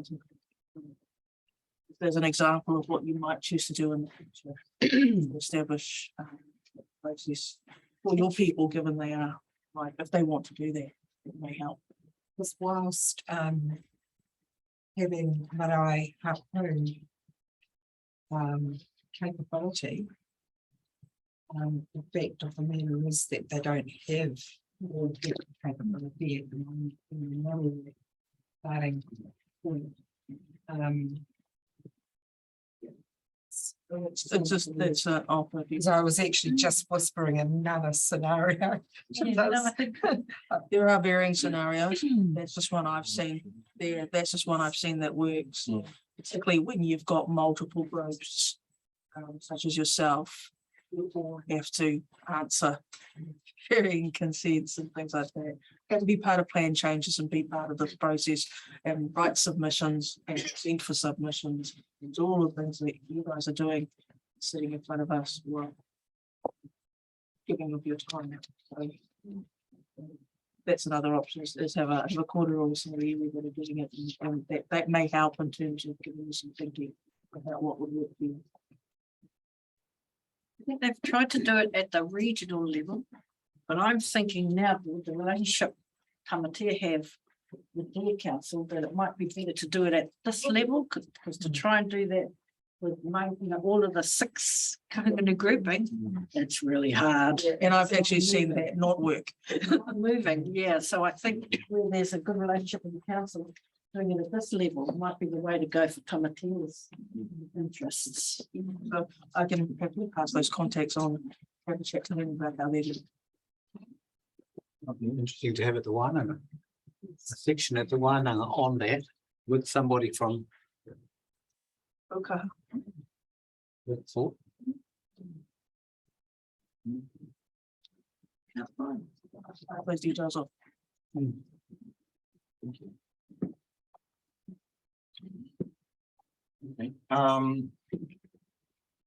I'm just gonna talk out loud and there may or may not be a question. I'm just thinking of the way ahead and how to best get the value out of all of our precious time and effort and energy. I was looking at the list that Stella's provided about the range of topics, issues that have been raised, and we covered a lot of them today, so thank you very much for that. And I don't want to prejudge or give any directions about how the Wānanga goes ahead, but this is just some ideas. Is that there have been various bits of light bulb moments about things that could be done, and I'm just wondering whether the Wānanga is a really good place to generate the power. There are lots of light bulb moments, and that is in terms of ideas for progressing, and it will be up to subsequent either Wānanga or for the planners, whatever, to pick the right light bulbs for the right place and time. And I'm thinking of what could be done in the immediate future for the district plan. What could be what, and I'm talking without reference to scope or practicality, but there may be things that we have the scope to do and recommend to the council to make changes to the district plan. There may be longer term plan changes, ideas that may need to happen and need to be worked on down the track. And I think there's a few ideas there, sure. And then I think there's issues around, say, co-governance and that are sort of outside our ambit to address, but still very worthwhile to pursue and have those discussions, as you just mentioned, at this level of council.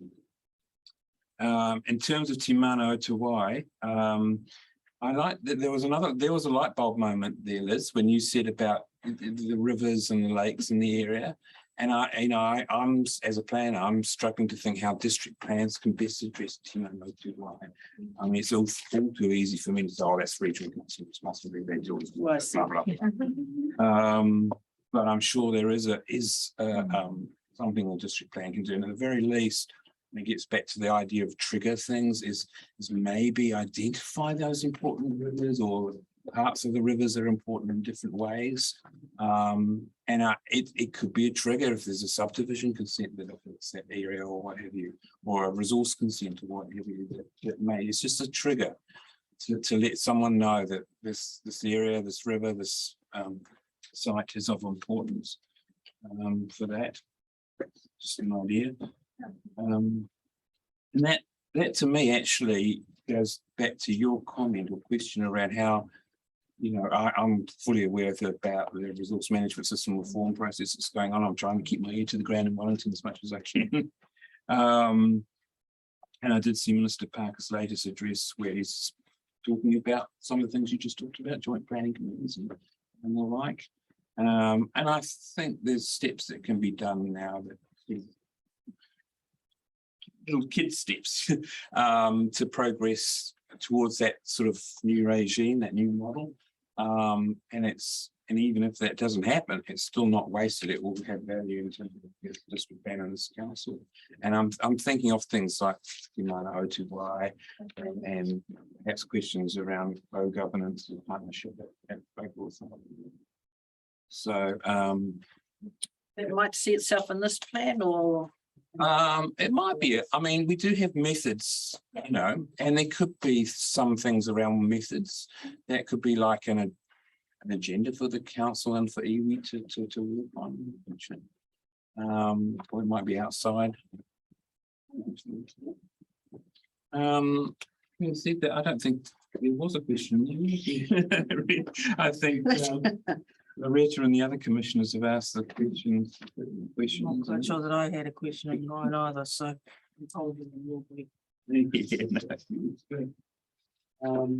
So just final opportunity. I want to again thank you for the you have made in preparing such a coordinated, cohesive, coherent presentation. We all fully appreciate it. I think we've all a few steps upwards in our knowledge and understanding. So thank you very, very much. Ngā mihi nui. This is a work in progress. 2 points. Questions? Where did you get that fabulous kitty? All right. That's a great kitty. It is, isn't it? It is. Mentioned With that. the hand. Alex. Well, that's okay. Yes. No, you can. I actually don't know exactly where the fifty came from, but it's the Modi that we delegated to the Panel.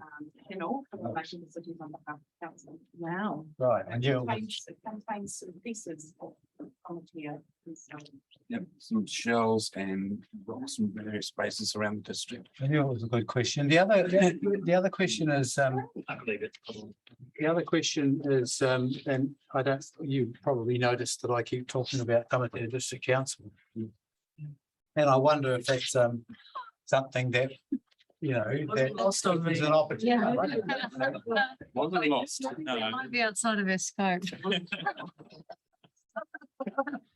But it might be outside of your scope and that's fine, but it's just good that it came up. But you talked about partnership and we talked about the future and we talked about the language and we talked about all that sort of stuff and I just leave it there. But Are you saying more less hui, more dui? who, me? Thank you. I too would like to say thank you, being given the opportunity to come along and express our dreams and aspirations for developing a relationship that progresses all of us. And to not feel guilty that a large part of me doesn't feel that we've been progressed equally and in times up till now. And I think Alex, on the day of we had a celebration of the clock tower in Waipawa a few Sundays or Saturdays ago now, and you know, we, and I'm talking about Māori here, have been part of this journey for as long as Waipawa has been a town, one of the oldest inland towns in New Zealand, if not the oldest inland town in New Zealand. And it's several times during that afternoon mentioned my great grandfather by name. You know, welcoming people on that occasion, and I think that even though we talk and we seem to want a lot, sometimes it feels we want a lot. But I also want to say that we recognise how lucky we are with what we've got compared with other people. The fact that David's just asked where a kete has come from, and the answer to that question is, it's been hugely humbling that we have a mayor and a council who can think to put that kind of spirituality into the hui today. So thank you very much. I mean, place it in front of us to remind us every minute of the day. It's our responsibility. With Māori party colours.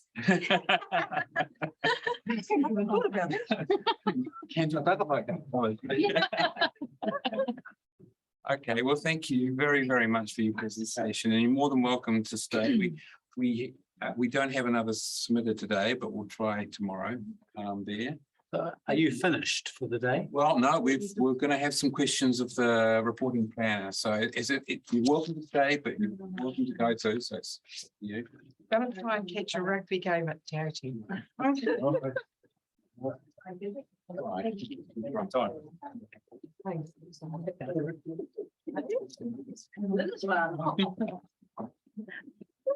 Maybe he's been called in the meetings. Thank you all. Thank you.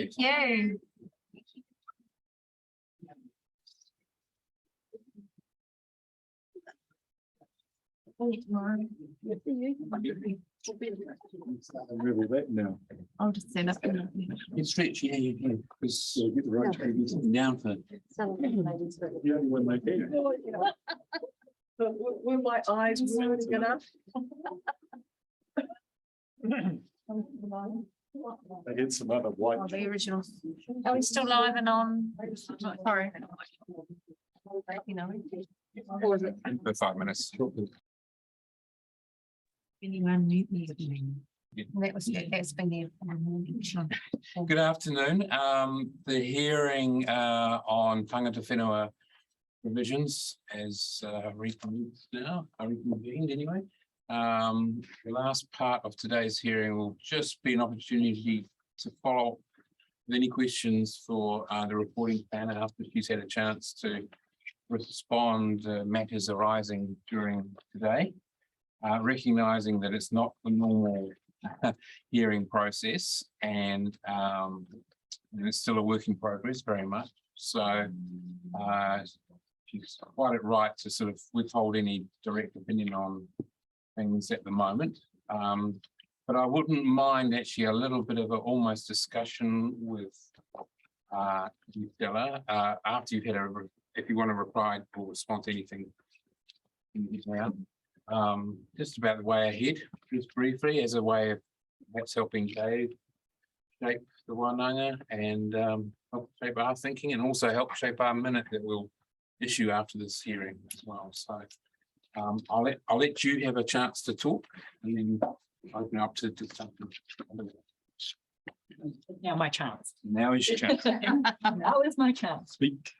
I don't have any specific responses to the matters raised today. I think there's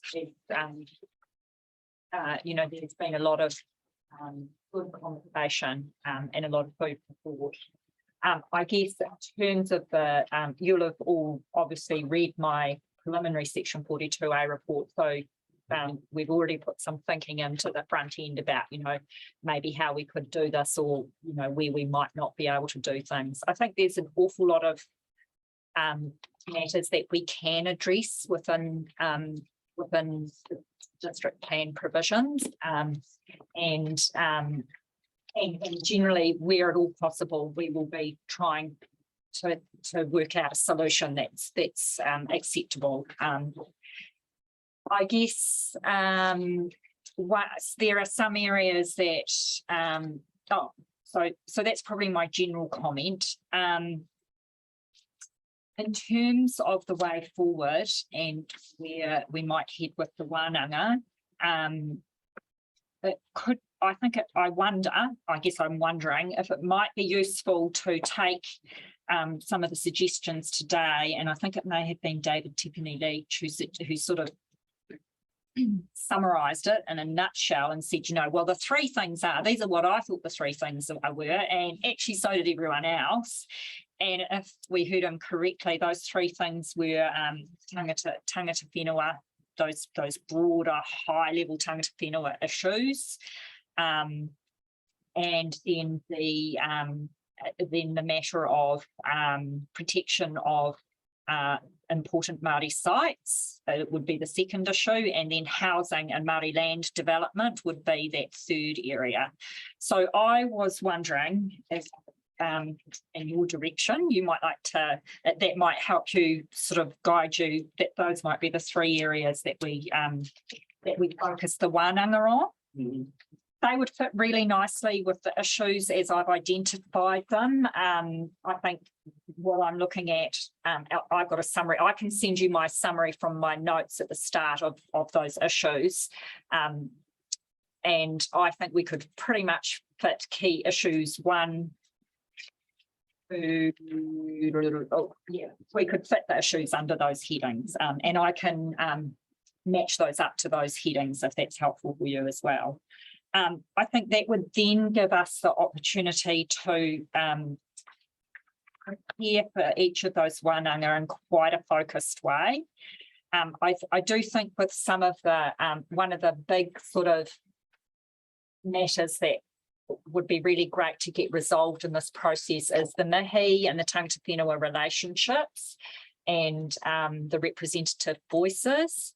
But I think we will have to take a real steer from the submitters on whether they are going to be able to do that within the timeframes that we've got. And if the other question to them might be then if you can't, if you can, great, but if you can't, what does that mean now? And I think I put some options in my report, and whether those are the right options or not, and they may have some other options. So it would be, because that will be a matter, well, I don't know, I'm not really clear in my head how that will work, whether that's them going away and how can we assist them to do that, or how that would work.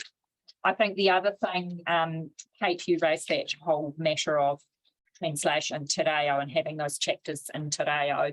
And again, it's whether we can do that in the time frame that we've got. So those would be probably the first two questions we'd be asking at the first wānanga. And then we could deal and then progress from that point. I think we've got a really good steer on the Te Wai, the Te Mana o Te Wai, and there's, you know, I do see that there's a way forward. I mean, I've got some ideas about way forwards. Yeah, so I think each of those wānanga can be quite focused. I would say that we probably need to get some legal advice on a number of matters before we went into those wānanga, so that we're not wasting everyone's time. So, you know, I want to make sure that what we are able to progress in the wānanga is we're not going to come back and go, well, actually can't do that because it's not legal. So we'll get that from Asha as we head into preparing those. Sorry, Rowena, you don't have a note. No, I just said that it was David. Oh, tangata whenua status. Okay, yeah. So those are kind of my thoughts at this stage off the top of my head. And yeah, I don't know whether that's been very helpful to you or not. But yeah, I don't have any specific comments in relation to the matters that were raised today. Any questions? There was one thing that we picked up, and I think if Anthony had been here, it was the tangata whenua versus mana whenua and the interchangeability of using that. We definitely talk about those and that whole language. Yeah, we need to get that right, but it's a mess at the moment. So yeah, that's where we'll in the work I would envisage. I don't know, David, you might have some comments on this too, but I would envisage in that preparing for the hearing that we get quite specific on some of those submission points and how we need to get those sorted out. We'll be talking about those in the wānanga, and that's definitely one. I mean, at the moment, the chapter as it's written drops in and out, and it's not consistent and it's not right. So we'll need to take advice on that. Yeah, that's good. Yeah, because I noted that because I was writing it down as they spoke, which ones they used. Yes. And so Di repeatedly was mana whenua, Stella was repeatedly tangata whenua, and that lot were actually more Māori than tangata whenua or mana whenua. So yeah, iwi hapu, not so it's. Well, I guess that is reflective of who they're actually representing. Yeah, who they. Yeah. So they were there representing a broad range of Māori and Apu. So of course they would reflect that. And same with mana whenua when you're talking about Māori. That's more. It is reflective of their own perspective in terms of. I think I was interchanging between them all as well. Yeah. And I was really excited to hear Stella August's presentation on the SASM chapter. I think she's got a lot of really good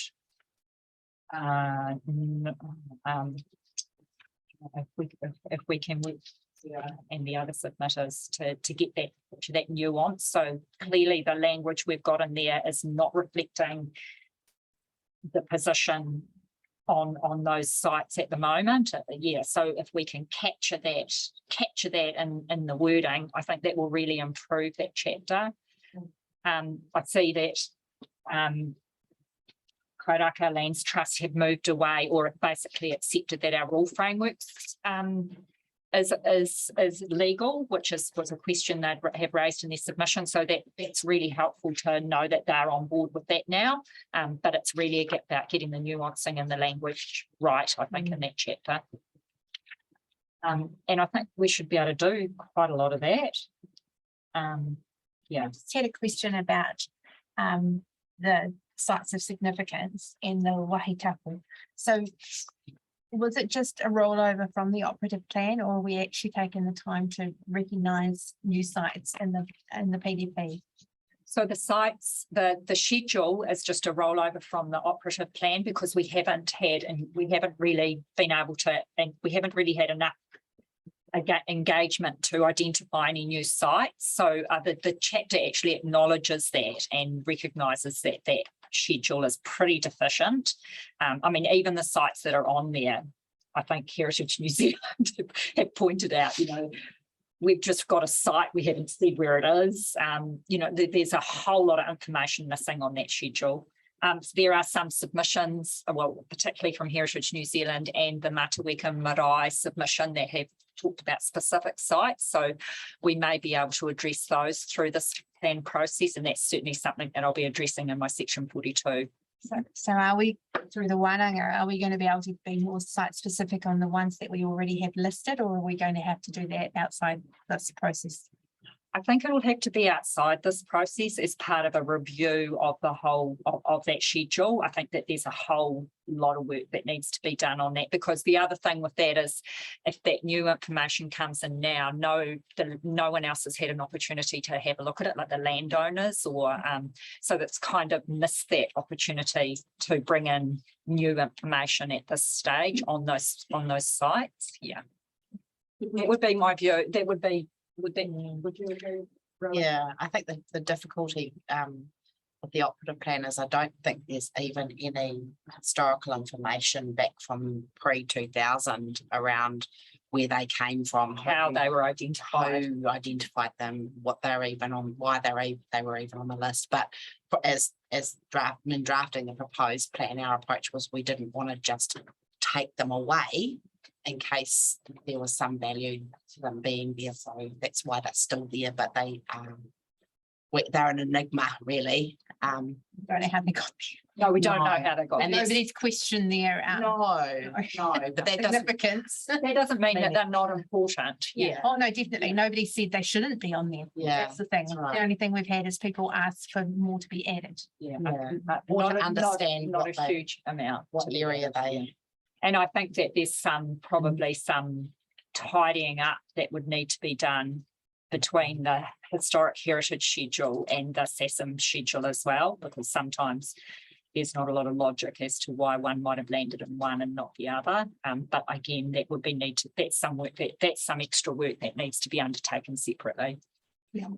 I was going to ask about that, because there's two side by side and an ONF that we've got at Takavo, and it's not immediately clear why one's a significant site to Māori and one's historic heritage. Is that the AJ? Yeah. And sometimes they are both. Sometimes they are both. Yeah. It might be that one site is both. Yeah. And that's why there's two there. Yeah. They're separate. No, they might be the same site. It's just where the notation is sitting on the back. Yeah. It might be referring to the same actual physical or item. Okay. But it might be registered on. I was just trying to bring it up before I said that. Yeah. I can't get the right. Say it would be helpful to understand, I think, and I know you've raised it, to understand from the Wānanga, you know, what processes they want for actually determining what information's just the process, not the actual do, but at least the process. And I acknowledge too that we'll probably hear from Fed Farmers, you know, about the landowners being interested in. Yeah. And it was, well, much like you in terms of listening to Stella, it was good to hear that, you know, the commentary about, you know, landowners and how they are often not very interested. So it would be and of course we had Carl talking about some of my their landowners.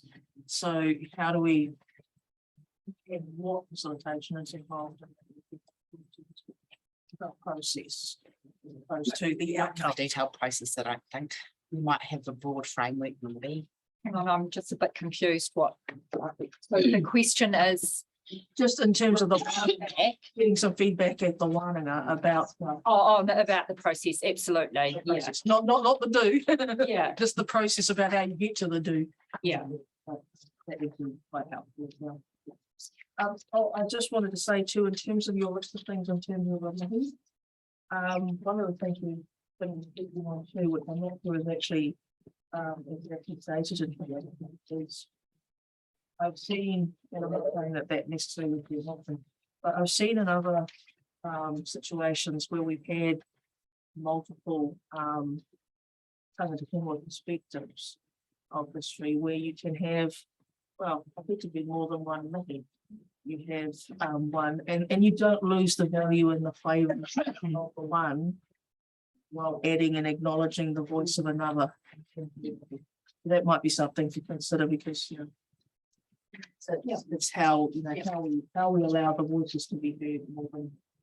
And we don't have a preconceived position about what that should look like. That's Anything, very I'm much. aiming this at the coordinator. Yeah. I'm aiming this at the coordinator. Bring it out there. Bring it out to the nui tonu. That might be something that could be looked at as well.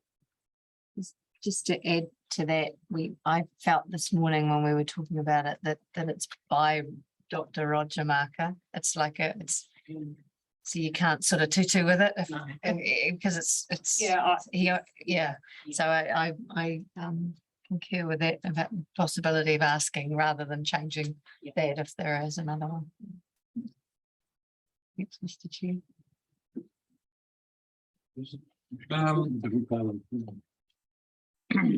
Just a couple of questions or observations, really.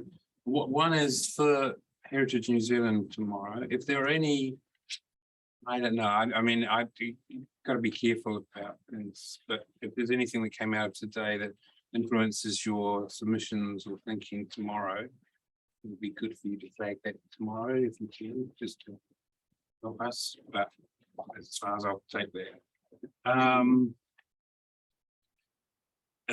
In terms of sites and area of significance to Maori, Stella, I'm looking for advice around how to address the SNA questions that we heard from Carl today, because technically it's not part of that, and something to defer till that hearing later down the track. More specific. I think if they've made any specific provisions, if they've made any specific submissions on their land, I'd have to check. I guess I think there's a real education aspect around the FNA provisions that probably will need to take place. I think that the rules are about vegetation removal. There are a lot of activities that can take place, which I think, Narita, I tried badly to say that there are, like a lot of normal farming activities can take place. It's when you want to start cutting that vegetation down. I also heard, what was the vegetation he was referring to? Tutu. The tutu, Yeah. which is a Tutu, very, very poison. Poisonous plant, yeah. Kill a cattle beast in minutes. And it ruins the manuka because the bees, you can't use the honey. Is it a pest? Yeah. So in that respect, it's probably not significant Indigenous vegetation. Yeah, well, I guess what he was saying is a lot of that that's been banned is tutu. So again, without specifics, it's really hard for us to respond on that. But I think he made the comment that there was manuka in it, and the tutu underneath, which you couldn't use the bees, but there's nothing to stop them spraying out a weed in those SNAs. There's definitely provision for getting rid of weeds as permitted activity, as long as you're not chopping down which might be the challenge. I don't know if you're spraying, I don't know how that works, but yes, the intention of the rules is that you can control the weeds. Yeah. That might be something you can actually articulate right up front quite clearly. Yeah. Wānanga, so that he's got comfort. He said something about not being able to use a helicopter. Yeah, because of the Yes, it Manuka. might be the broad spraying. Well, Yeah, it so- depends on the spray, and I don't know what spray you'd use, but if you're using a spray that kills the manuka at the same time as killing the tooth, It's not helping him. then no, you're not going to be able to use a helicopter. So is there an opportunity to ground truth in the future? So if there comes a time when somebody, not necessarily them, but somebody is ready to develop and they know it's tutu in there, can they then come to the council and say, I want this ground truth? It's not. Yeah. So I think so there's, council have done the mapping and the method that they've used in the most sort of efficient and effective way to do it on a district basis. And there has been some ground truthing on request. I think as if there is an intention, an application to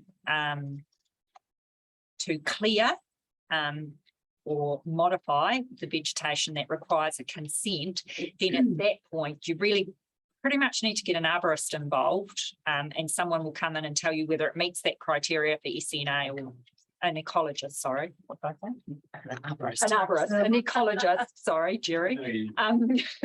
Yeah, you really need to get your ecologist on board then, and they will be looking at whether or not it meets that criteria. If it doesn't meet that criteria, then you're going to get your consent. It won't mean that your site will suddenly not be mapped as an SNA. I do believe that the MPSIB, they had some provisions in there for land that is identified as meeting that criteria. So this is kind of the opposite way around from what you're asking, that if there is land that through a resource consent meets the SNI criteria, then it has to be added on to the list. So yeah, it would have to be a plan change to remove it. Short answer. Or if the current draft in PSIB actually goes into place, then the provisions will be there in terms of requiring the councils to engage with mining landowners about what's on their land in terms of indigenous biodiversity. So it may happen through that. Yeah. Not for us to decide now. Yeah. We've got their process to go through. The MPSIB. So they've just produced their exposure draft. Yes, but Tim, you're right. But when we were looking at when we were preparing the draft plan, it was supposed to be coming out then. So it has taken longer than. It has taken a long time. So we've kind of been working in the space of in between. Yeah. I think I understand why they're concerned is because they've missed out because sort of maybe those letters have been sent to the wrong people. The leasees, for example. But I think this council have got to be very comfortable that they've done everything in their power to try and make sure that those are correct. By everyone's had a letter, we've had meetings. Anyone that's requested a ground truthing has got one, and we still haven't actually finalised them, have we? So there's still an opportunity to remove them if we need to. Just timeframe is going to be tight. Only submitted on. Only if they've been submitted on. Yeah. So does all the Māori land in the Pūrongaho area covered with that, given that Carl has raised it as a submission? I don't know. I'd have to. Like the Māori land that he was talking about, if he. Well, that would be crossing my mind, yes. Specifically, I think, and no, the tutu was on another one, because he said that's when the one he said the Māori land, the owners were, none of them lived here. Depends on the submission. Yeah. Relating to that as well. Do we identify, I had a quick look at the schedule of the SNAs. Do we identify, do we identify Māori land on that schedule? Is it obvious that it's Māori land? No. And is Carl right about his reference to setbacks in general land? Is that discrepancy as bad as he made out? So he's right in far insofar as the urban areas had much lesser setbacks, but in the urban area you can do high density development anyway. So those Papakāinga provisions are really aligned with the rural provisions. So they're aligned with the rural setbacks. The settlement zone or that. So the settlement zones, they've got their own kind of separate lot of rules, but they're definitely more aligned with the rural the rural zoning setbacks, yeah. So is it out of our scope to look at those setbacks for public dwelling housing? No, it's not, because We've asked for we it. asked how to engage, how to enable public kind of housing. So that all. Board that of all submissions. It's the only That's thing for the is setbacks. the setbacks, yeah, the setbacks in the rural zone are 15 meters. Yeah, they, So he got that a little bit confused, I think. Yeah, he looked at the general. I they look at the urban. I thought it was the other way around. I was looking at thinking they were less setbacks than everyone else. They are, yeah. Yeah. Except for the. So what's his problem? general- Do you mean Residential. Except for the residential, but if Which you is were fair, looking, They can be closer to the road. They They can be can be closer closer, to the boundary. But it was interesting to note his point about the 20% of net area, compared, on site. How would that work compared to? so I guess there's a couple of things. If you were in a residential zone, the actual, you'd be looking, well, you'd probably you'd use those provisions rather than the Papakainga provisions. Yeah, there's no, And I guess that's the question, would you, because I mean, of course, they're talking about using general land and if they buy general land in the residential. they can develop it under the general land rules, probably, and get Down to 350 square meter. yeah, get the result, an urban result, yeah, using, they wouldn't need to use the Papakainga provisions. And that's perhaps a conversation. So they did say to them, they could still use mainstream. Yeah. Processes. Well, for example, like the PKH rules don't specifically provide for a marae, but then there's the in every zone you can have a community facility. So a marae can be developed under those provisions. So there are other provisions as well. They're not only stuck with those provisions. They're really to try and address the barriers on that multiple owned Māori land that tends to be in the rural area. Yeah, I think that's pretty much where those rules are focused at. So that 20% of development, I think Carl said he had a farm of, I don't know, what was the size of the farm? A big farm. And if you're talking about 20% of that, then he's got a reasonable area that they can develop for Papakainga. I think he might have got a little bit mixed up with this because he was talking about 600 square meters. So I think he was thinking about each individual Papakainga plot, but I think the 20% is about the whole. It's about the site. Yeah. Like your 200 acres or your 500 acres, whatever it might be. And he's also talking about subdividing it up and selling one so that you can pay for the others. So they would be some different titles. It would be. Well, then they'd be looking at 20% of one block. Yeah, that'd be Then they'd be looking at a subdivision. Yeah. So a Papakainga development does not require subdivision. I guess that's sort of quite important Say to that. understand My that. memory of the Te Whenua is that partition is not a subdivision, but that may have changed.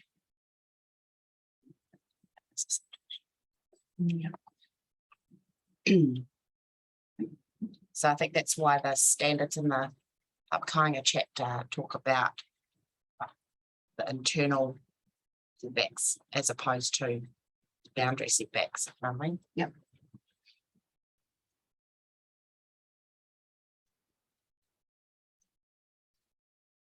And I think going through the Wānanga process, I think for me, I'm hearing all this and thinking about, okay, so what does this mean? My mind's going, okay, what does that mean for the plan? Where's the plan deficient? Where are the barriers? Is that we're getting the general concerns, but then understanding what that looks like in Central Hawke's Bay District Plan. That's the bit that hopefully we'll be able to kind of work through. And we may not be able to work through all of it given our time constraints, but we'll certainly be giving it a good shot. Yeah, I think for our purpose of the Wānanga, the more lists and information that we can provide in advance. Oh, yeah. Okay. Yeah. Yes, certainly. Go and being quite prepared. We were also discussing, and I need to discuss it with Dave, so apologies, Dave, if I'm jumping the gun. But, you know, like it would be maybe at the end, as if we're working through, if we've got our framework we're working through, and then we're able to respond to the different issues, is that, you know, might be quite useful to have a statement at the end from the submitters that says, this is our position, this is what, and then when I get to my section 42A report, I can say, acknowledging all that, this is what we've tried to do, or this is what we haven't been able to do, or and so I thought that might be useful for you, and it'll be helpful for me. Well, that picks up on my final observation, and it's just that, it's not a question, is how to deal with all these things in an efficient manner, given the time we've got, and the limited time for the one within the time frame as well, is how to deal with, how to identify those changes that you can recommend in your section 42A report as a result, versus those things that might take more time, as I said earlier, and might need a plan change in the future. And it could be a collective one. It might not just be a particular provision, but it might be a bundle of provisions relating to the topic. And this is other ones. Now, I don't know if you've given any thought to that, and any answer you give right now is without prejudice. You think you've had those discussions about how to address the longer term, bigger picture sort of governance issues and non-district plan issues as well. So it's a bit of a challenge there. I think what we'd be trying to do, if we sort of use those three topic areas, and then we think about the issues, and I've kind of given a steer in my report as to stuff where I think we can do something, or where some decisions need to be made. So maybe it's a bit of a combination of, like Loretta was saying, about checking in with the submitters about how they see the process working, and going, well, if this is something we can actually do, the mihi, that's an issue that can be addressed in this, when needs to be addressed in this district plan. How can we respond? How can we help you respond to that? And can we do it in the timeframes? And then the answer will pop out for that one. I mean, there's some things I know we can't do, like we won't be able to do the SASM schedules. I think there's a couple of other things. The rezoning requests, Rowena will be looking at those as part of that rezoning request topic, and how much we can do of that within these within this time frame, or whether that needs to be a plan change. But hopefully those answers will start popping out as we go through. That's what I'm hoping. Some of the stuff around co-governance, I mean, I do think we can have some aspirational statements in the plan, but I mean, my view is that we can't implement that. That's a matter outside. So, there are some things, and I think one of the other things might have been, and Asha's raised it, is about those provisions for development of PKH and those kind of conditions. I hear what you said about them, so we need to have a look at what that might look like, but we will, there's going to be some legalities and where we land on that too. So but we'll have a crack at coming up with something that meets legal tests, but also can be practically applied.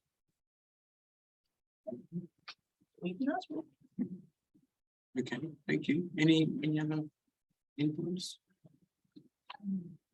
I don't think I had any particular questions. I think really it's a matter of Dave and I getting together, and Pam, actually trying to get some dates sorted, and then getting on with that work to get into both topics. Probably quite important to get those dates locked down as possible if you can. Okay. So for your purposes, so you will be issuing a minute, is that correct? Yep. And I don't know quite what's going to go in it at the moment. So we maybe the first thing we do after these two hearings are over is if I can kind of articulate that kind of process that I'm thinking of, have a bit of a chat with Dave and Pam, and we kind of come up with that with our team, and then we'll send that to you, and that might help you. Okay, that would be very useful.